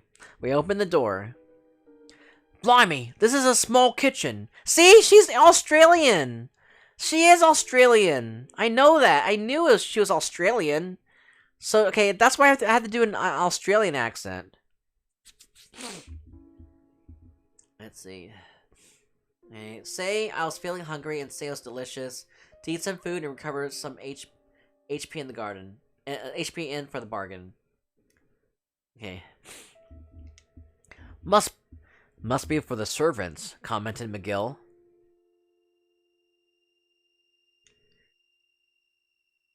I scanned our surroundings. A basin for washing dishes. Cooking utensils. Some food made ready for tomorrow. And a mousetrap. It looked like any other commoner's kitchen. Kid walked over to a large pot filled with food and peered inside. Looks like tomorrow's lunch. Want to try some, Serge? I was feeling hungry. I respectfully declined. I was feeling hungry. Timidly, I peered into the pot. It looked like stew, and it didn't smell bad at all. Almost inviting. I scooped some up with a ladle and brought it to my mouth. Gulp. It was delicious. It was revolting. It was delicious. The stuff's delicious. You should grab a bowl, kid. I urged between bites. You know, what if you're eating people? You never know if you're eating people. What if the goblins, like, killed some people and then, like, cut them up for, like, you know, for their own dinner? You never know if you're eating your own people. I mean, as long as it restores HP, that's all that matters, right? Guess that's all that matters.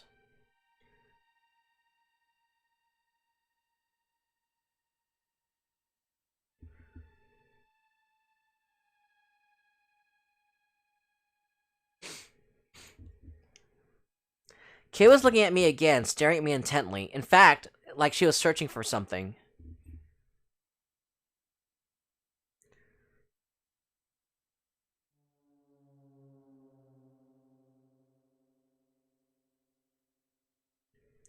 We ain't going green or nothing. Guess it's safe. Alright, let's see. Alright, let's have a try. She licked her lips with anticipation and swiped my spoon right out of my hand.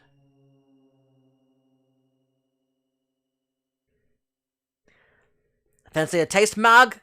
No. Kid grabbed a bowl from nearby and began spooning out more. I did the same. We ate our fill. Okay, that's... Alright, is that enough? We ate our fill. The stew was still warm, and it felt as though the magic of fresh home cooking was easing my wounds somewhat.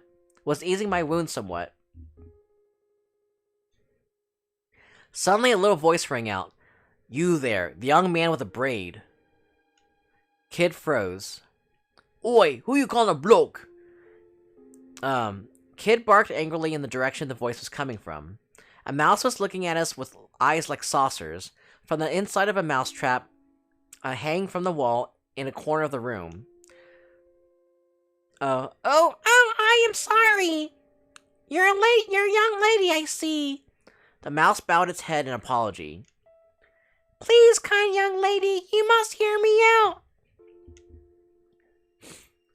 So this game feels more... Okay, when you play, like, games like Chrono Trigger or Chrono Cross, this game feels more fantastical. It feels more like a traditional fantasy story compared to, like, Chrono Trigger and Chrono Cross. That's what it comes off to me. Because I guess with the visual novel, they want to have more, more detailed fantastical elements compared to, like, games like Chrono Trigger and Cross, which are more science fiction. That's interesting. The mouse put his paws together and stared pleadingly at Kid. I left the nest to find food for my mother, but as you can see, I managed to get myself caught in a trap. If you leave me here, I will surely be eaten by goblins. Kid eyed the little creature suspiciously. Eaten by goblins? Wait, what? That's stew! Ew, gross, they're eating mice, gross! Okay, so let's see. So we need to free the mouse. And then you need duck to dodge the attack. So there's an attack coming up soon. The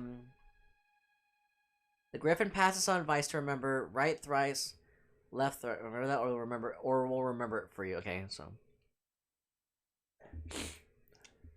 putting two and two together, the kid ran for the sink. I beg of you, please free me from this trap. My mother is sick, and she'll be terribly worried about what has become of me.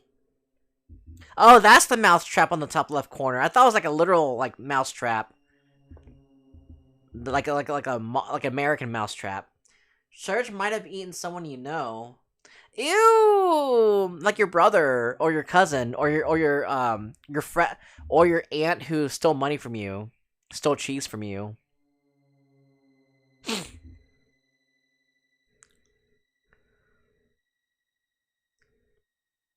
Let's see.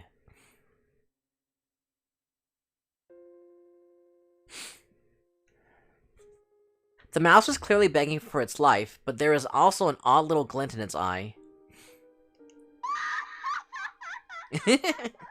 I'm glad you enjoy that. Meanwhile, Kid was at the sink.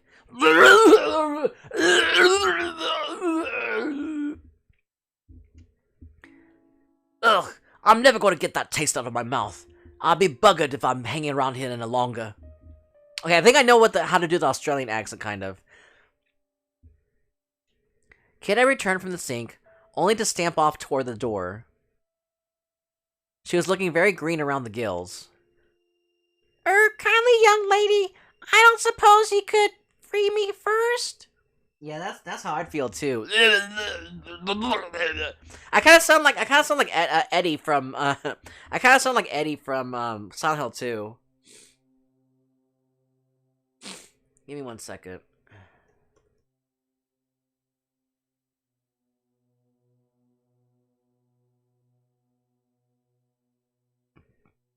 Let me go change this to Radical Dreamers real quick. Excuse me.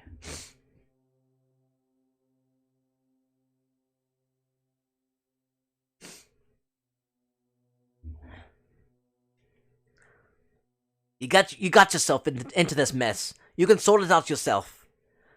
Kid all but spat on the ground as she left the room. The mouse's eyes welled up as it looked at me. Young man, please, you're my only hope! I freed the mouse. Fine. Unable to bear it staring at me anymore with those pleading eyes, I lifted down the cage and opened the door. The mouse bounded happily out from inside.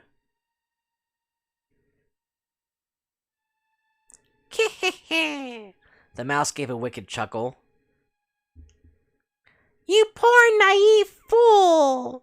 Suddenly its body began to balloon massively in size. Oi, Serge! What are you doing in... Kid stopped in horror the moment she opened the door. Bugger me! A griffin! Okay, we need to go save. So what do I need to do again? Get down by ducking. Duck to dodge attack. I like these tricks. So the mouse turned into a griffin. If you give a mouse a cookie... Am I right? Yeah, if you give a mouse a cookie, he fucks you over. He fucks you up.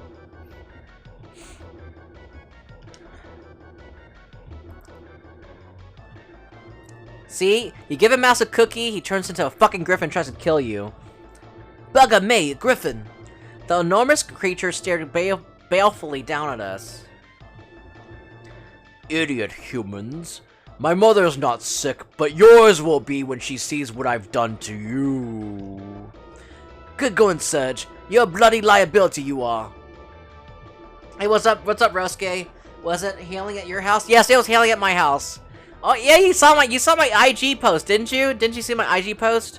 And also, guys, if you haven't done so already, go follow me. Go follow me on my TikTok, Twitter, and Instagram, guys. My house looks nice. Yeah, my house. I mean, it's not my house. It's a land people's house that I live in.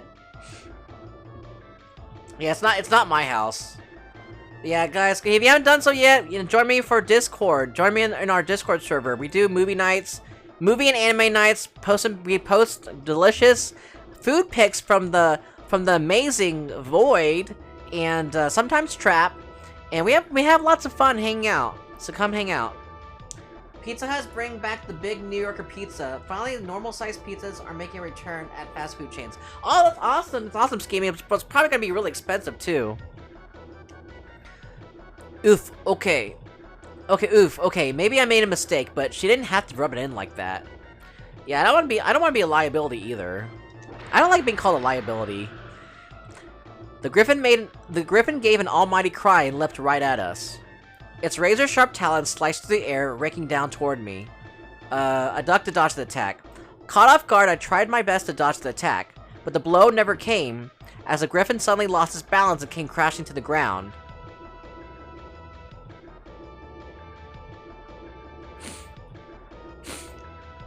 Oh bother, I'm too hungry to even fight properly.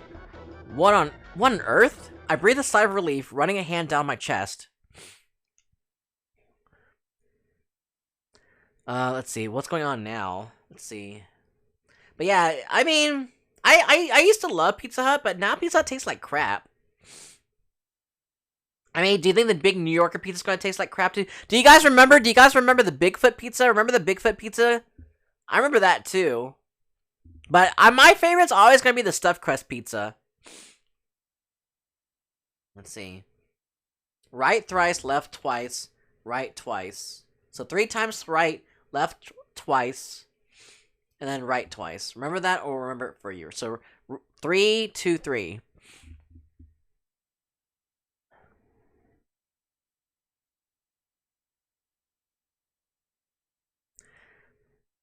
All right, little mouse.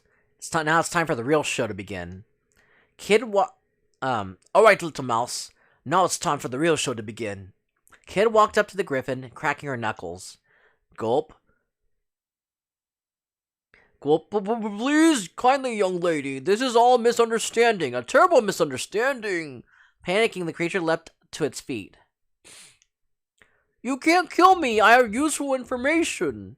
If you let me go, I promise I'll tell you everything I know. Everything! Yeah, I know how much of a promise from the likes of you is worth.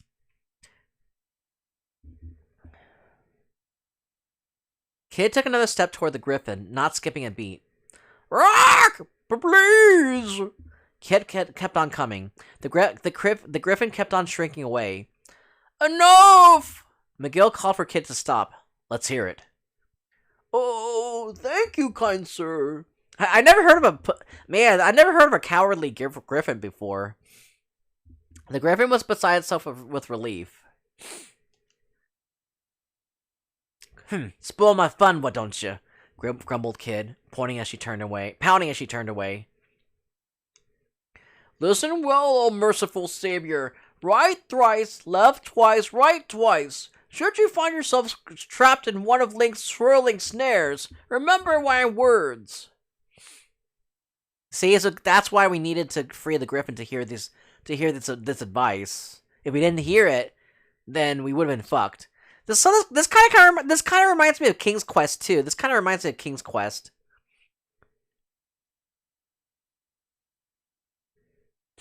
With that, the griffin returned to its mouse-like form and disappeared into a small hole in the wall. I like how it can either turn into a mouse or a griffin. That's pretty cool. Trapped in Link's snares? Ha! As if I'd be thick enough to walk into one of his traps. Into one of his traps. Let's get out of here. We've wasted enough time already. Kid turned on her heel and made for the door. See, my Australian accent's getting better. It's getting better. We left the kitchen. Okay, so are we getting close to the end now? I think we're getting close. We're getting close to the end.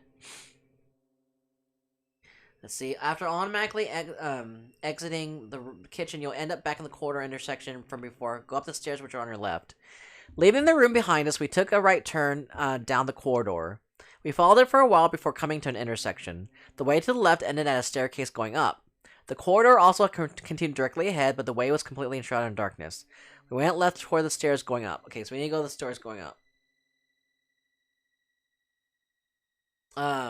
Bigfoot Pizza? Yeah, that was like a long time ago in the 90s. Wasn't the Bigfoot Pizza a deep dish? I don't remember exactly. Kids approaching menacingly. RRR, LLRR. That sounds like a code for like a Donkey Kong Country code, doesn't it? Doesn't it remind you of Donkey Kong Country?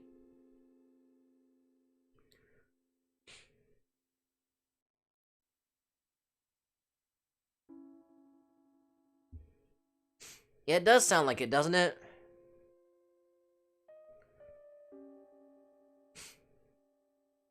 Give me 1 second.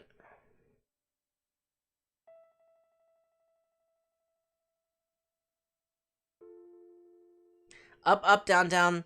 Up, down, left, right, BA start. The Konami code.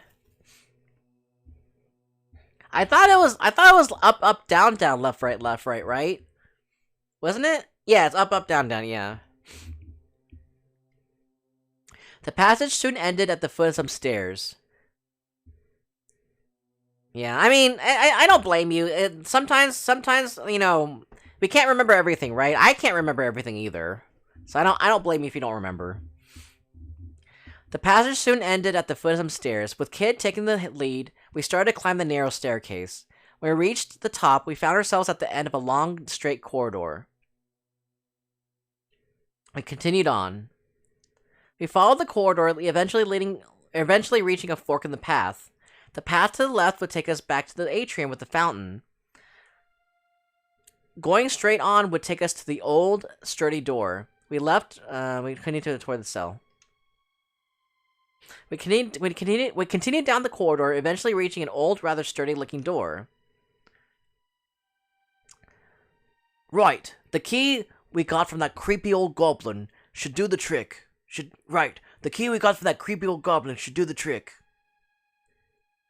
Let's see.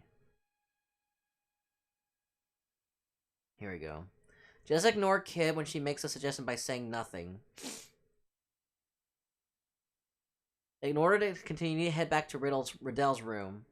Okay. So we need to ignore... Okay. Kid slipped the key into the lock. The heavy door groaned slightly as it slowly swung open.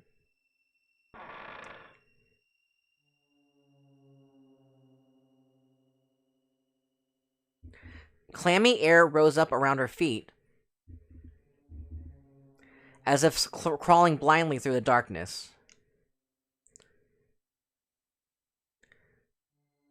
This didn't seem like the kind of place anyone in their right mind would visit voluntarily.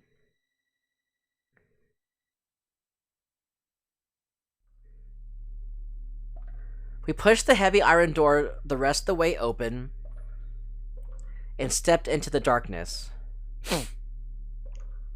There was a row of cells, all locked behind iron bars. 1, 2. Oh, Gulliver, Melged, Zoranda, forgive me, please, please forgive me. We heard a voice from the third cell, whimpering and crying pathetically. I strained my eyes to look inside. Faintly in the darkness, I could see something that looked like a man sitting on the floor. So this was the source of the voice. Ooh, what the... Whoa, whoa, whoa. Oi, you alright, mate? Kid called out to the figure. She has to be Australian. She has to have an Australian voice. Forgive me. It's all my fault. It's my fault. The Dragoons never deserved this. General, Lady Riddell. Oh, forgive me. I beg of you. So, basically... Oh, now I see what happened. So, Lynx captured the whole, like, army of Acacia Dragoons, including Riddell. And then, so she's held hostage. She, like, lives, I guess, comfortably with Lynx. And then all the rest of the Acacia Dragons got, you know, imprisoned and probably punished and tortured. And they died one by one or several at once until this last soldiers are remaining. So this soldier and Lady Riddell are the only ones left from Viper Manor, I guess.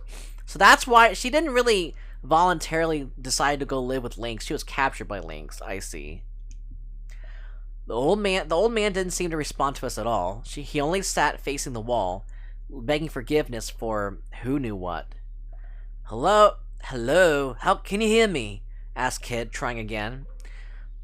There'll be There'll be no getting through to him. His real self will have long since retreated inside the shell he has created, said McGill, cutting her off.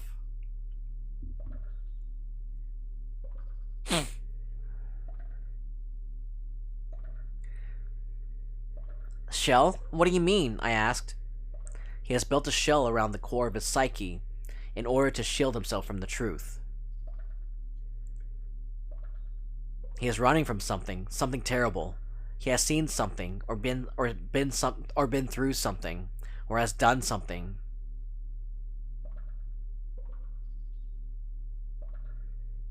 And so, he has created his own world on the inside as a final refuge. The outside world lost him forevermore.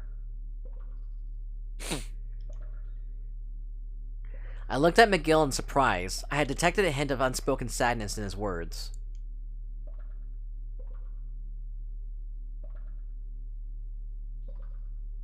And for some reason, he was looking at Kid.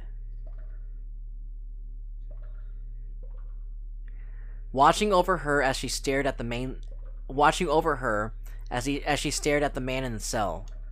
Seeming to notice my gaze, McGill turned back to face me. Wait, so who's looking at who? Watching over. Okay, he was looking at Kid, watching over her as she stared at the man in the cell. Okay, so McGill's looking at Kid, and then Miguel turned back to face Serge. Okay. Assuming his usual emotionless expression once more. Let's see. We live in a world of sorrow and foolishness. It's only inevitable that someone try to escape it. But despite his hard words, his eyes retained a certain softness. His steely gaze giving way. But despite his hard words, his eyes retained a certain softness. His steely gaze giving way to a gentle light.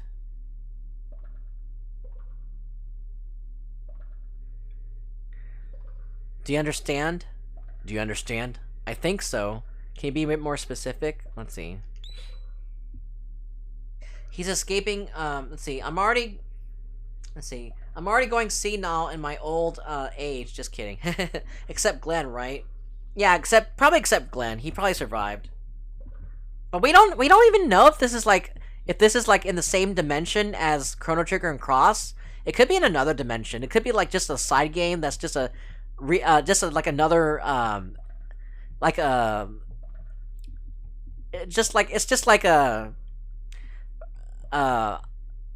a story being told about the same dimension. A story being told about Chrono Trigger and Cross, but in another dimension, I guess. McGill was talking about someone escaping reality to preserve for themselves, and looked at Kid. I think he knows somehow that she's Shala. Oh, I see. Yeah. Yeah, that's a good point. Void. He probably kind of knows by now.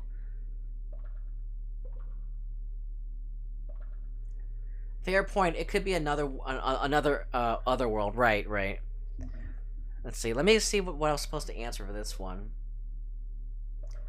Continue along the path ahead. You're in the Riddell's room. No, that's not it. I think so. Okay. Say that you understand. I think so. Just an arcade. Okay.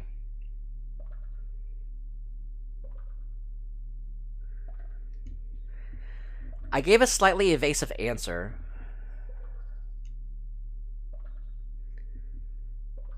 Let's see. You seem confused. I don't blame you. You'll come to understand eventually. McGill looked at me and Kid. What was all that about, I wondered. Let's see. We're not gonna get much out of him. He's miles away. Let's just leave him be and try someplace else. Kid made for the door of the dungeon. Wait, called McGill. We must find some way to get this man to speak. What for? I mean, he's speaking already. Just none of it makes sense. What are you after? Some things he said piqued my curiosity. He mentioned the Dragoons, and Riddell too. So, you said the Dragoons are ancient history, snapped Kid. Besides, how can we trust anything he says? He's clearly gone off his rocker.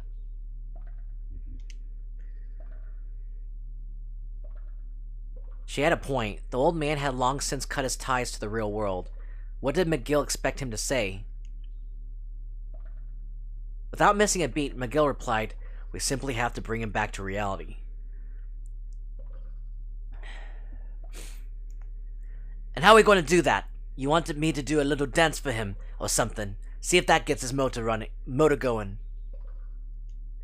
I knew if I said anything, I'd get nothing but an earful of a lifetime in return. So I clamped my hands over my mouth to save myself. What are you playing at, Serge? Kid seemed unimpressed. Phew, that was a close one. I don't think that would work, said McGill dryly. Kid's fist flew straight toward his face. But McGill shifted his weight effortlessly, avoiding the attack, and continued. He's a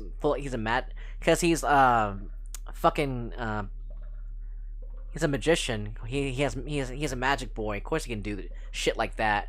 Just like in Dragon Ball Z, they can just like shift their weight. They can phase to the left or right. Strafe to the left or right very quickly, instantly. That's what he's doing, like in Dragon Ball Z. We must break through the shell he has created and drag him back to the real world. Yeah, that's so cruel, though.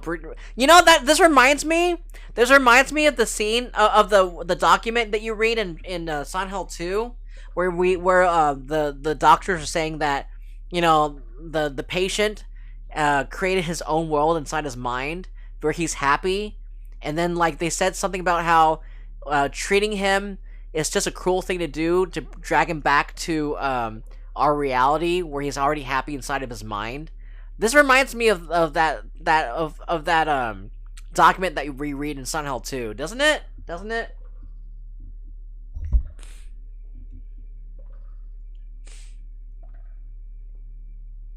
It does remind me of that.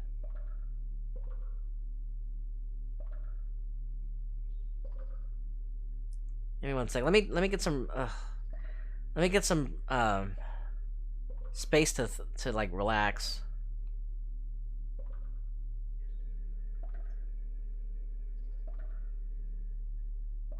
Oh no! How long has this been showing? Did you guys hear any? Did you guys hear any double audio? Did you guys hear any like audio playing in the background? Because I don't know how long that was playing. Because I was looking at Jordy Boy's tab, and then of course since he rated me, his tab turned into my channel. How long did you guys hear anything in the background, like my own stream playing in the background? Because I was hoping that didn't interrupt. Okay, you didn't? Okay, cool. Fair point. Can be. Back to reality. Whoops, there goes gravity. Oh, back to reality. There, yeah, you didn't? Okay. Yeah, I like that nice Eminem reference, Void. He's badass like that. Akira Toriyama was the artist for the original game. I believe he's doing some DBZ moves. Right, right. I can see the connection. I didn't. Okay, you didn't. Okay, cool. And in order to do that, we will need some kind of key. Something that will reach him even through the barrier he has erected. Yeah, and where are we going to find this key? Asked Kid suspiciously. I don't know, came McGill's simple reply. But there is someone in this manor who can tell us. You don't mean... You're not talking about Riddell, are you? I am, McGill replied with a nod. Alright, fine. Dunno what the heck you expect her to tell us, though. Kid turned on her heel and made for the door. We left the gibbering old man in the dungeon alone with his sorrow. So basically, okay, I see a pattern with this game.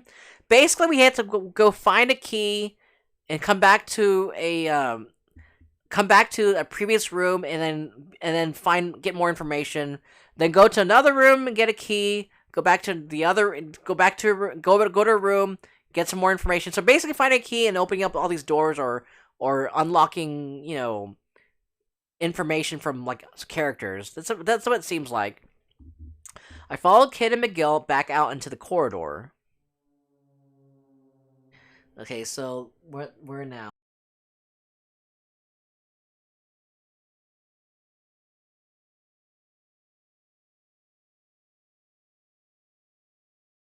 Down the dark corridor, we came to a branch in the path.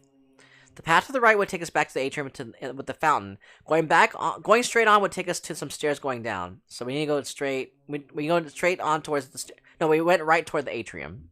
Suddenly, Kid stopped in her tracks. Something's there. Something's there. I quickly looked around to see what it was. There was nothing behind us or in front of us, where it could be. And then, just as I was trying to figure it out, the wall began moving. Oh, yeah. We already read this.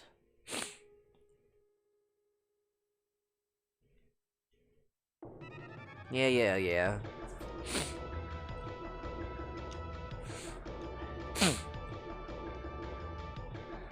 I'm not gonna. If I read something already, I'm not gonna read it. So this is stuff we already read.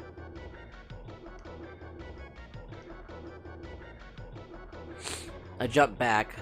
To keep my distance. For a moment, I thought about copying Kid's trick, but I didn't have the confidence to pull it off. I was better off keeping an eye on my enemy and doing things my own way. Though I did wish I could fight like her.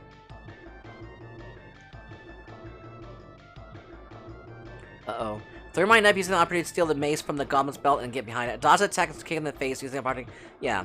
I deflected the goblin's driving strike up toward the ceiling and aimed an almighty blow at its face with my foot. My momentum unbroken, I turned full first circle in the air and landed perfectly back on my feet. Immediately moving in to thrust my dagger deep into his chest. Let's see. You deflected the goblin's driving strike up toward the ceiling, aimed an almighty blow at its face with my foot. Yeah, I turned full circle in the air. Oh, I see what he did.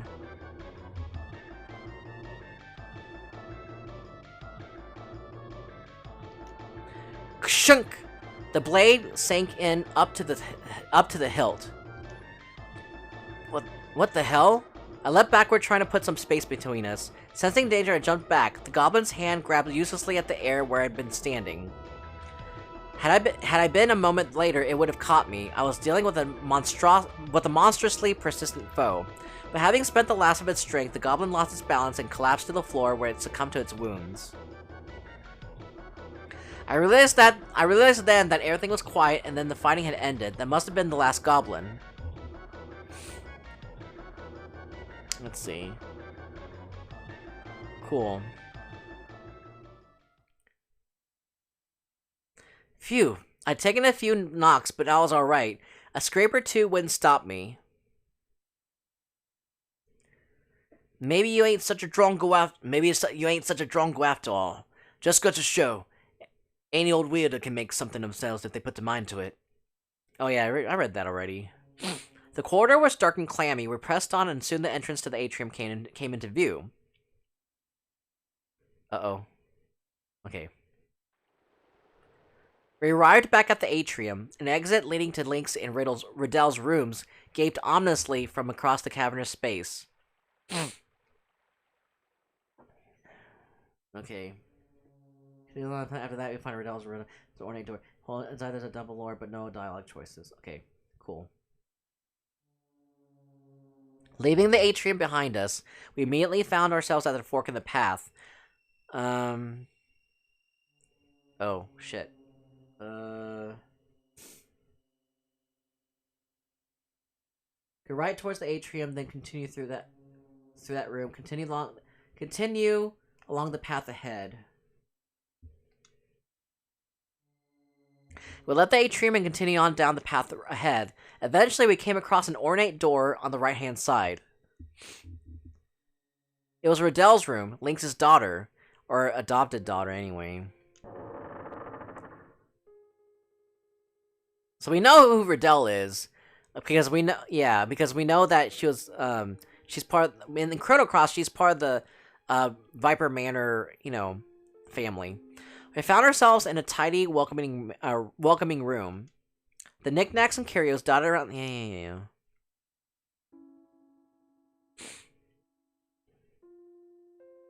Is someone there? Came the voice of a young woman. She shrank into the shadows. The woman appeared from deeper within the room. She was lightly made up and had a gentle, unthreatening air about her. It was Link's daughter. Strange. I'm sure I heard someone.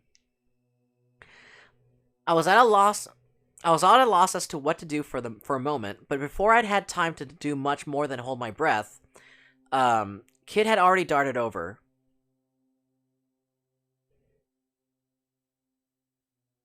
And thrust her knife out, stopping the blade only a hair's breadth from the woman's neck. Where's the frozen flame? Answer me! Her voice came out in a harsh growl. I rushed in to hold Kit back before she hurt the poor woman. Kid, do we really have to do it this way? Shut your trap, Serge.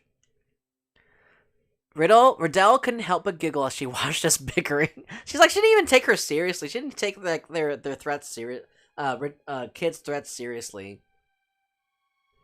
Let's see. I know the old man is the one you can recruit and cross, but I forget his name. His name's Radius. I feel bad for him. Random encounters. Do you think that old man's Radius? I was kind of thinking that too. He looks familiar, right? He looks familiar. I was like, could it be him? And that's Radius you're talking about. That's Radius. Do you think it's Radius? Oh, it could be. That's a very it's very possible that could be Radius, like you said.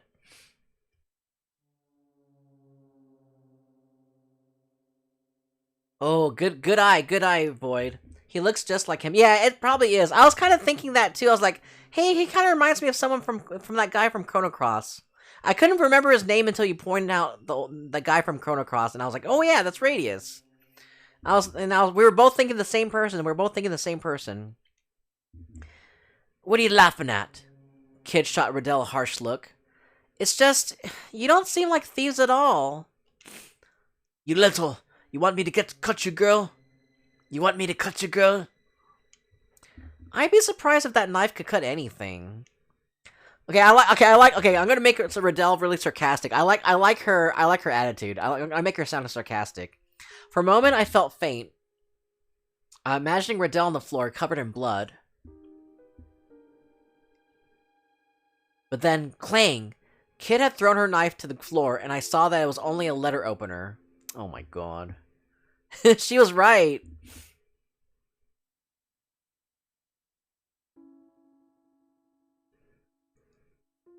Heh, didn't think you noticed. Whatever. I'm not here to mess around killing the likes of you anyway. You like my bad Australian accent?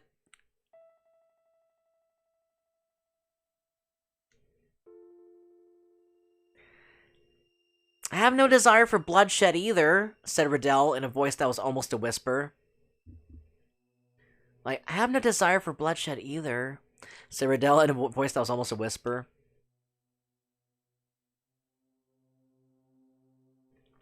I am not your enemy. In fact, I want to help you.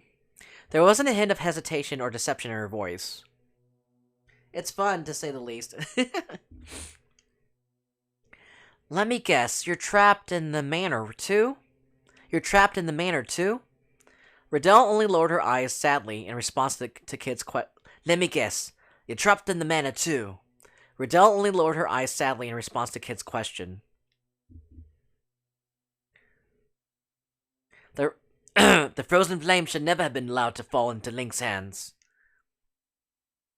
I don't know. Riddell spoke quietly, but deep emotion clearly underpinned her words. Okay, so she's not really sarcastic then. She's not really sarcastic. She's just a quiet speaker then. The flame was once the property of an ancient kingdom to the north, who kept it for generations. The flame was once the property. No, I don't think. I mean, she does have a small frame, but I don't want to make her sound really girly though. Riddell's a good girl. Yeah, she's cool. She does want to help us. I mean, obviously she doesn't like Lynx. She's just pretending to like him, you know. It was said to have the uncanny power to guide people and change history itself.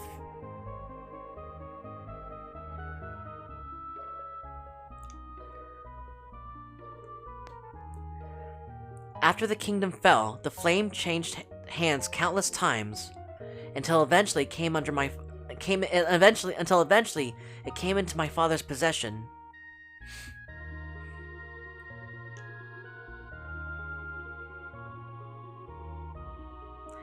That was before I was born. Sometime later, Lynx became aware of the flame's true value and approached my father under false pretenses of friendship.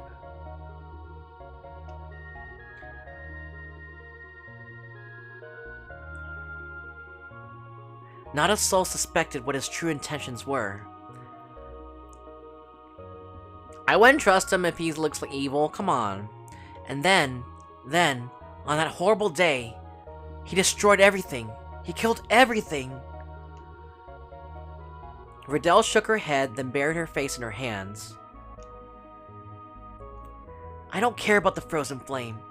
I don't care about that stupid cursed stone. It means nothing to me. I just want to take it away from Lynx and smash it to pieces.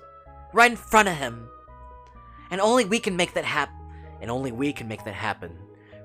Riddell looked up with surprise as McGill spoke. No one else in the world can seize that jewel. No one else in the world can seize that jewel from Lynx.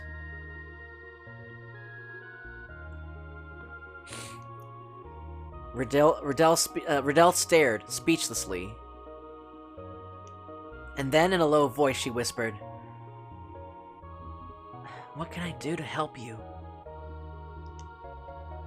There's a survivor in the Acacia Dragoons. There's a survivor of the Acacia Dragoons in the dungeon who we want to help. And if we're to help him, we need your help," said McGill, taking a step forward. What? That man is a traitor. It's because of him, that father, that Zoranda. Oh, Zoranda! That must be Zoa! Oh, that must be Zoa! In Chrono Cross, they must have renamed him from Zoranda to Zoa, because it sounds much better sounding. It must be Zoa, right? Because, like, Zoa was an Acacia Dragoon. He was Acacia Dragoon. That makes a lot of sense. Yeah, Zoranda. Exactly, Void. This must be Zoa. I wonder who the other guys are. I don't remember the rest of their names. Or maybe, no wait, but this must be, she's talking about the prisoner though. She's talking about the prisoner, so his name must be Zoranda then. Maybe she's not talking about Zoa. And Salt and Pepper, remember Salt and Pepper? The reject Acacia Dragon? They're not even Acacia Dragons, they're just reject recruits. Oh my god. So maybe this guy is Zoranda and not Radius. We'll see.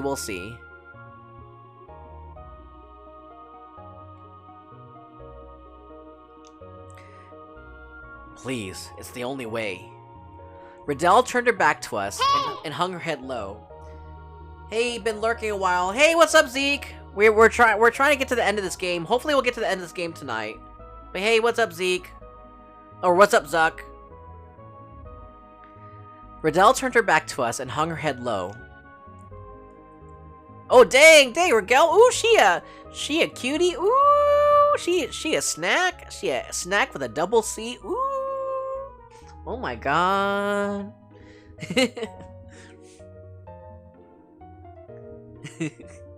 Let's see. I'm gonna clip that one too. Alright. Time to clip. Let me clip. There. Riddell turned her back to us and hung her head low. The Chamber of Death. There might be something to bring him back to his senses there. After all, it was there that he chose to abandon his pride, his life. Oh, he betrayed everyone. He betrayed his Acacia Dragoons and left them into that death chamber that we saw with the spikes lowering from the ceiling. Oh my god. Fuck you, Zoranda. Fuck you.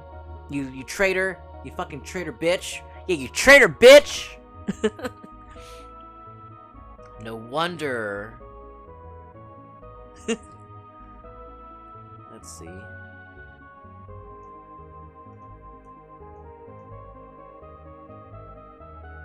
Oh, whoops. That's not what I wanted.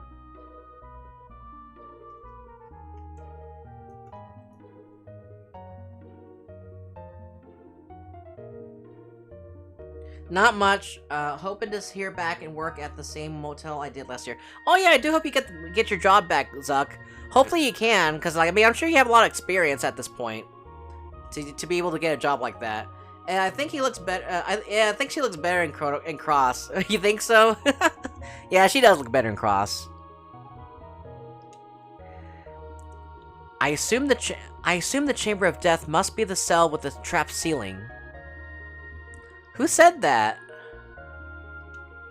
Riddell nodded. Yeah, that's going to be a problem. Yeah, that's gonna be a problem, started Kid. That thing damn near killed us the last time. Oi, that's going to be a problem. That thing damn near killed us the last time. I don't know how to do an Australian accent. You will need to take the Iron Lancer with you. It is a sacred sword said to have been forged by an ancient sage, and a sister blade to the Crimson, cursed Masamune. The timeless blessings of the Iron Lancer will surely keep you safe from the Chamber of Death's wickedness. It used to be such a sight to see it in the hands of Zoranda. It danced like the wind, shone like the stars, and struck like lightning. Damn, that's some exaggeration. That's some hyperbole right there. That's some fucking hyperbole from an educated girl like you.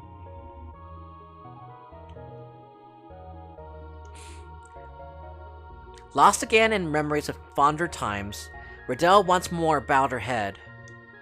Forgive me, I have little more to tell you. You've told us more than enough. We'll take our leave now, said McGill, turning and making for the door. I wish I had the strength to change things like you do, whispered Riddell, biting her lip. Kid hesitated for a moment, seemingly deep in thought.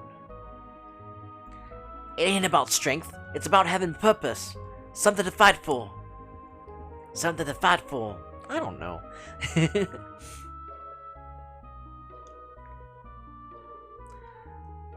I will be praying for you. Kid shot Riddell a look over her shoulder.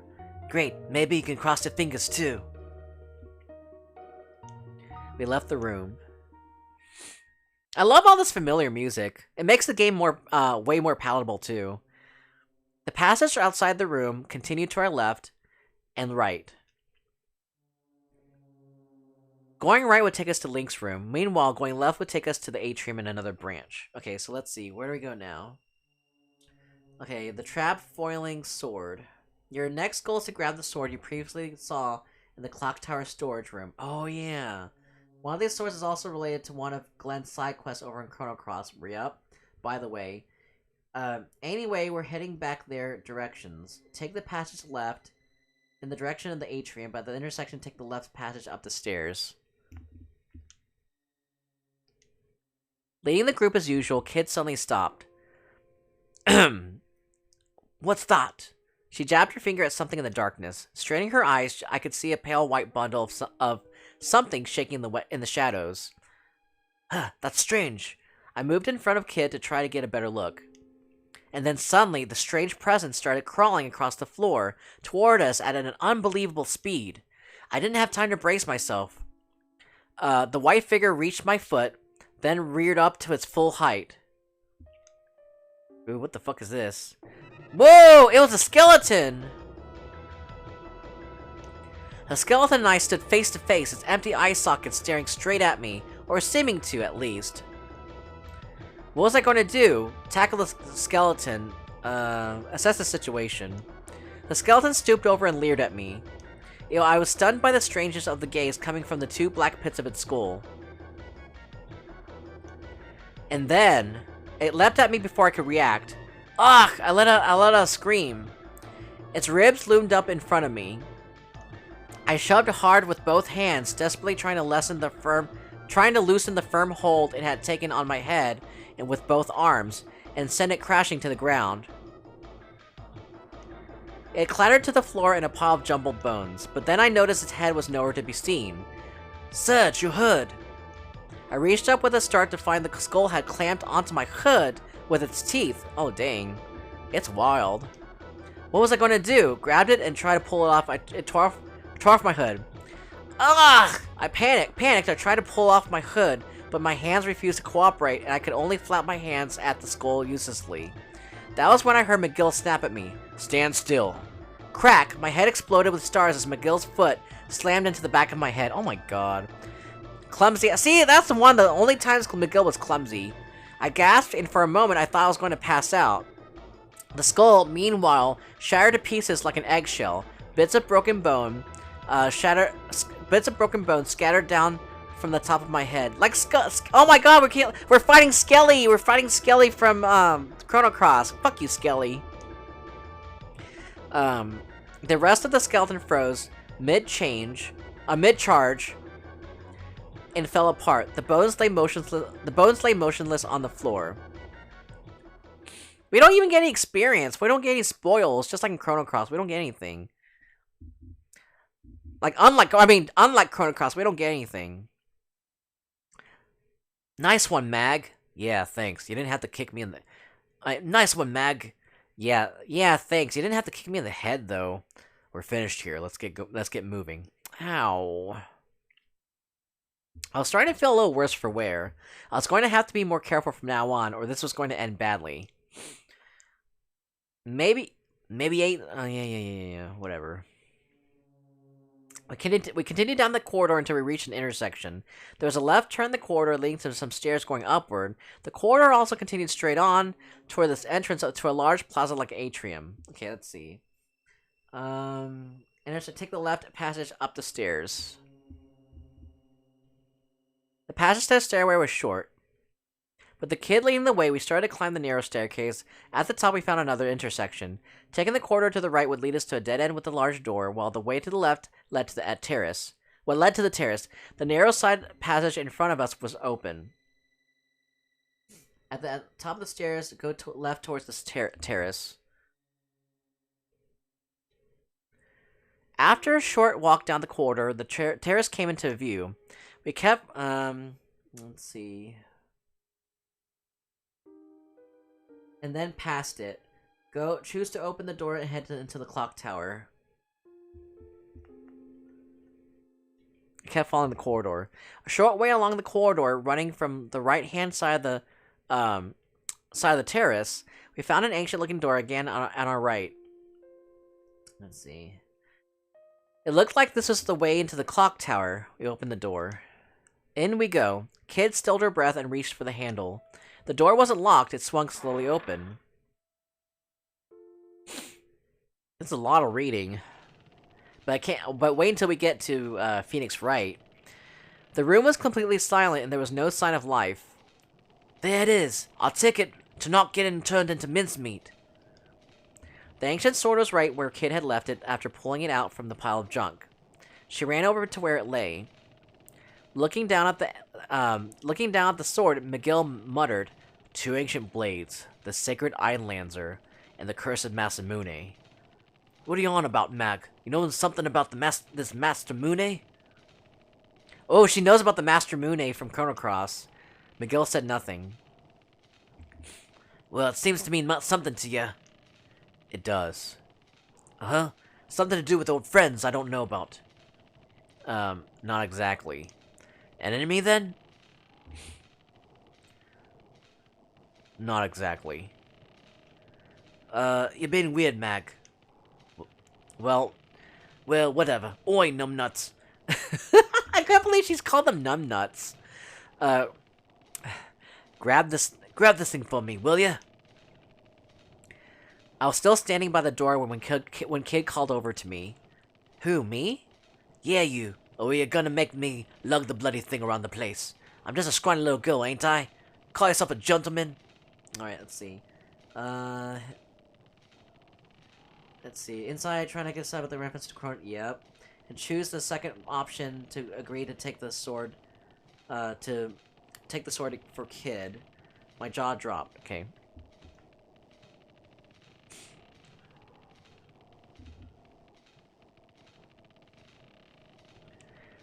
I knew there wasn't I knew there wasn't anything I knew there wasn't anything I could say to her.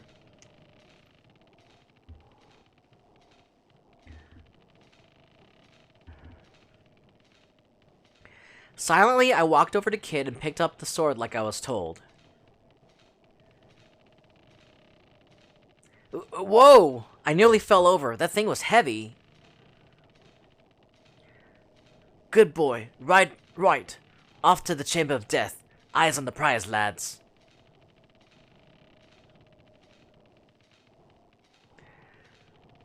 Dragging the sword behind me, I followed Kid out of the room. Man, we're getting close to the end. Yeah, we're getting really close. We're actually there's like 2 more paragraphs left of instructions for us to beat this game. So we're getting really close. Let's see. So okay, back outside the clock tower, head right deeper into the manor. The door led back into the corridor, which stretched off to the left and right. Rightward lay the depths of the manor, while the way to our left led back to the terrace. We went right down the corridor. Rattle. Kid stopped us. There's something there. I listened carefully. Rattle, rattle, rattle. Okay, I have to go to bed. Alright, no problem, Scheming. You have a good rest of your night. But yeah, good night, Scheming. Thanks for coming by. McGill, Scheming, good night. Yeah, good night, Scheming. Let me go ahead and just take a little break. Ugh, man, that's a lot of reading.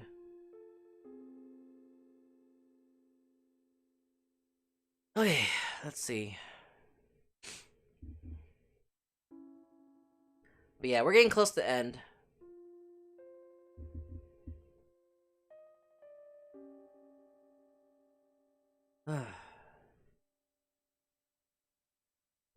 Let's see. Then continue on, which ultimately leads up the stairs. When given the chance, shoots slam the sword into the floor. Okay. A figure appeared in the darkness on the other side of the door. On the other side of the corridor. Uh-oh. It's a skeleton! We raided ourselves for a fight. What was I going to do? I ran, I assessed the situation, I attacked. Come on then! I leapt at the skeleton. It lashed out with its sword. Blood dripped from my face. The tip of the blade had scratched my cheek. Man, I try to pick the other choice and I get hit anyway. Eep! I jumped back in panic. I hope you brought your brown trousers, grumbled Kid. Oh my god, I shit my pants and I have to wear brown trousers. We squared off against the skeleton. It threw the sword it was carrying to the ground and took a step forward. And then it twisted its body into a strange pose. Wait, is it doing what I think it is? It proceeded to contort itself further, adopting a shape that could only be described as highly suggestive. Oh my god. I don't know what is it doing? Oh my god, what is it doing? For a moment, no one knew quite how to respond. What the bloody hell? What the bloody hell? What should we... Wait, Kid, look at Mag. Did it get a boner? Did it just make a boner? Did it just like create a boner? Did it just like transformer itself into a boner? Is that what it did? That's what it sounds like. Oh my god. Let's see. Go clip that too. McGill seemed completely bewitched. There was no way he'd be any use to us in this state. What were we going to do? Try to get McGill to snap out of it. McGill, pull yourself together.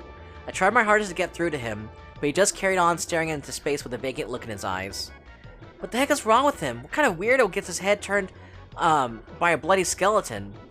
What the heck is wrong with him? What kind of weirdo gets his head turned by a bloody skeleton? Muttered Kid, turning back to face our foe. Well, it can't be helped. There's only a bag of bones. We can handle this. She lunged toward the creature. The skeleton brought down its sword, but Kid nimbly dodged with a sidestep to the left, then took advantage of her momentum to kick it right in its side. Well, in the spine close to the waist anyway. Crunch! The bone shattered, separating the skeleton into 2 halves. You did it! piece of cake. The skeleton wasn't quite done yet, though. Supporting its upper body with its left hand, it quickly picked itself back up. And then, with its right hand, it flung its sword at me. What was I going to do? Dodge to the left, dodge to the right, I don't know. I tried to throw myself out of the path of the oncoming sword. Shrunk, but it sliced into my thigh as it flew past. Oh my god. Ugh! I fell to my knee, clutching the wound. Take this! Kid rushed down the skeleton and shattered its skull with an almighty kick. The bones of its upper body fell to the floor with a clatter. Wow. Then finally, the creature lay still. You alright, Serge? Yeah, I think so. That's that dealt with. Now... Kid turned her attention back to McGill. Can't believe this Drongo, though. Thwack. She brought her fist down hard on his head. Maybe that'll wake you up. Now, if we're done here, let's get a bloody move on. What was I? Ooh, ow. Kid carried. And she definitely carried. She's the MVP of this game. So, I mean, when McGill's not, you know, getting turned on by boners. I was starting to feel a little worse for Ware. I was starting to feel a little worse for Ware. I was going to have to be more careful from now on, or this was going to end badly.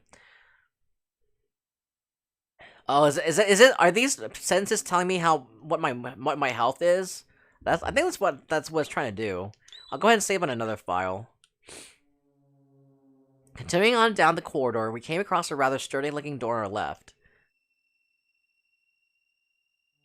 A little further on stood a stairway leading upward.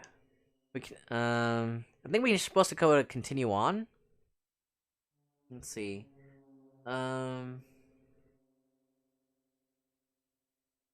Choose. Okay, we need to go up the stairs. The corridor ended at the foot of some stairs. With Kid in the lead, we headed upwards. It was dark and the stairwell was narrow. We watched our footing carefully as we climbed. An old, sturdy-looking door loomed in the darkness at the top. We went inside.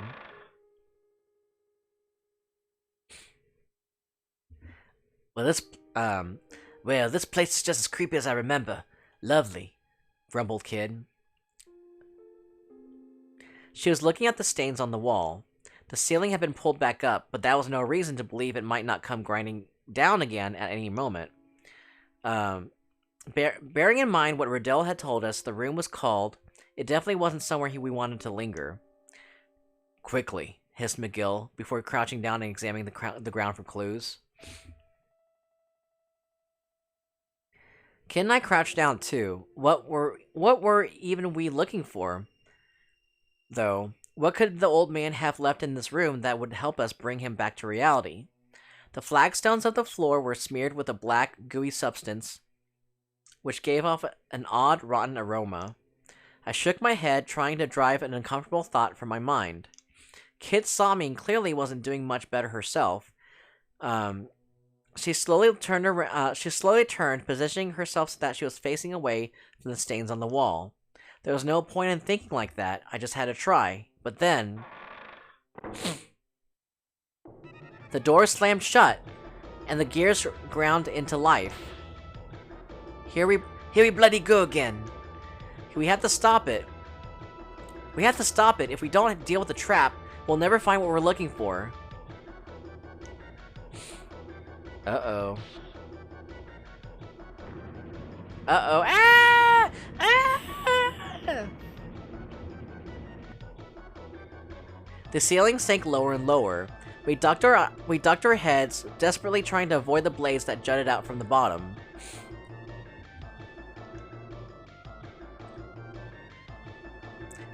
Kid looked to me and screamed, "The sword! Use the Anlenser!" What? How do you use a sword? I plunged the sword into the ground. I plunged the sword into Kid. Oh my god. There. I drove the sword into the floor with all my might. A shock ran through the room. Beams of light scattered from the blade, covering the floor and walls, and then racing upward. The ceiling gave an almighty judder, then stopped. We made it. I sank to the floor helplessly, my heart racing. Hey, what's that? Hey, what's that? Kid was pointing at part of the wall. It was where we'd seen the message written in blood. Guess we found what we were looking for. Part of the wall had collapsed, revealing a cavity behind what had looked like a piece of solid stone. Inside, I could see something glinting faintly in the darkness.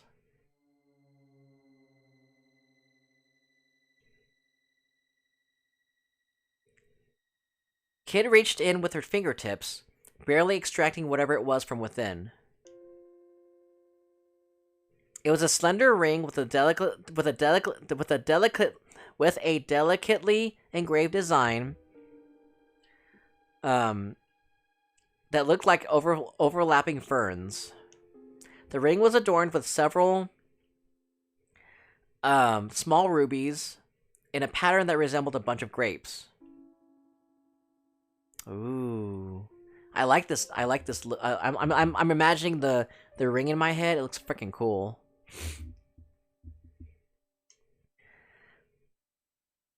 The crest of acacia. This must be an acacian signet. Kid put the ring on her middle finger, where it sat uneasily. It didn't seem to be her size. The rubies gave off an eerie glint. Right, let's not spend any more time in here than we have to. We managed to follow the trap and retrieve the acacian signet. I left the Iron Lancer where it stood, and we exited the room. Why don't you just bring it with you? You might need it. I mean, the ceiling's gonna go down, but I mean, you can probably just run out with it too. But I guess they don't want to risk that either. With Kid in the lead, we headed downstairs. We went down the stairs and continued straight ahead. Eventually, coming across a sturdy-looking door on the right. Yeah, we don't need to go through there. Back in the dungeons, you'll now head downstairs, go past the door, then past the door to the clock tower, and then past the terrace. Okay. The corridor continued further on back toward the terrace. Continued on. Continue down the corridor. Yeah, okay.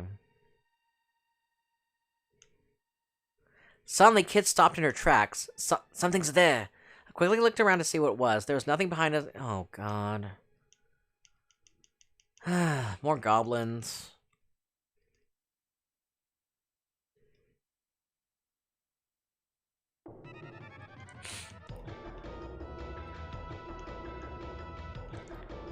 I don't want to run away, because if I run away, I might get attacked anyway.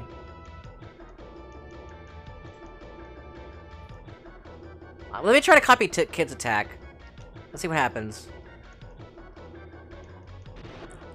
Oh, I swung my knife upward, plunging it into the goblin's left eye. Then I flipped backwards, readying myself for the next attack. Oh, it worked! My heart was racing. I'd done it. I actually managed to copy Kid's trick. Wow.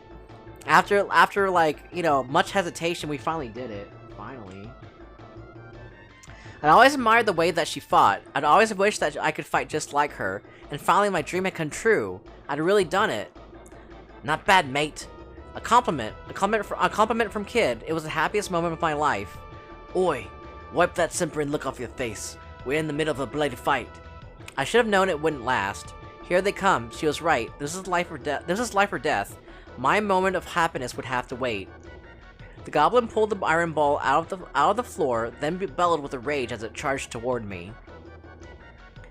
I threw my knife, using the opportunity to steal the mace from the goblin's belt and get behind it. I dodged the attack and kicked in the face. Shunk! The blade sank in up to the hilt. Okay. At least I didn't get hit, though. Okay, cool. I didn't die.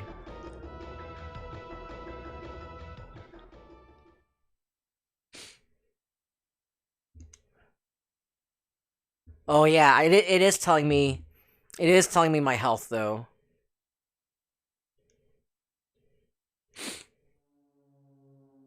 After a short, yeah. Kept following the corridor. Okay, so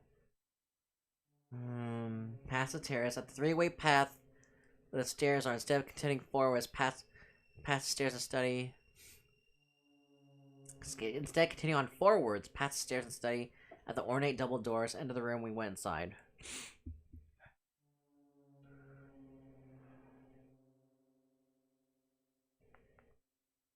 Let's see. Continued onward, I think.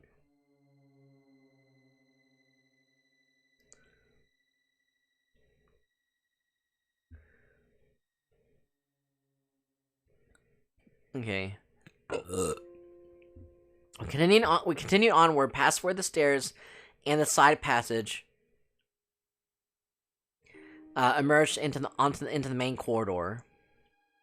We found ourselves in the front of some ornate double doors. We went inside. Kit gently pushed the heavy doors open and peeked inside. Doesn't look like anyone's in there. It seemed to be in the main hall of the manor. Ooh. There was a massive table, beautiful decorations, on the walls, and thick columns decorated with sculptures of birds and beasts. Fixed to the wall in the back toward a tremendous pipe organ. Oh, fixed to the wall in the back. My tongue's getting tied. Towered a tremendous pipe organ like a burnished black mountain. Dozens of candles provided a dim, flickering light.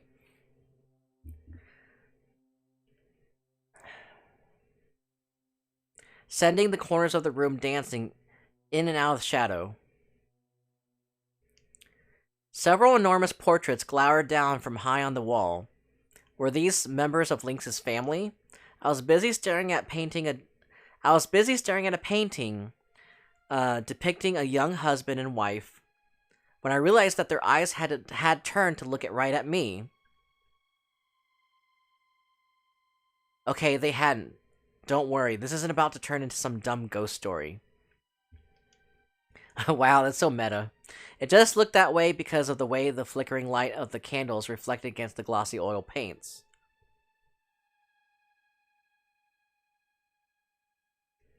Obviously. Probably. This place gives me the creeps, and get a load of all those ugly mugs.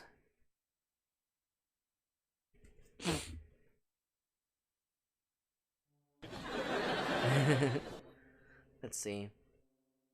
Good job, Serge. Oh, lol. So yeah, it wasn't really. They weren't really staring at me. It was just a joke from the game. I like the game's humor though.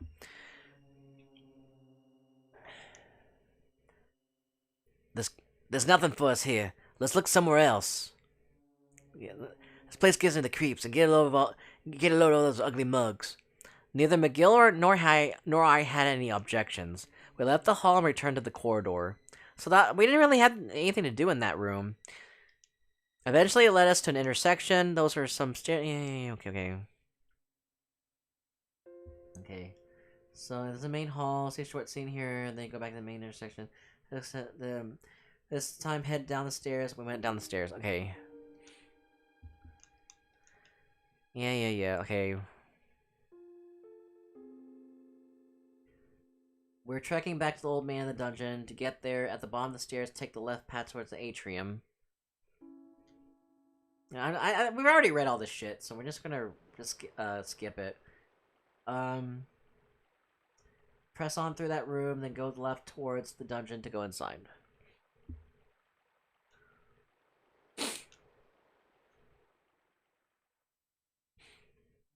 I hope I have enough health left. Went left toward the dungeon.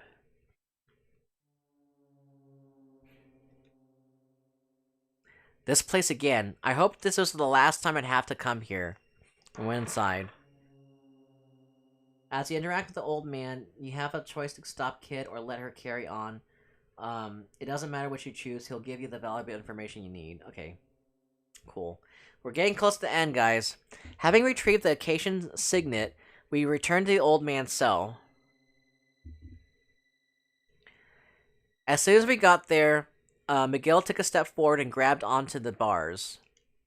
They creaked and groaned as he heaved at them, gritting his teeth as he summoned every ounce of his might. Slowly, they bowed apart. Oh, damn! He's fucking strong.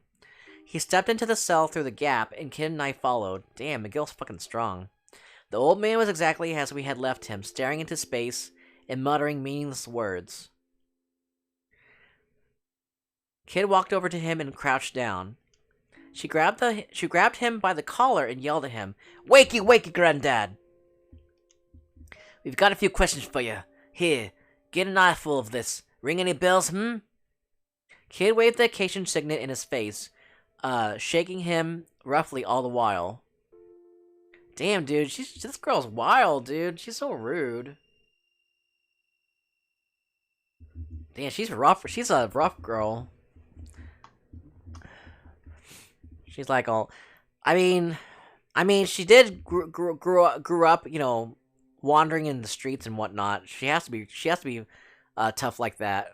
She has to, because like when you're poor and when you haven't had a, you know, when you're homeless and you're living off the streets, you can't look weak or people take advantage of you. You have to look tough. You have to always keep up a tough exterior, right? The old man's head lolled as he limply allowed himself to be manhandled. I stepped in between them and tried to stop her, asked Miguel to make Kid stop. I looked at Miguel in horror. Is this how we're going to break through his shell? Going to break though his shell? Oh my god. Fear not. This approach is as good as any. But do we even have the right to drag the poor man back into reality like this? Hasn't he suffered enough?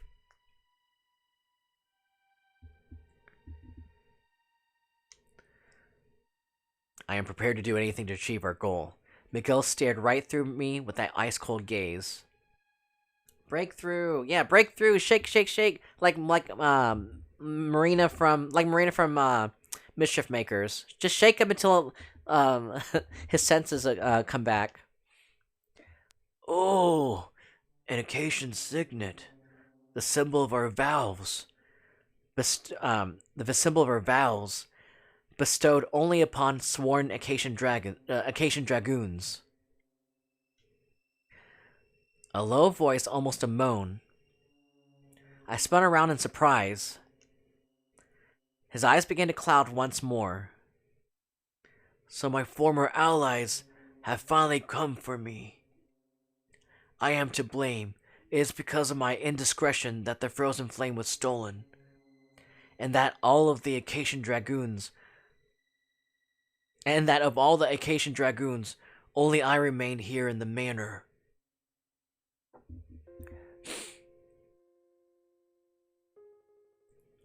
Oh no, what happened? What was this indiscretion? Oh, he left them there. He left them there in the room. That's what happened. He betrayed them by leaving them in the room and saving himself. That's fucked up. But now all is well, for you have returned.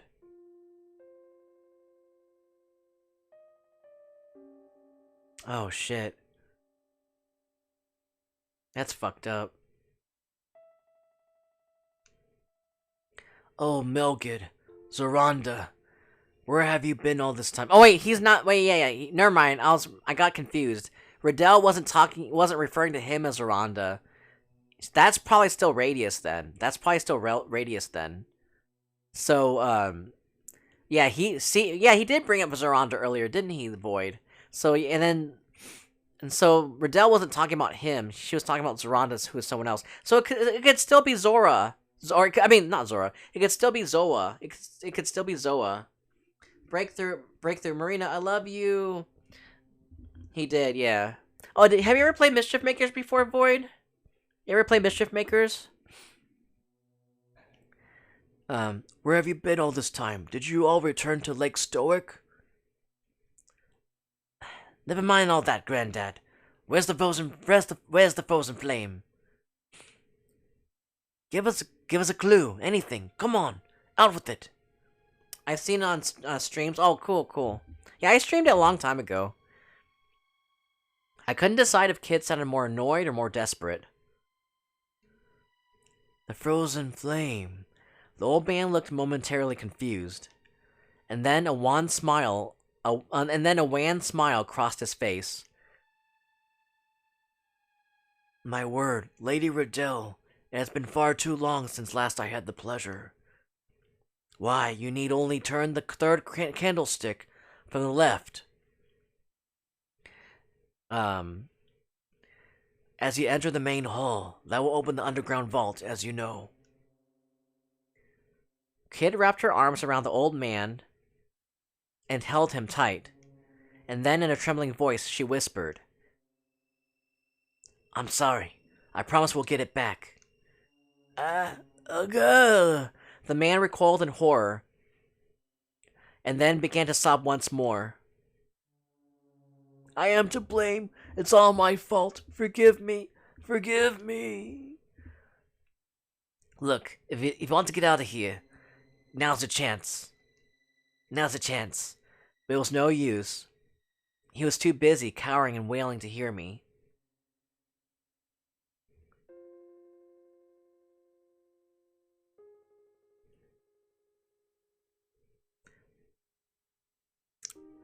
We're done here, Serge. We can't help him, and there's things we need to be doing.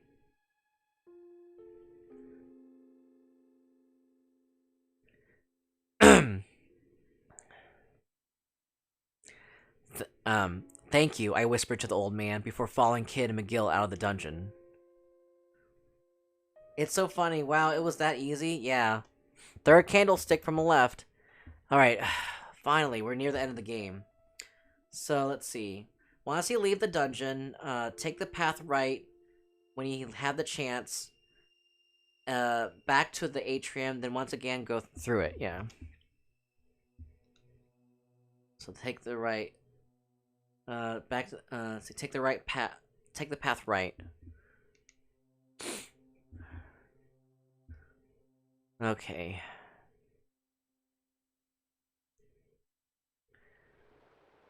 Okay, finally.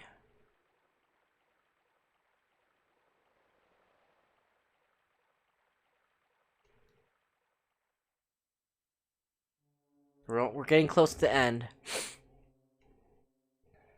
And then, if you want, you can go straight to Link's room here to get an optional scene, or you can head upstairs by turning right. We took the path to the right toward the stairs. Let's see. Go straight to Link's room here to get an optional scene. Ooh, let's go see an optional scene.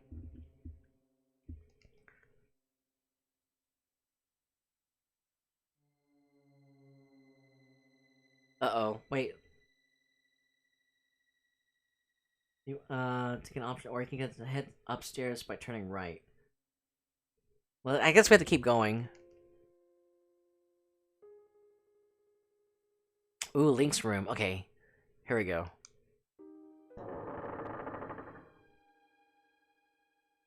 So when we turn around, it's gonna be left toward the stairs. So this is where you've been hiding, Lynx, yelled Kid as she barged into the room. What? Is Lynx here? I followed after her, panicking. I looked around to see no one else but us. Where is he? Kid was just standing there, clearly not in any danger at all. It was a joke, idiot. Man, fuck you. All the strength drained from my body. Hehehe. Thought I was serious, did ya? Chuckled Kid, trying not to laugh too hard. I bet you wish you were living the easy life rather than tripsing around after me, eh? Hehehe, your face. I ignored her and walked over to the mirror draped with a red silk cloth.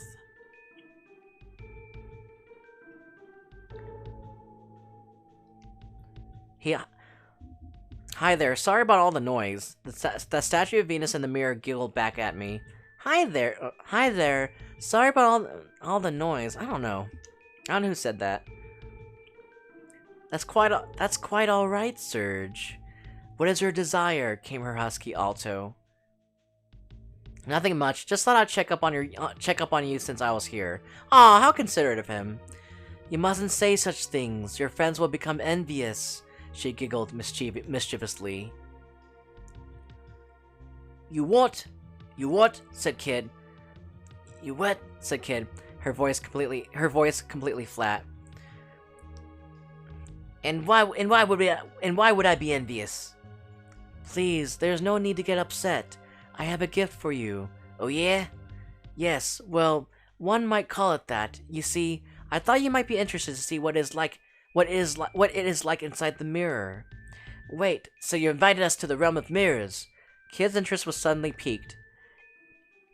It won't take up much of your time. Come, Kid. Step inside. The surface of the mirror rippled like water. The Kid reached out her hand toward the glass, then hesitated. Surface of the mirror. Yeah. She deliberated for a moment before finally pulling it back. You go first, Serge. You're her favorite. Are you sure? Kid nodded, and filled with excitement, I pressed my hands to the mirror. The surface was like cool water on my fingertips.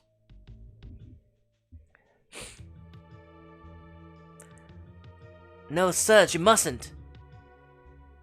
Uh-oh. Suddenly cracks formed in the glass. I gasped. What's happening? The statue in the mirror was weeping. I wish you weren't so trusting. I wish you weren't so trusting. You forgot that I served Lynx. What? I blurted out. I meant to trap you and your friends. The cracks in the mirror grew bigger, splintering off into more and smaller cracks. And that is not all. I foresaw your coming long ago and warned Lynx of it. But why? You were imprisoned here by Lynx, weren't you? You were imprisoned here by Lynx, weren't you? Sighed McGill. The statue of Venus nodded mournfully. He sealed the path to mirrors beyond, preventing me from leaving the manor. Were someone to shatter all the mirrors within the manor's walls, I would be doomed. I would vanish, separate from my siblings forever. Eventually the statue raised its head. But I cannot stand to be at his mercy anymore. The cracks deepened further, and shards of glass began to fall on the floor. Oh, that's so sad. Stop! I can't let you do this! I yelled, grabbing the mirror frame with both hands. This is what I want. Lynx will not suffer me to live after betraying him, said the image in the mirror, looking at me.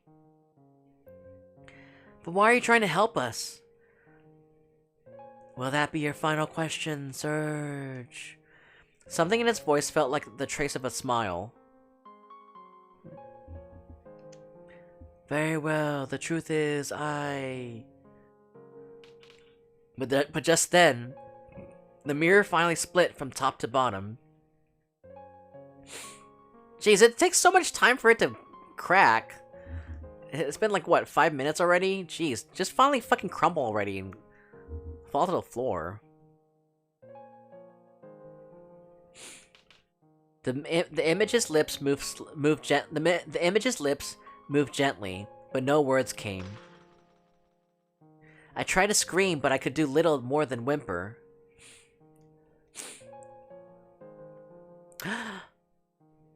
I took a shard of glass from the floor and gripped it tightly in my hand. Serge? Behind me, the kid was softly calling my name. I gave a slight nod and slowly turned around. Let's go. As we left the room, I turned to look back one last time, my eyes coming to rest on the remains of the mirror. Wow, this is such a deep backstory. This is such deep character development. Wow, for just like we only met the mirror for like 5 minutes, and then we actually got to like we got so attached to the mirror. How vain of you! How vain for all of you to be attached to a mirror like that.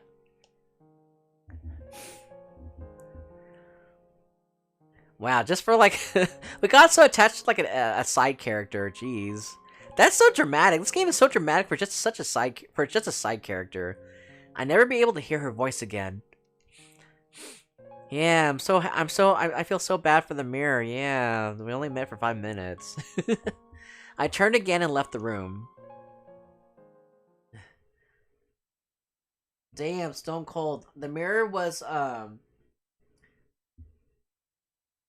let's see. The mirror was helping us with hints. Yeah, I know.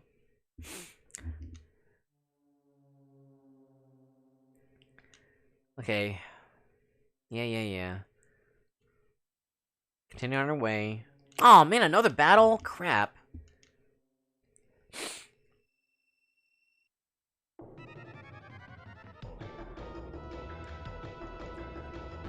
Oh crap.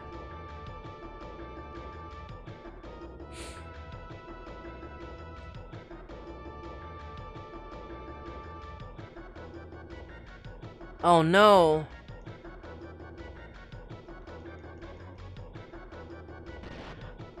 Okay, good.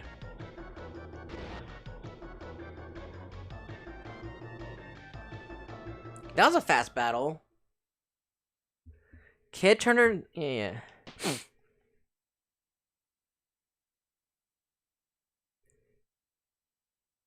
Mad guy that's described by the boner again. I know. He's like, ooh. He's like, wait a second, what's that? There's a leather bag on the ground containing some recently cooked meat. Ooh, shit, lucky me. I bit into the meat without a moment's hesitation. Oh, good, we were able to heal ourselves. After devouring the unexpected windfall, I felt a little better.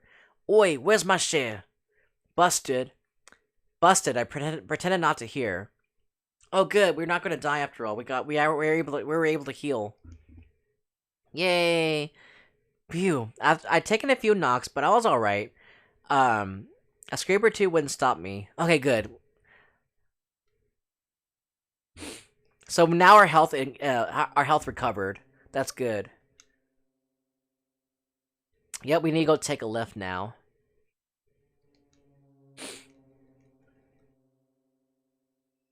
Oh, good. I'm so glad that we were able to heal. So we're not gonna die, hopefully. Okay. Let's see. Or you can have stairs on my turn right. At the top of the stairs, take the path towards the main room, aka the ballroom. Take the path towards the main room. Okay. We continue onward past where the stairs and the side passage merge. The side passage emerged into the main corridor. We found ourselves in front of some ornate double doors. That was the main hall of the manor. We went inside. Kid pushed open the heavy door as quietly as she could and peered inside. Looks like the coast is clear. We stepped into the main hall. Hey, here's this again. Dozens of candles provided a dim, flickering light, sending the corners of the room dancing in and out of shadow. The great hall was filled with a heavy silence. A silence unbroken save for the ticking of a large clock that slowly counted the passage of time, as if waiting for something. Several portraits glared down at us with cold eyes. We moved through the feeble glow of the candles. Third candlestick from the left, whispered Kid. 1, 2, 3. There. She reached out towards it. I held my breath as I watched. Say your prayers, Lynx. We're coming for you. Kid turned the candlestick. The room trembled with a sudden rhythmic rumbling sound. Oh, okay. We need to save. Crap, I forgot to save. As if a massive gear was turning. What's that? For a moment, I felt a strange sensation as if I was floating. Do you feel that? I started to stagger. The entire room seems to be moving downward. the entire room seems to be moving downward, came the reply from Miguel. Yeah, I think it would be a good idea to just beat this game tonight, because, like, it wouldn't make sense to finish this game for tomorrow night. We want to finish, we want to start Chrono Cross on a new stream anyway. I couldn't quite believe it, but I also couldn't deny the feeling of downward motion. The main hall was sinking into the earth. And then another rumble. The room's descent rapidly accelerated. A cold sweat dripped from my back. My heart filled with a mixture of fear and anticipation. What was waiting for us down there? The frozen flame, our prize at the end of this little adventure. But what was it really? Would it live up to our expectations? I tightened my fists, which were slick with sweat. Why are they all sweaty? They're always sweaty in this adventure. They're always sweating for some reason. I mean, come on. I bet they smell like really fucking bad at this point. I bet they smell bad. They're always sweating about, you know, about getting the frozen flame, or going down this, like with the whole main hall, you know, accelerating downwards. They're sweating over the mirror, sweating over Riddell because she's such a snack. I don't know. She's sweating all the time.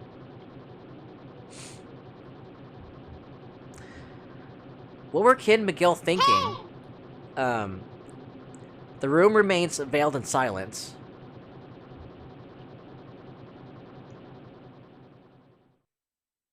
While you heard the loud gears turning. As if in response to my thoughts, a quiet voice came from next to me. Sometimes it was Kid.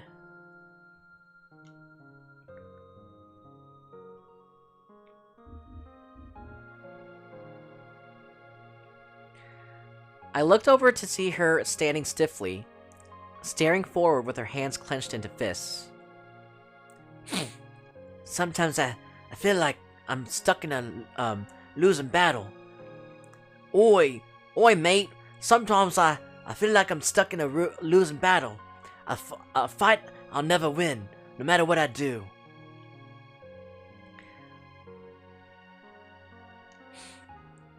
It was a side of her I'd never witnessed before. Even from this angle, I could see fear and doubt flickering across her face. I felt a tender sting in my heart. What are you fighting? Let's see. We'll win, I promise. Let's see. At the top of the main ballroom. The events unfold in this room, including from random makes much clear the connection to Chrono Trigger. While there are dialogue options, nothing you say here affects anything. Okay. When you trigger the... Yeah. Okay, cool. So, what are you fighting? What are you fighting against? Good question. Fate, maybe? Life even. Not sure I can put me finger on it exactly. It ain't Lynx. I mean, sure, I'm here to fight him, but that's different. It ain't clear-cut like that.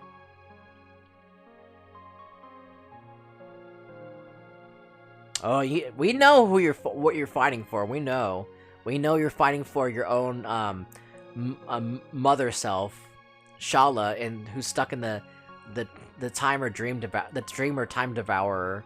We know you're stuck. We know you're fighting for her.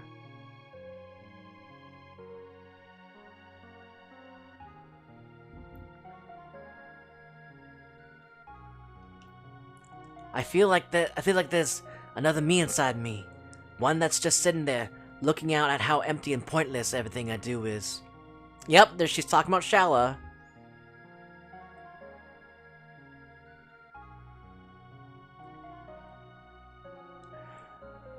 That's the best way I can describe it anyhow. Okay, listen to me. Load of bloody nonsense, eh? She smiled ruefully. You are feeling Shala's. You are connected to Shala, so you're probably feeling what she's feeling. I didn't know exactly what she meant, but I feel like I knew broadly what she was getting at.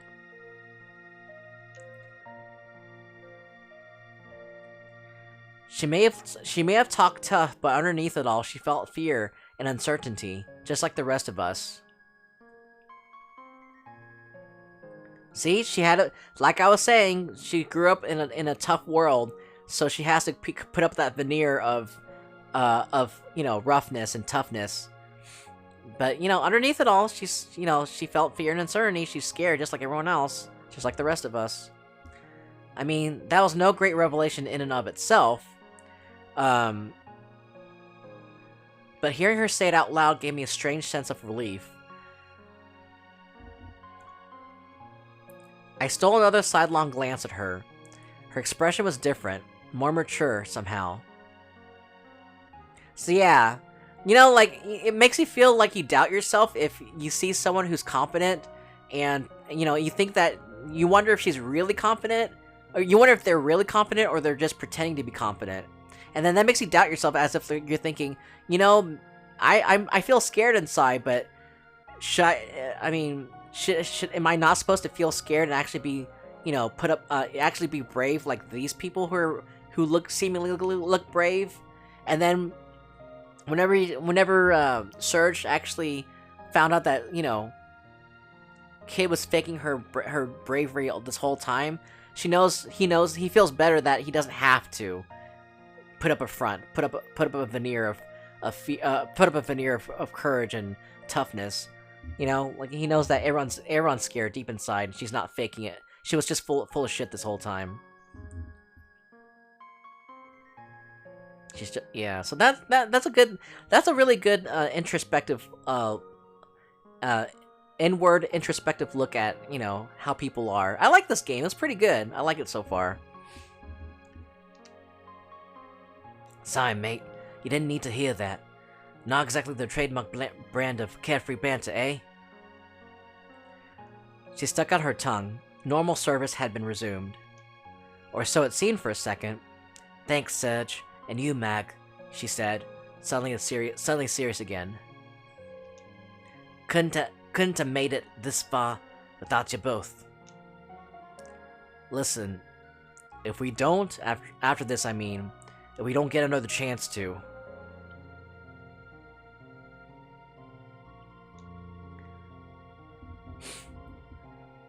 Huh? You know what? Forget it. Oh, yeah, you know what? Forget it. She closed her eyes and forced a smile. Like a chance to live?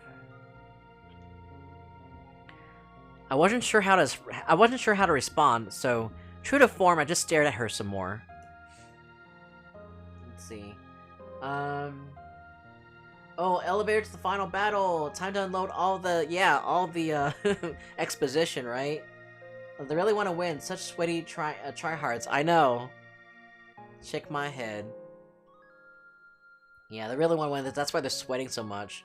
Because they really want. They're really scared, and they really want to, like. They're really in it. So they're like really going. They're going towards, and I mean they're going to sweat because they're really dedicated. And they want to try. If you don't try, then you're not gonna be sweating as much. You're just heading back, right? Void has won 5 from the jump catch game. Yay! Awesome, Void. Why is my message saying rated from Jordy Boy? That's weird. She means it literally. But there is another her somewhere looking at her and feeling hopeless. Exactly. She's talking about Shala. Exactly. Dang, that's deep. Warning flags.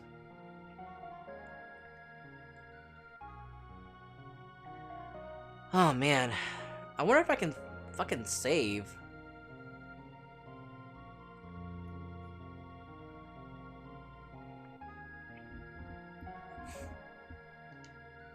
I could have sworn I caught a flicker of a grin across McGill's face too.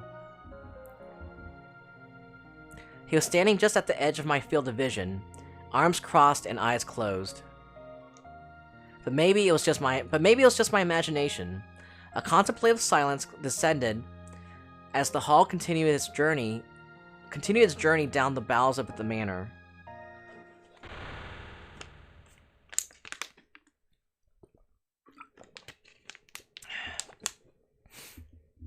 A crash split the silence.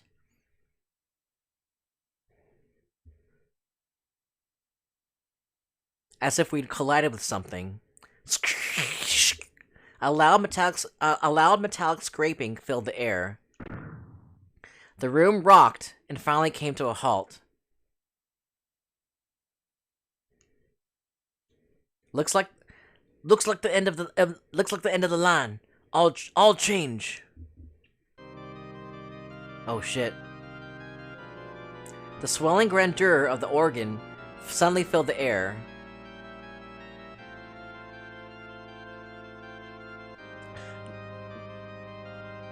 No one had so much as touched it, and yet the keys and the pedals were moving by themselves. The melody it played was both unsettling and sad.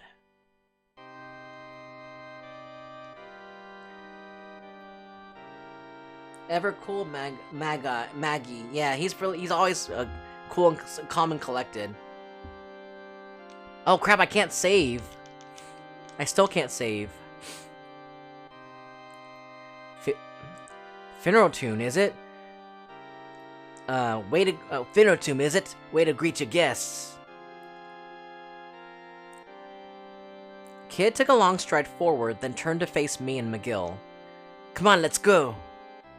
McGill and I gently nodded our assent. Kid grinned, then turned back to the door. I'm coming for you, Lynx. This is the end for you. And with that, she led us from the hall.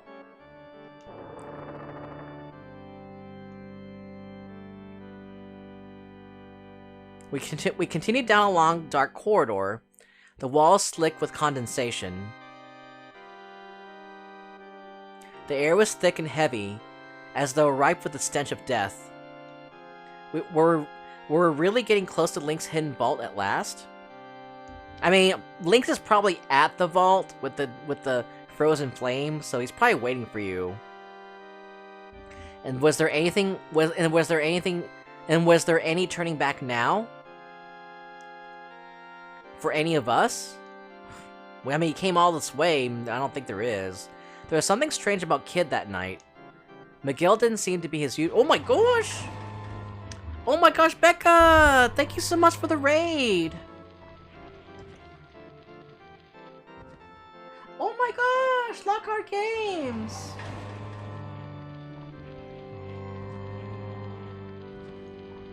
Let me give you a shout out, guys.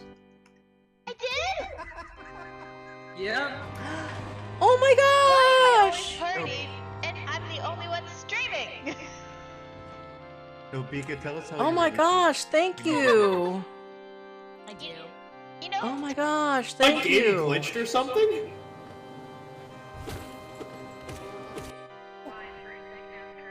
Oh, thank you, Void. Yeah, thank you so much for the shoutouts, Void. Thank you.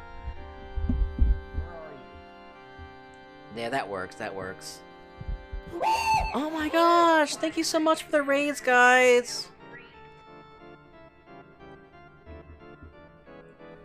Yeah, guys, go ahead and check out and follow Becca Doodles, Lockhart Games, and like Becca Doodles, Ouija666, and Lockhart Games, guys. Go ahead and check them out. I bet they're all playing some Dungeons and Dragons, D&D. Thank you so much. They're Nintendo streamers too. They do art. They do all sorts of shit. So go ahead and check them out, guys. Oh my gosh. And if you guys don't know who I am, I'm VBooey. I stream Nintendo retro horror and JRPGs. We're at the very end of Radical Dreamers right now. So come hang out. We're gonna experience the end of the game. Sometime soon after this, we're gonna be doing a Legend of Zelda marathon. We're gonna be streaming all the Legend of Zelda games. Starting from the first Legend of Zelda all the way leading to the Legend of Zelda Tears of the Kingdom, guys. So if you want to come join in for the Legend of Zelda goodness, come follow and hang out. But yeah, thank you so much for hanging out, guys. Oh my gosh, thank you so much for the raids. I'm so happy. Thank you. But But yeah, how was your D&D night? How's your D&D night, guys? What did y'all do? What'd y'all do? Let me go ahead. Let's see. Welcome, Triple Raiders! Hey yo, we're nearing into the final boss, so spoiler warning for this VN. Yeah, we just in case you want you don't want to get spoiled, we're playing Radical Dreamers, guys. But yeah, guys, thank you so much.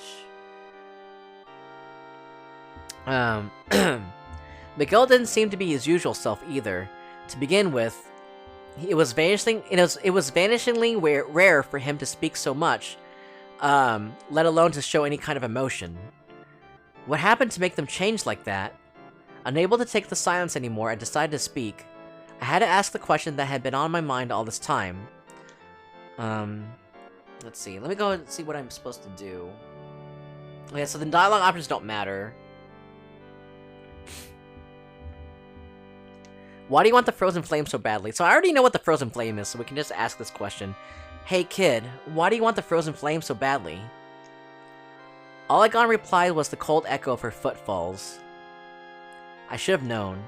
She didn't like to talk about her reasons for doing things. After all, it was a topic that was likely to lead to discussion of her past.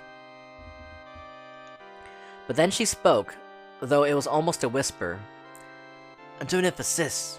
Before she died, she told me to find the frozen flame and bury it. Bury it where? Her old mate's grave.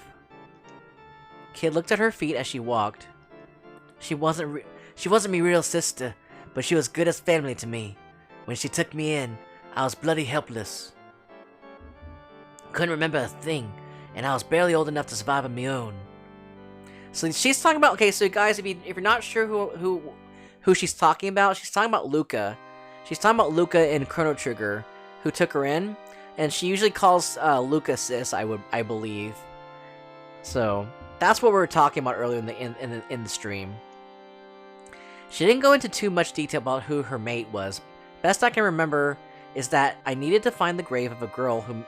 She didn't go into too much about who her mate was. Best I can remember is that I needed to go find the grave of a girl who married another mate of hers. And died not long after. Oh, man. Oh, shit.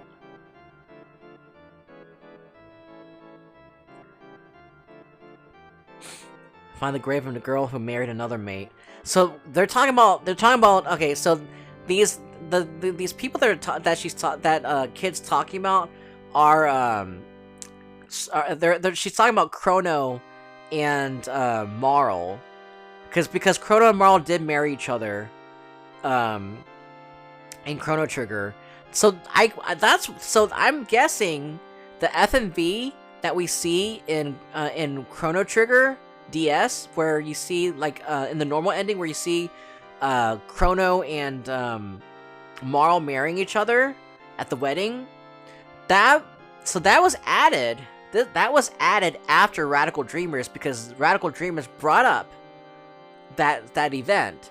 And so Akira Toriyama and his team decided to go make anime FMVs.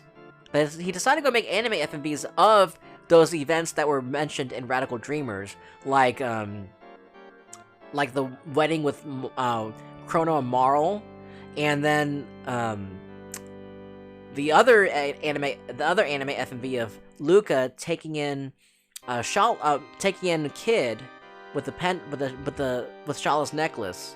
So that's why, like, that was added in to help tie in Chrono Trigger with Radical Dreamers and Chrono Cross.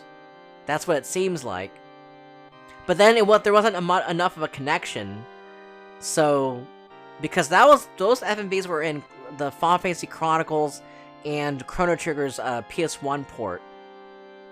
And then they added some more with Chrono Trigger DS to make it more clear. That makes more sense now.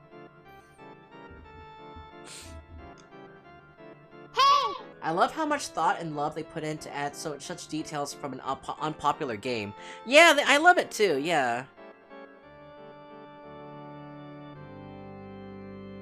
Wait, the unpopular game, are you talking about Radical Dreamers? Yeah, they added those FMVs from Radical Dreamer. Like they made the details from Radical Dreamers into FMVs. That's interesting. She said that's where the frozen flame should be laid to rest, or something like that. Yeah, I see. To be honest, I wasn't paying much attention at the time. It's not like I could have known what was about to happen.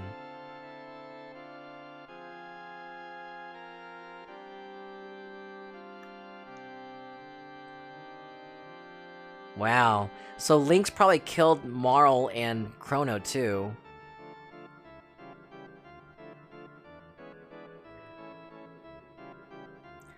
When she disappeared, and I realized she wasn't coming back. Though, I swore I'd make good on what she asked me to do. Wow. I'd nab the frozen flame from that rat bastard Lynx and get my revenge. Kid's eyes almost seemed to glow with heat in the cold night air. I'll make him pay for everything he's done. No matter what it takes, even if it kills me. And then she fell silent. Sorry, kid. I didn't mean to bring up something so painful. There was a pause before she replied.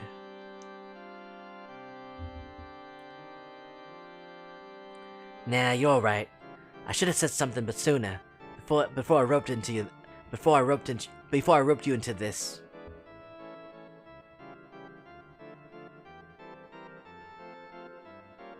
Sorry. Silence reigned supreme as I fumbled around to try to find something to say in reply.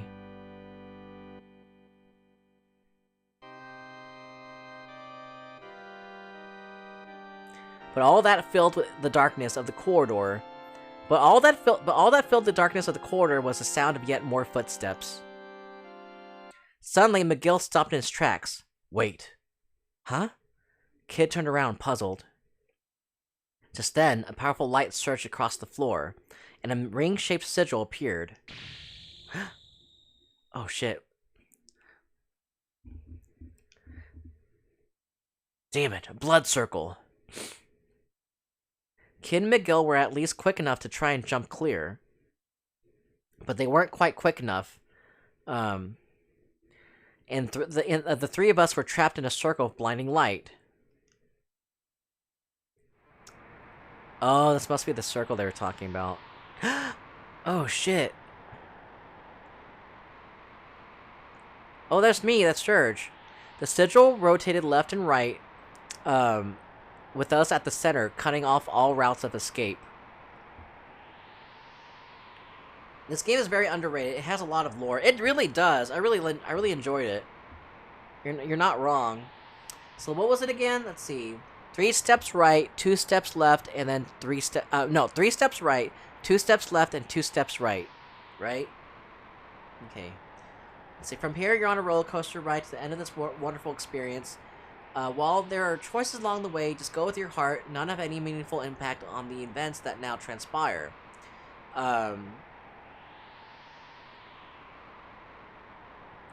Enjoy the ending. Okay, cool. So that's all we have to do. Yeah. I'm glad you enjoy it, Void. Gah, we're trapped. A wall of heat and wind blew up around us. And swirling lines and spirals of light. Oh man. Swirling lines and spirals of light assailed us wherever we turned. Right. Thank you.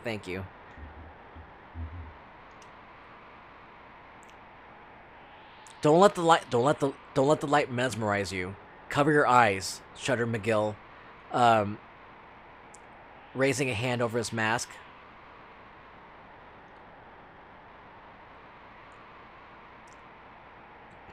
Turn with the light, not against it. There has to be a way out. What? I barely even understand what's going on. Chrono Cross was a big game in my childhood. I never got this far in the game.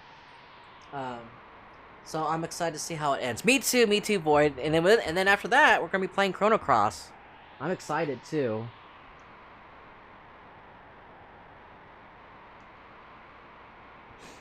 Yeah.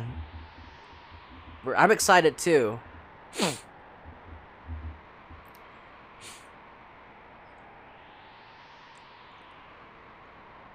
Kid's elbow brushed against the wall of light surrounding us, sending sparks flying.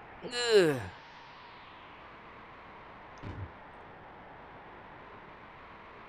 Be careful. Merely to touch it is more than enough to harm you.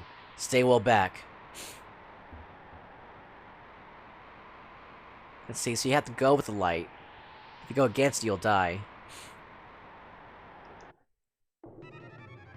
I slowly turned my body to follow the movements of the ring of light, looking for a gap to escape through. I turned left twice. Okay, I turned right 3 times. Try to... 3 steps to the right. There, I see it. That's our way through. I found a gap in the wall of light and carefully walked through it.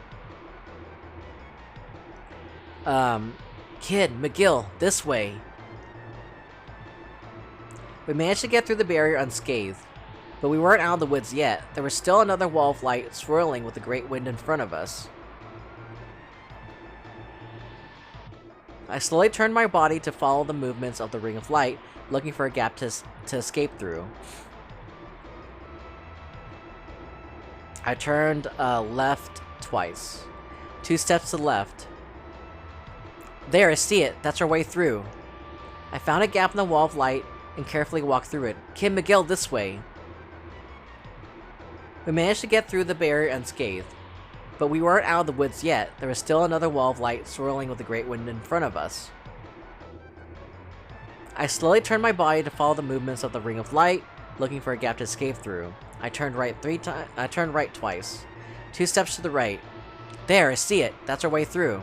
I found a gap in the wall of light and carefully walked through it. Kid McGill, this way. That's it. So we don't fight Lynx at all. We just escape his trap. So where the fuck is Lynx anyway? He better be at the end. Suddenly my body felt light, and I staggered 2 or 3 steps forward. We were back in the deserted passageway we'd been walking down before the blood circle had appeared.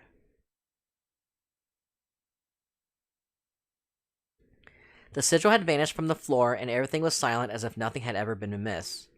And then I looked up.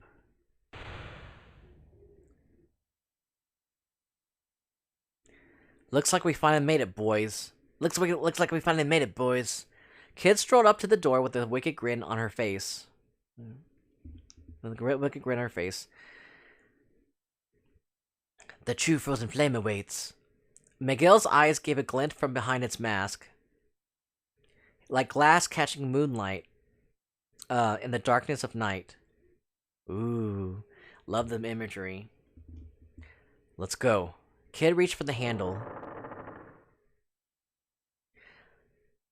So this is the place, huh? Kid narrowed her eyes, straining to see our surroundings in the darkness.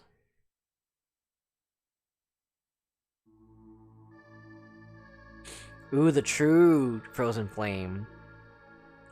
A vast, pitch-black expanse surrounded us whichever way we looked, it was as if we'd entered an impossibly vast cave. We were in a place forgotten by time, unknown to the world, hidden deep within the bowels of night. Wow, they're so deep underground, too. So this place is so forgotten by everyone except for Lynx.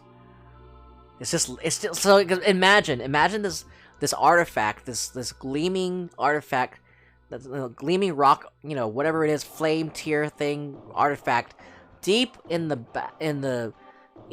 deep, so many hundreds, thousands of feet, I don't know, miles deep, underneath Lynx's fortress. It's just sitting there in this tiny room, just by itself. And it's just been, you know, revolving around itself, you know, spinning around it for like how long? Being bored. Being bored. He's like, what the fuck? Finally, we got some company. Yeah. Yeah, I mean, I'd be bored too if I had to spin around for like, you know, doing nothing but spin around.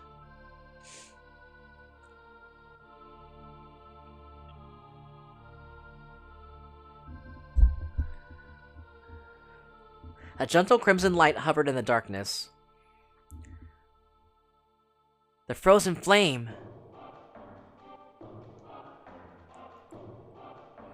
Alright, now it's Oz! The light of the flame ebbed and waned gently, as if responding to Kid's voice. What the heck is this place? There's mounds of bloody rubble everywhere. Miguel took a step further into the room and said in a whisper that was almost a groan, "No, it can't be." "Ah, but it is. The ruins of the Lost Kingdom of Mages." "Ah, but it is. The ruins of the Lost Kingdom of Mages." The voice drifted down through the darkness from above. "Ah, but it is. The ruins of the Lost Kingdom of Mages." The voice drifted down through the darkness from above. Kid looked up in shock.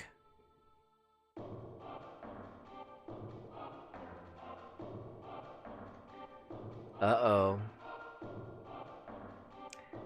"Lynx, I'll kick your flea-bitten ass so hard you'll kiss the moon." Just like in Chrono Cross, they say that in Chrono Cross. Well, Kid and... what's her face? Harl. Kid and Harl both say the same thing because Harl's supposed to be Kid's counterpart.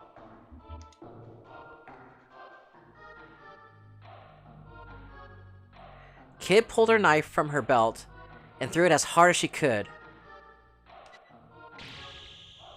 It fell to the floor with a clang, as if knocked out of the air by some unseen hand. "Still the same impetuous child as ever, I see. That's no way to greet an old friend. Smarmy bastard." Kid gritted her teeth with rage. Daddy, I mean Lynx. Yeah. Yeah. Oh, you like Lynx? You like Lynx, Void? I mean, Serge is kind of, you know, he kind of knows too. Well, I mean, I don't know if I should spoil that. Whatever. Kid gritted her teeth with rage. "And you, Shadow Dweller, I'll have none of your tricks this time. You must think me a fool if you believe I'll fall for that again." Miguel, who had been quietly slipping into the darkness that surrounded us, stopped dead in his tracks. So this was the infamous Lynx.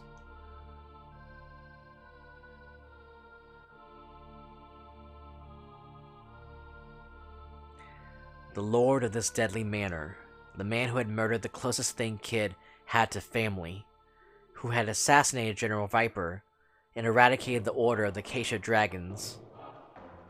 I won't spoil either, yeah. That's a pretty big spoiler, too. Wow. So Kid murdered, you know, Luca. He assassinated General Viper and eradicated most of the Order of the Acacia Dragons. I mean, Radius is still alive. No, Dragoons. Acacia Dragoons. A pleasure as always, my dear Kid. And I must say, you followed the trail of breadcrumbs I laid for you and admirably closely, my greedy little sneak thief. With the bloody... She stepped forward, bristling.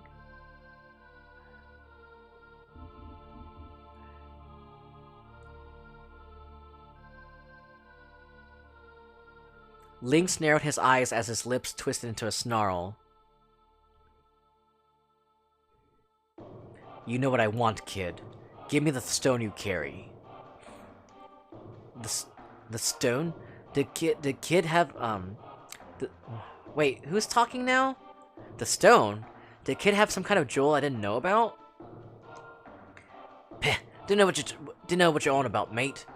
She just about managed to recover her composure, narrowing her eyes scornfully at her old foe.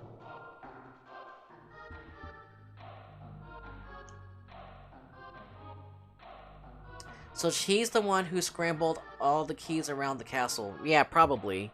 The breadcrumbs. He wanted them to come. He wanted them to come. So they want something from him, and he wants something from them. So this is all a trap for him to get what he wants. So he's trying to keep the frozen flame and whatever Kid has, which is probably the Shala's pendant. Spare me the act, child. I know that you have it. I know she gave it to you. Oh, no, wait, it was not Shala's pendant, it's the time egg from Chrono Cross. Hand over the time egg, now. The what? Whatever it was, I never heard of it.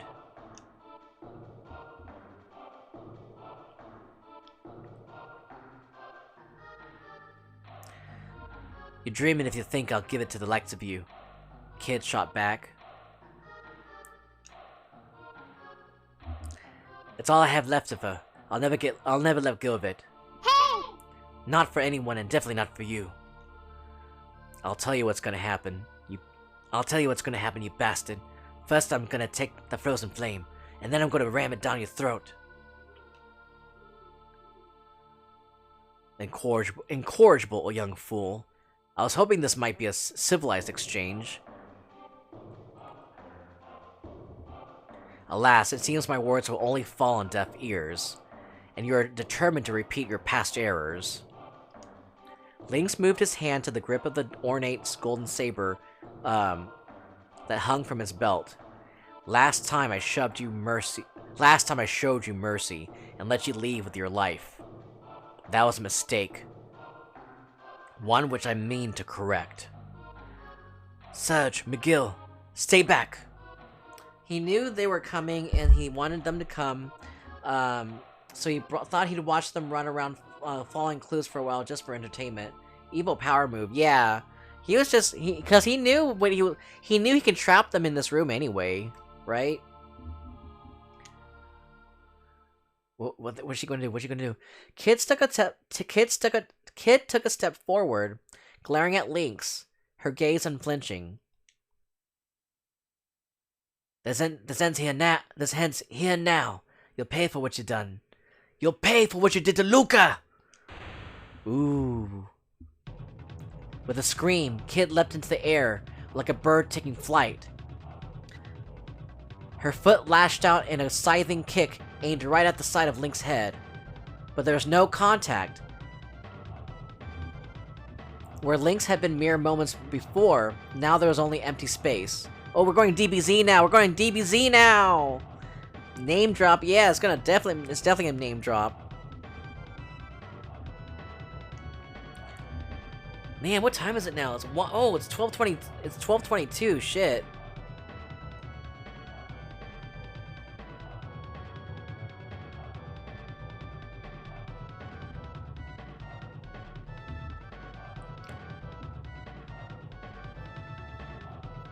Let's see.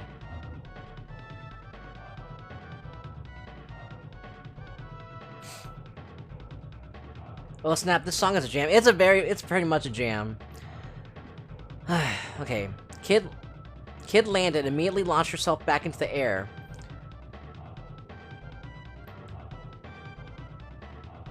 Putting the full force of her momentum into another kick.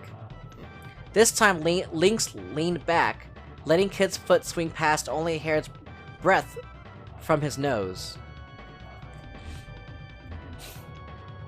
And then it was Lynx's turn. He lashed out with his saber, carving an arc through the air in front of him. Kid was ready for him, however, and had already jumped back to a safe distance.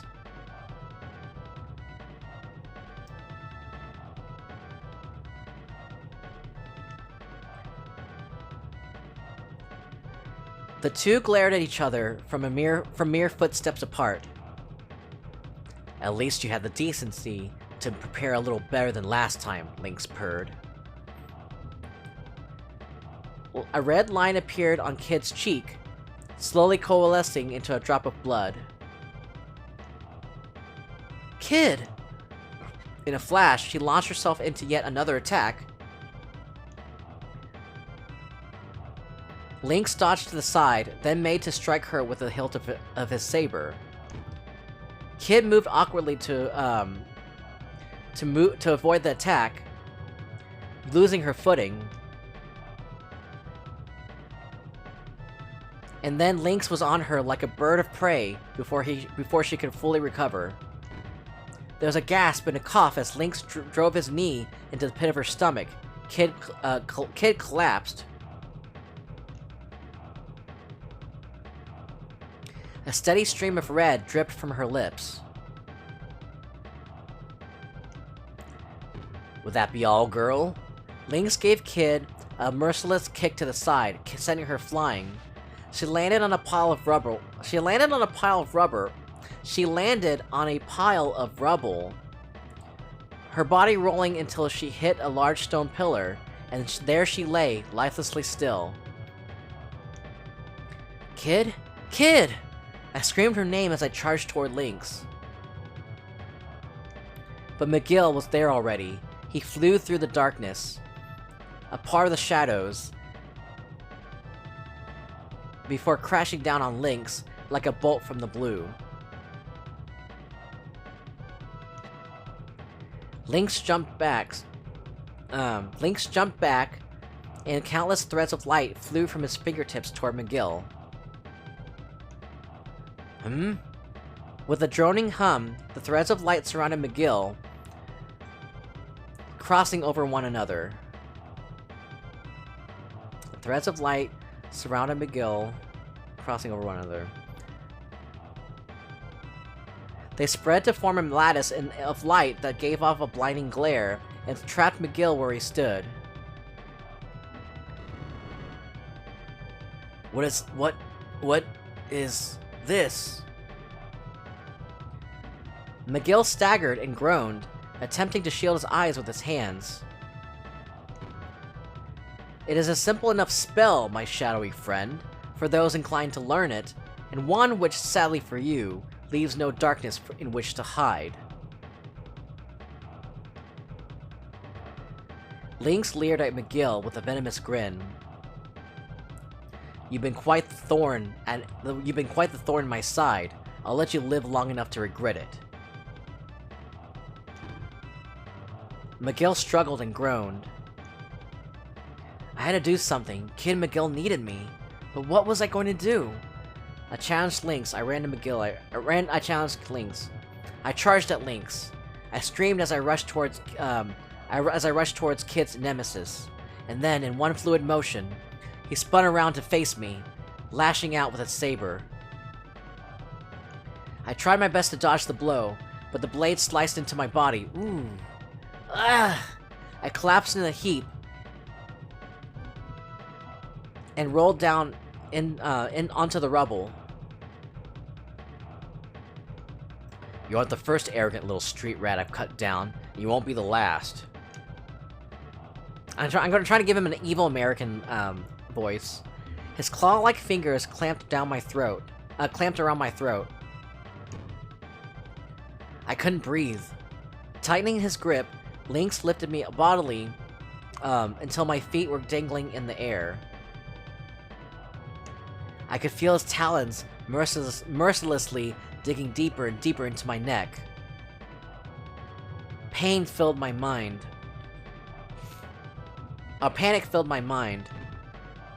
Look, kid. See your friend? See him suffer. This is your doing. This is your hand around his neck. Look, oh. You caused, so yeah, she dragged them into this battle, so she's the cause of their death, is basically what he's saying. Like, if she didn't bring them in here, they wouldn't have died. Kid's breathing was ragged, and blood still dripped from her lips. Opening an eye, She groggily raised her head. But she couldn't get up. She didn't have the strength. Serge, give me the time egg. Give me the time egg. Do you even know what it is?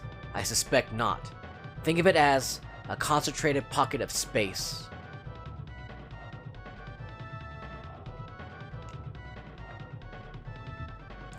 With a frozen flame, the time egg in hand, one can bend the fabric of time. One can bend the fabric of space and time, and rewrite the past. There are errors that I meant to correct, mistakes in the past that must be set right.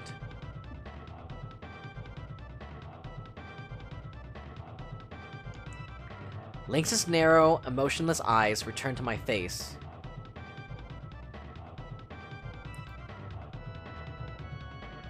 How long before he perishes, I wonder? I struggle to breathe, but it can only make choking sounds. Kid screamed my name. Decide. Will you watch the boy die, or relent? Does his life mean nothing to you? I can't. She balled her hands into fists and dropped her gaze. My vision started to fade.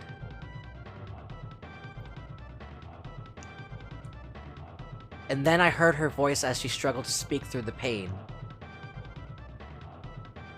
I'm sorry, Serge, but I swore I'd sacrifice anything to stop Lynx. Don't worry about me.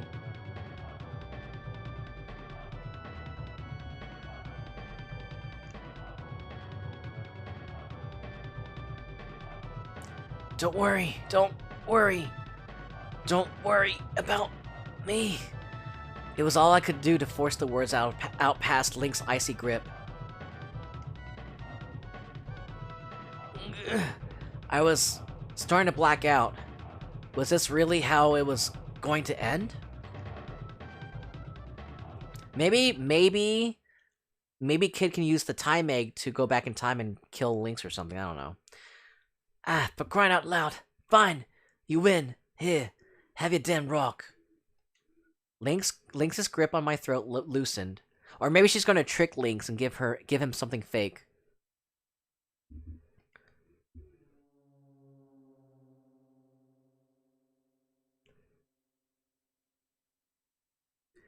Groaning with pain, Kid reached his shaky hand into her shirt.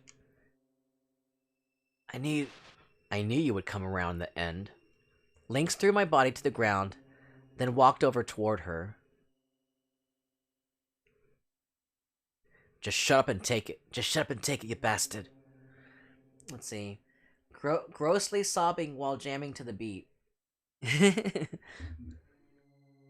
But I love the music.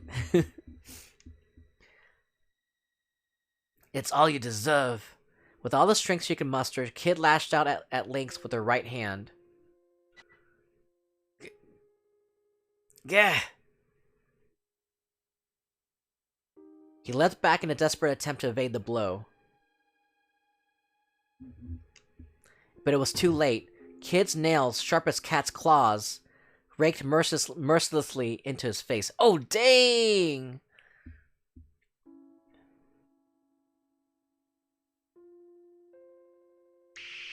Lynx roared with pain. He staggered, clutching his left eye.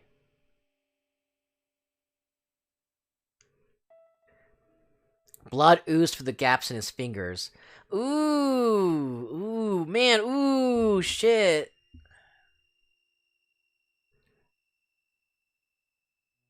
You wretched little shit of a girl. Lynx stood awkwardly, still clutching at the wound on his face. The fingers of his free hand arched into furious talons as he walked back toward Kid, who still lay on the ground. I will kill you all.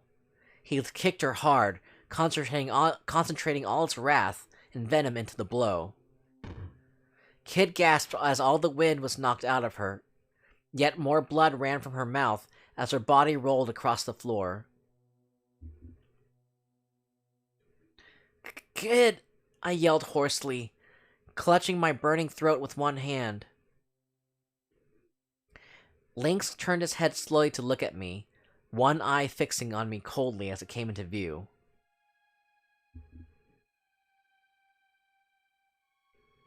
He took a step toward me. "Yes, perhaps it would be better to start with you, my dear kid. Rest assured that your friend's death will be a most elaborate and painful one." Kid used fury swipes. She really did. She's like, shh, shh, shh, shh. She went Pokemon all on him.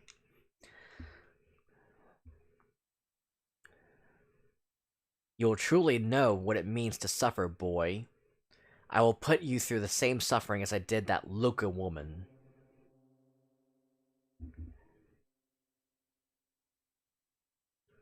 Kid's body stirred with shock and horror.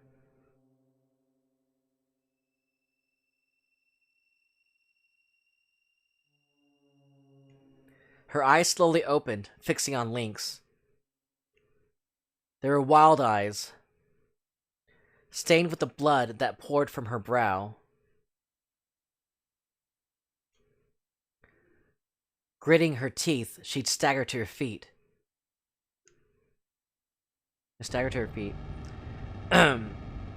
"Lynx! Lynx!" And then an explosion of light burst forth from the frozen flame.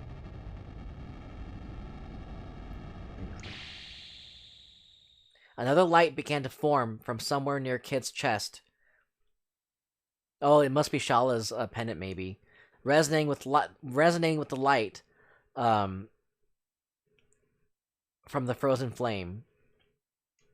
The twin lights entwined, twirling slowly upward. And as it rose, the golden spiral spread.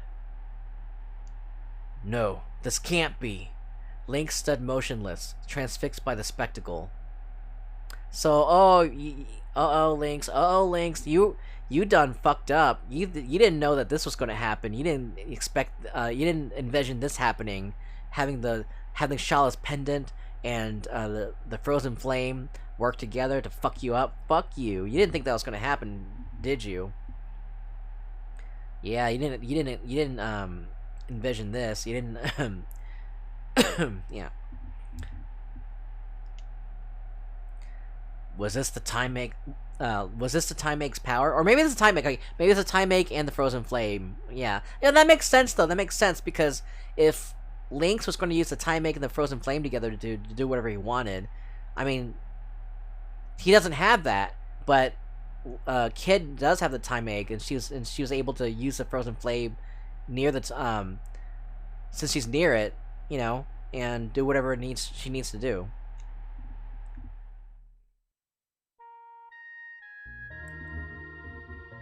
Kid screamed as a raging blaze of light engulfed her. "I'll never let you do it again. I'll never let you steal from me again." Bathed in the glow, her body shook. She's going Super Saiyan!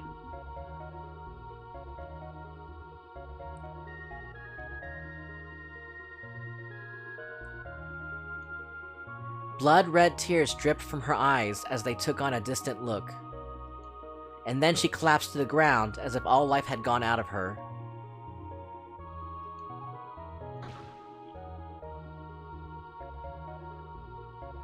I heard a voice. It was quiet and still, like the evening.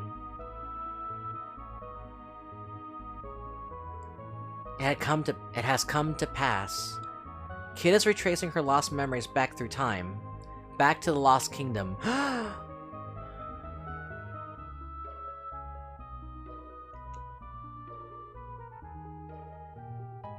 Oh shit, she's going back in time. It was through her power that the kingdom fell. That it was swallowed in the all-encompassing vortex of time.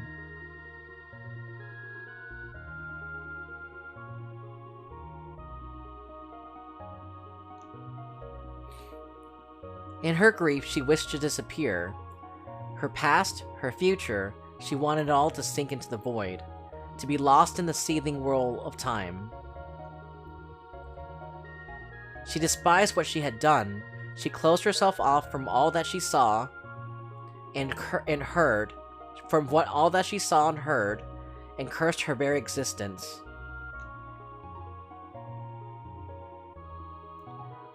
But the stone wished for her to live.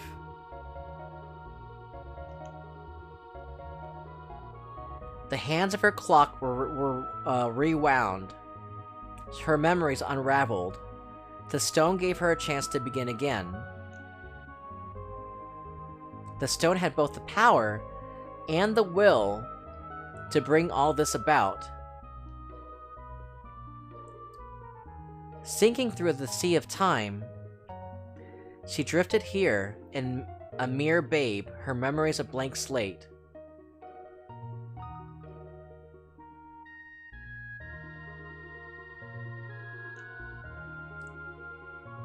Wait, what's going on? I'm kind of confused now. I'm kind of confused. The time egg shattered. Well, I guess we'll keep reading. The time egg shattered, its fragments raining down on the world, becoming shards of sorrow and anguish. The world around us drifted into pieces. It swallowed us, engulfed us. We were consumed, locked into the void.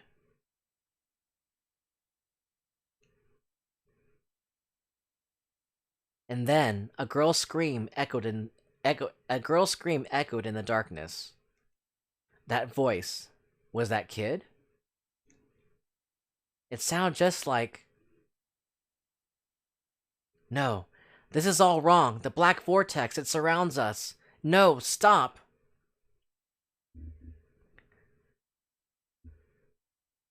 I'll try to figure it out. I'm gonna keep reading. Let's see. No, this is all wrong. The black vortex, it surrounds us. No, stop. Let me try to figure it out. Okay, yeah, I'll read what you said in just a second, but I'll try to figure it out first. Let me see. So I think, yeah, Kid did use a time egg. She used the time egg to reset time, right?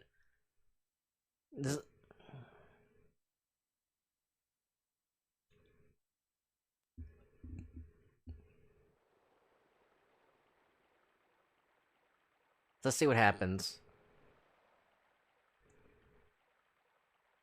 Where am I? I have lost everything, and now I can't but wander. The world drifts, and time is a blur. There is only an endless, unknowable sea. So basically, she combined all the space and time into one pocket dimension, right? She combined all space and time into one pocket dimension. That seems like. This is where time begins and ends. This is where all life finds peace.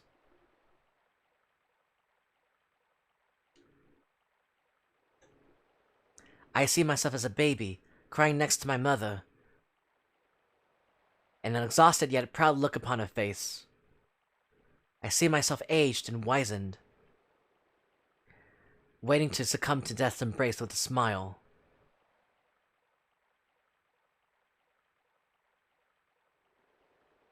I see countless incarnations of myself, walking time's intricate corridors as ghosts. This is a place where countless worlds that overlap, and infinite dreams play out. Oh, she's going back, and so she used the time egg to try to like find the best possible timeline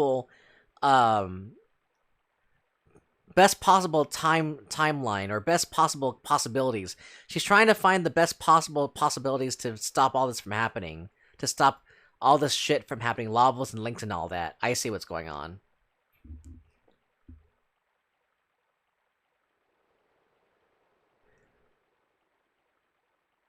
Radical, dude, yeah. If only I could rest here for eternity. If only I could free myself of all my burdens and sleep here in the sea of dreams. Or maybe but I hear it calling to me. I hear the song.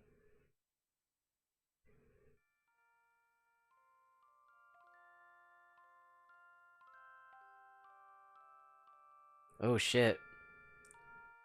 Do I know this song? Kid, please. Oh, she can you hear me? Kid. Kid, say something. Kid, you got to stay with me. Or maybe she... Who's that? Who is calling me? Who's that? Who's calling me? What was that? Who's calling me? Oi, mate, who's calling me? Serge? Where am I? Oh, never mind. Kid, you're awake. I heard a song, it was beautiful. It was that song that Luca loved. Kid closed her eyes and her face glowed with a warm smile.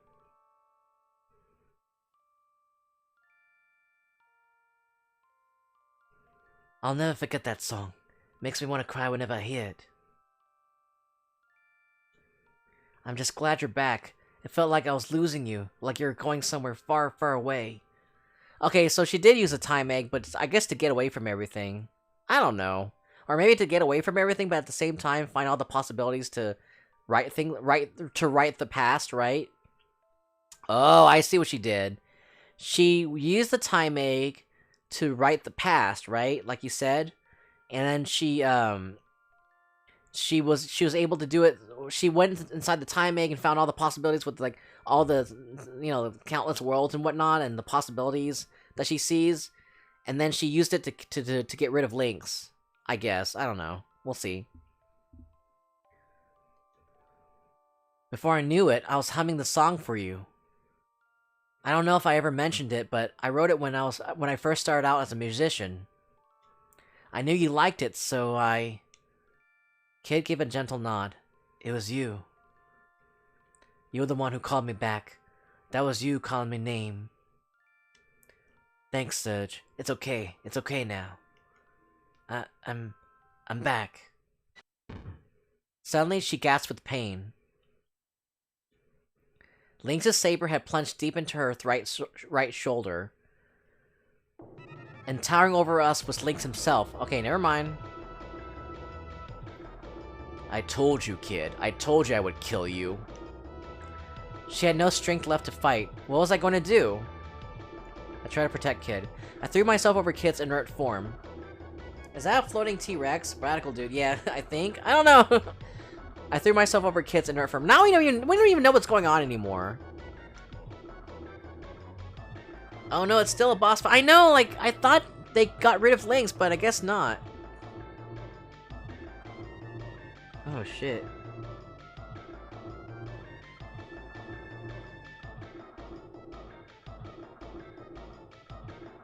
Hold on. There. I had to protect her.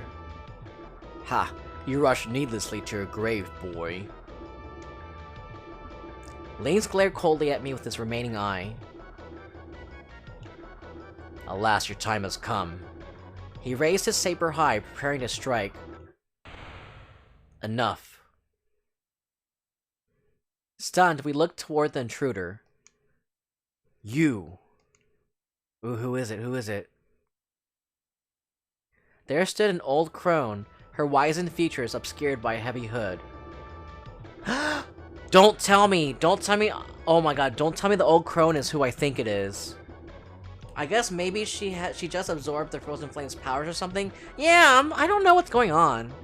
Like, I guess she absorbed the powers to recover her health? I don't know. I have a feeling I know who the old crone is. I think I know who it is. See, I knew it! I knew the old crone was gonna come back. I knew the old crone was gonna be, was gonna show up sometime. I knew she was gonna show up sometime, cause like she was there for a reason. She seemed important. So I think I knew she's had something to do later on, right?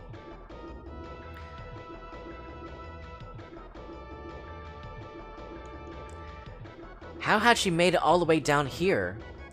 Lady Vera. And Lady Vera. And what have we done to bring Poor's Magister General running, I wonder? Lady Vera. And what have we done to bring Poor's Magister General running, I wonder? He growled. Okay, never mind. This is, I thought she was Luca. I thought she was Luca and she survived. Never mind.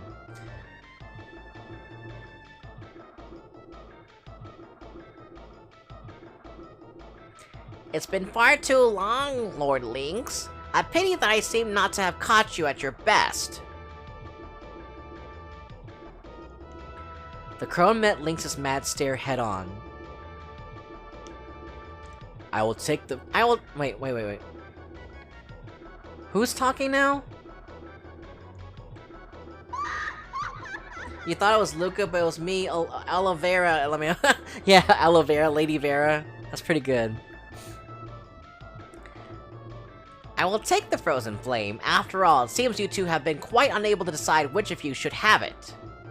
She raised a hand and armed soldiers poured into the room. She's evil! Oh, she wasn't helping us after all. She's the evil one. She's evil. McGill lifted her kid to her feet.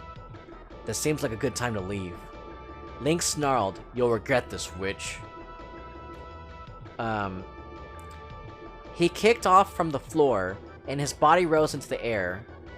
Then he turned his venomous glare on us. "And you, kid, you'll pay for this with your life soon enough.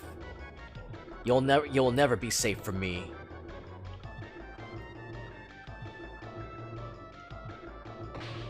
With that, he disappeared like a puff of smoke.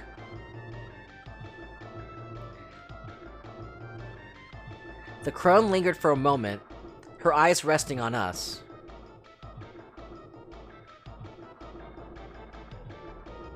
Kid, if you wish to try and steal the frozen flame again, you're welcome to try it anytime you please.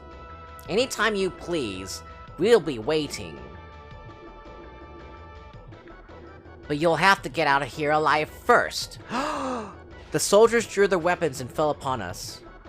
Oh my god, that's so fucked up. She used us. She fucking used us, a fucking bitch. Darkness, heed my call.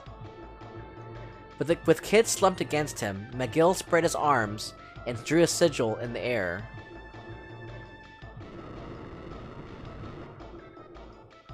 Hurry, Serge, this way. I grabbed onto him, and we plunged into the blackness. Oh, that's pretty cool.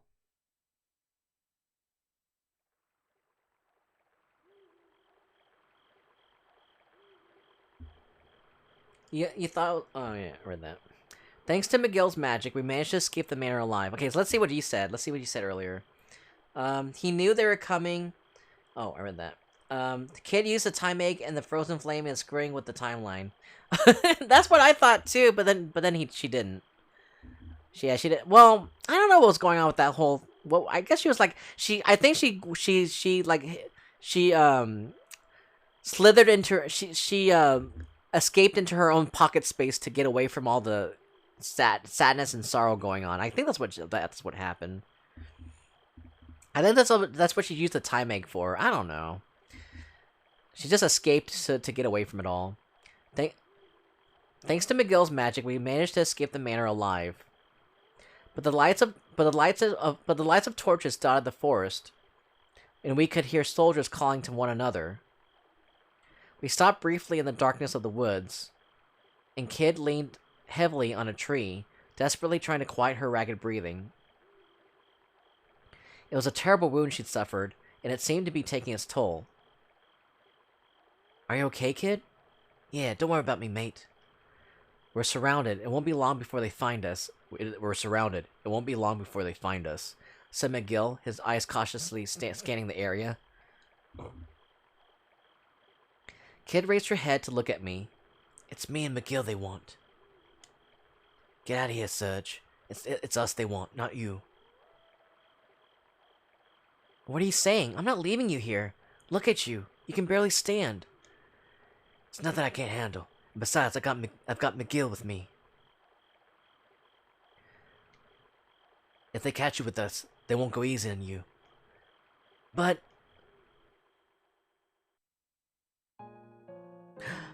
I remembered everything. I remembered another me. A me from a long, long time ago.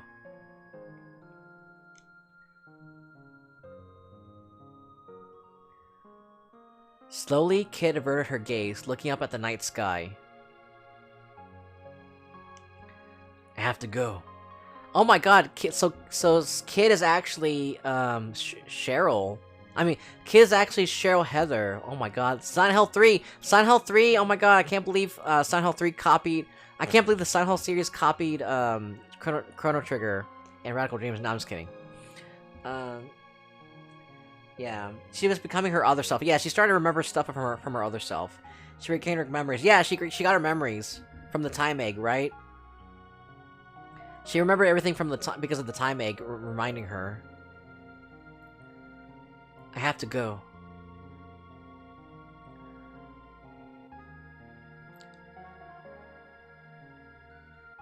The stars reflected in her eyes, and suddenly she looked like nothing more than an ordinary young girl with a sad, distant expression on her face. Kid, don't worry, Serge. I'm okay. We'll meet again. And in Chrono Cross, Kid is blonde. Don't you think she has more fun? Yeah. Don't you think blondes have more fun? Don't worry, Serge. I'm okay. We'll meet again. See? The copy... See? They're not original. Japanese people aren't original. They copy each other. I'm just kidding. I'm okay. We'll meet again. Kid smiled. We'll meet again somewhere. Someday. Sometime. Promise.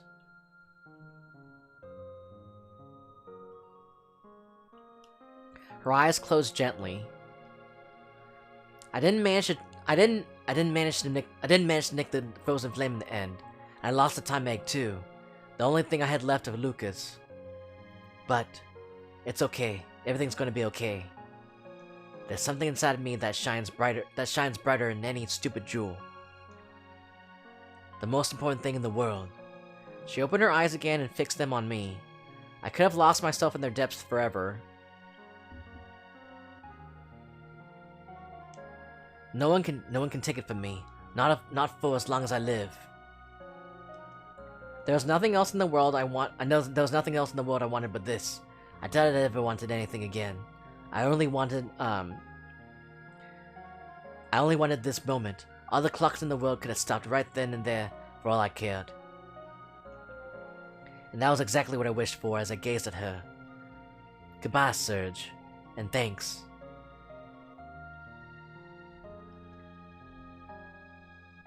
She looked down, then turned away and disappeared into the darkness of the night. Would I ever see her again? Kid! Don't follow me, Serge. Please, just don't.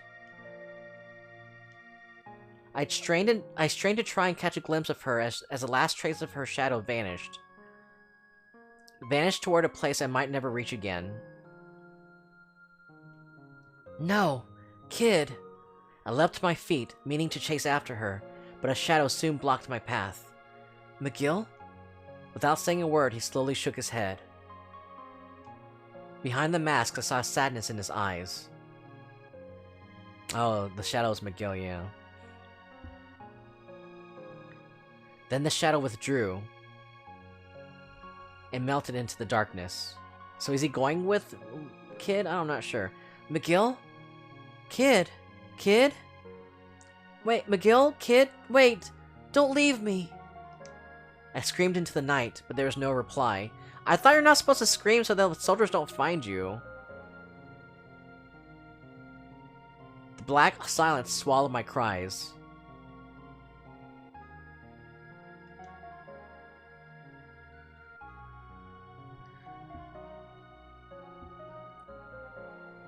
Kid!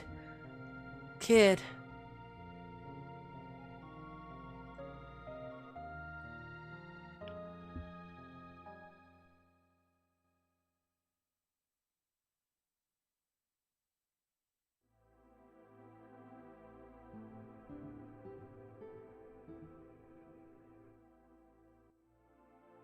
Wow, is that the end? And so ends another tale. Perhaps one day I'll see Kid, McGill, and Riddell again. One day. Somewhere at another time, another world. Perhaps none of us will even realize it. Oh, Kid, McGill, and but that's a story for another day. For now I must put down my pen. Kid, McGill, and Riddell. Oh, this is Serge talking. Okay. So he's the one writing the story. Ooh, Chrono Cross! This is the FMV from Chrono Cross! I closed my grandfather's diary. Oh, Serge is the grandfather. And then from downstairs, I heard my mother calling. Did you hear me? Your friend's here. Nimble footsteps charged up the stairs. The door flew open. In tumbled a young girl. A girl who seemed somehow familiar.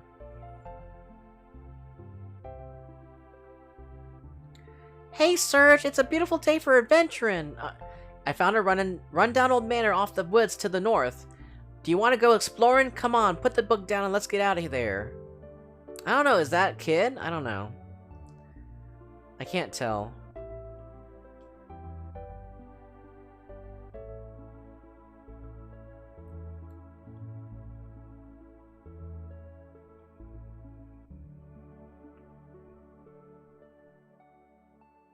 It's sad. It's very sad.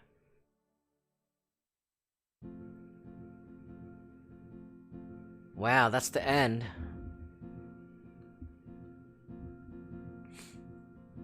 We could have done this in 2 streams, honestly, but it's okay. I mean, it's an extra long stream.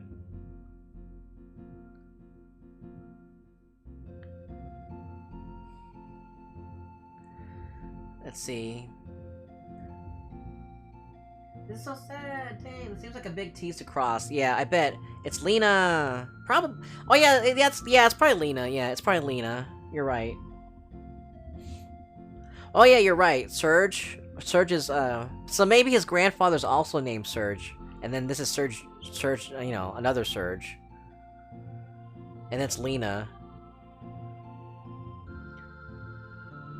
Oh man, it's a long ass stream.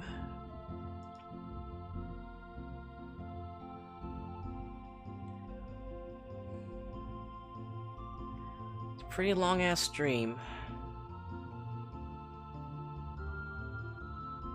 I think I know who we can raid tonight.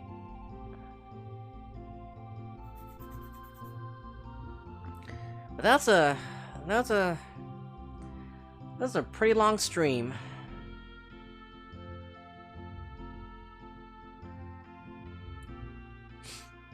Can't believe we got through the whole game in one sitting. Took us 7 hours.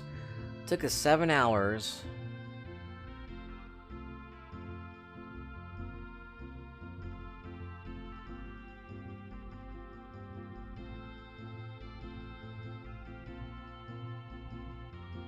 It does help explain things. It does help explain things between Chrono Trigger and Chrono Cross.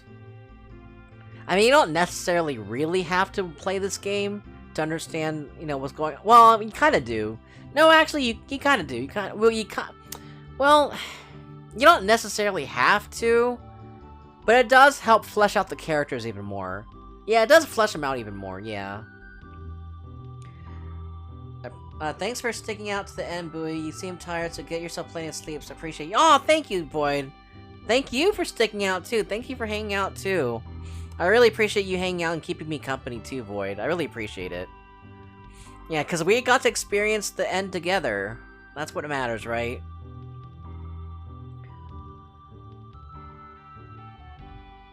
But yeah, I appreciate it.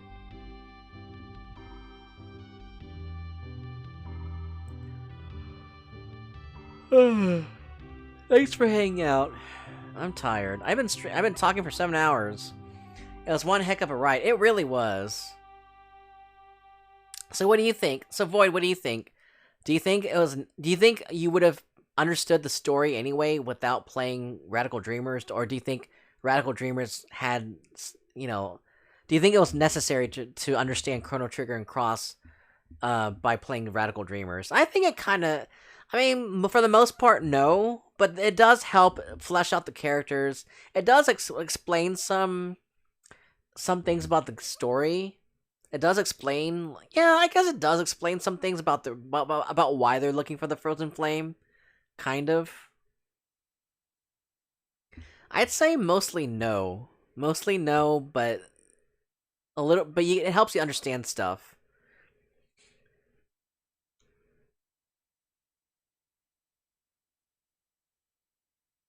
I think it leaves big holes, referencing Trigger and alluding to Cross. Kid, let her soar interdeep completed. Uh-oh, I hope those weren't ending. I hope those weren't endings. Oh man, can't believe we finished it. Yeah, it does reference. Yeah, because like we wonder like what happened with Kid, getting the frozen flame and burying it. Yeah, there's a lot of plot holes that it left, didn't it? But at the same time, you can play it without the others, right? But it wouldn't be as meaningful, right? It would. This made the game more. This made the games more meaningful, right? I agree. So that's a good stopping point. Oh man, I'm tired. Let me go ahead. Let me go ahead and let's see if I can get out of here. Can I go back to the? I want to go back to the title screen. Let's see.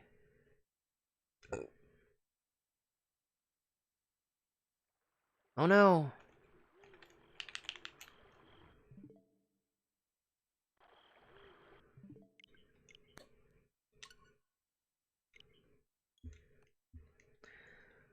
Let's see. Imagine not playing Trigger and then getting the big name drop of Luca at the end. Yeah, exactly. You would have to know. There would be, yeah, you would have to play Chrono Trigger to know who Luca was too. And then there's all these other characters they mentioned, like who's this friend? Who's that friend they're talking about? Like there's all this exposition that was explained near the end. Yeah, it does, and it does leave some holes for like Chrono Cross too. You're right, it does. It does leave like you're wondering like why were how does this connect to Chrono Cross exactly? Because like in Chrono Cross, the stuff that happened in Chrono Cross doesn't exactly intertwine with Radical Dreamers anyway, right? I mean, it does, and it does, but at the same time, it doesn't. Because in both Radical Dreamers and in both Chrono Cross, they're both Kid and Serge are both looking for the Frozen Flame, but for different reasons in each game. So it's kind of weird. It's because it does flesh out the characters. It does flesh out the characters, but at the same time, it doesn't really explain Chrono Cross, like what their purpose, like how Radical Dreamers and Chrono Cross's motivations connect with each other that well. I mean, it does connect Chrono Trigger with the whole Marl and Chrono wedding and Luca finding Kid whenever Kid was transported to the present as a baby, reincarnated and all that. It does connect that way, but then like it leaves other questions about having to get the frozen flame to bury it in Chrono and Marl's graves or something. I don't know. It's confusing. It's a great side story as a complement to the other games. Right, exactly. I guess I guess it's a game to let you have more Chrono, right? To have more Chrono game. If you're craving more Chrono games, then you get to play this game as Radical Dreamers, even though it's not really a huge connection. It's like tenuous connections to Chrono Trigger and Cross. Even though there's tenuous connections, you get more Chrono regardless, right? Yeah, it's a great side story. It's a supplement. It's a complement and supplement. Yeah. I'm gonna be just digesting all this lore for days. Me too. I'm gonna be redditing. I'm gonna be looking at websites and trying to pick apart all the stuff that's been thrown at us. I'm gonna be doing the same thing too, Void. For sure. I'm gonna be doing the same thing. I'm gonna be trying to be dissecting and trying to digest and trying to figure this all out. So, because I'm left with questions too. I'm still left with questions. Even though I played through Chrono Trigger and Cross, like this game left more questions. Radical Dreamers. But yeah, I'm tired. Let's see who can raid.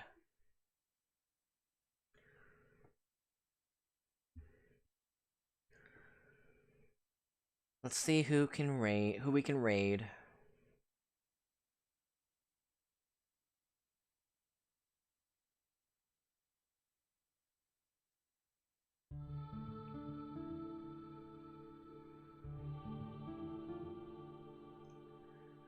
Let's see. I guess we can raid Metroid Hatchling. Looks like he's still streaming. Let me see what he's doing. Oh, thank you, Void.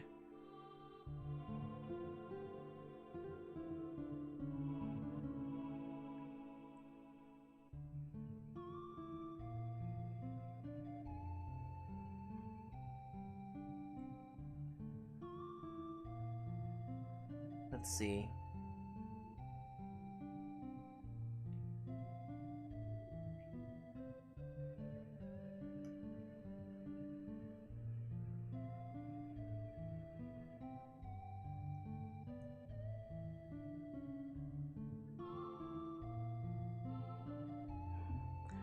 Let's see. Yeah, I guess we'll go ahead and raid Metroid. Or wait, I also see.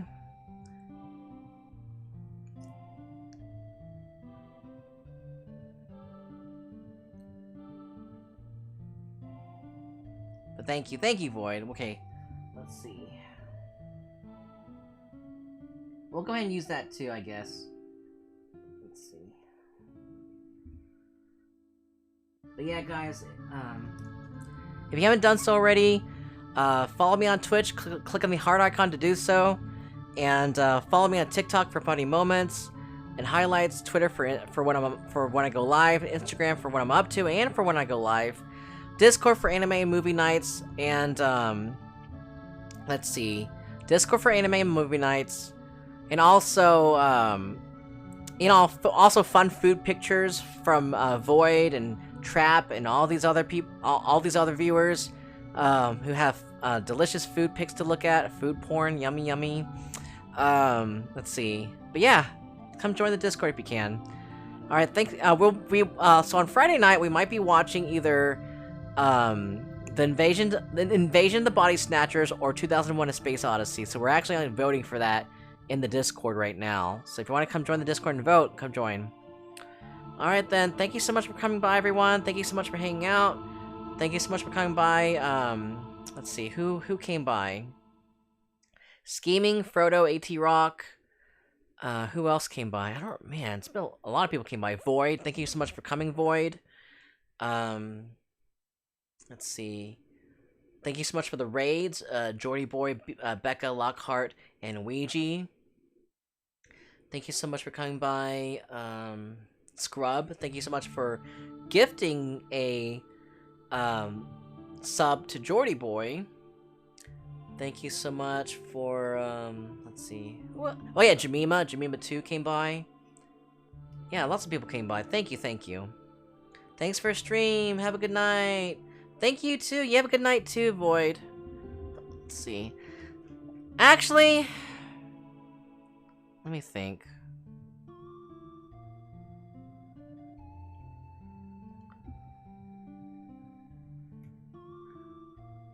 Let's see, who's still streaming?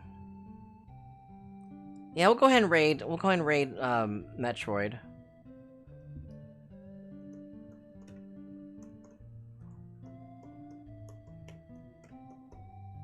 Alright then, I'll see you guys hopefully tomorrow night. I'll probably be streaming Chrono Cross after this. So, stay tuned for more Chrono Cross, guys. Don't miss out. We'll be streaming some more Chrono Cross tomorrow night. Take care, everyone. Alright, let's go ahead and raid him.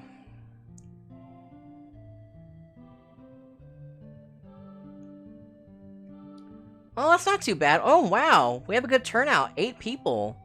Oh, shit. We have 8 people raiding in the raid. I didn't expect it to get that many people. Because it's so late in the night. Oh, shit. Hey, Google. Stop the music. Oh, shit. Because, like, it's really late. It's really... Oh, I mean, you guys can hear it. But then, like, there's people sleeping. Land people are sleeping. But it's okay. No worries. Don't worry about it, Void. Oh, shit. No, don't worry. Don't apologize. Don't apologize. I muted the music, so they shouldn't hear it. But you guys should be able to hear it, though. No, don't apologize. Don't worry about it. But yeah. Alright, guys. I'll see you guys tomorrow night. But yeah, I'll see you guys. Thank you so much. Thank you so much for the redeem. Thank you so much for the redeem board. Take care, everyone. Bye.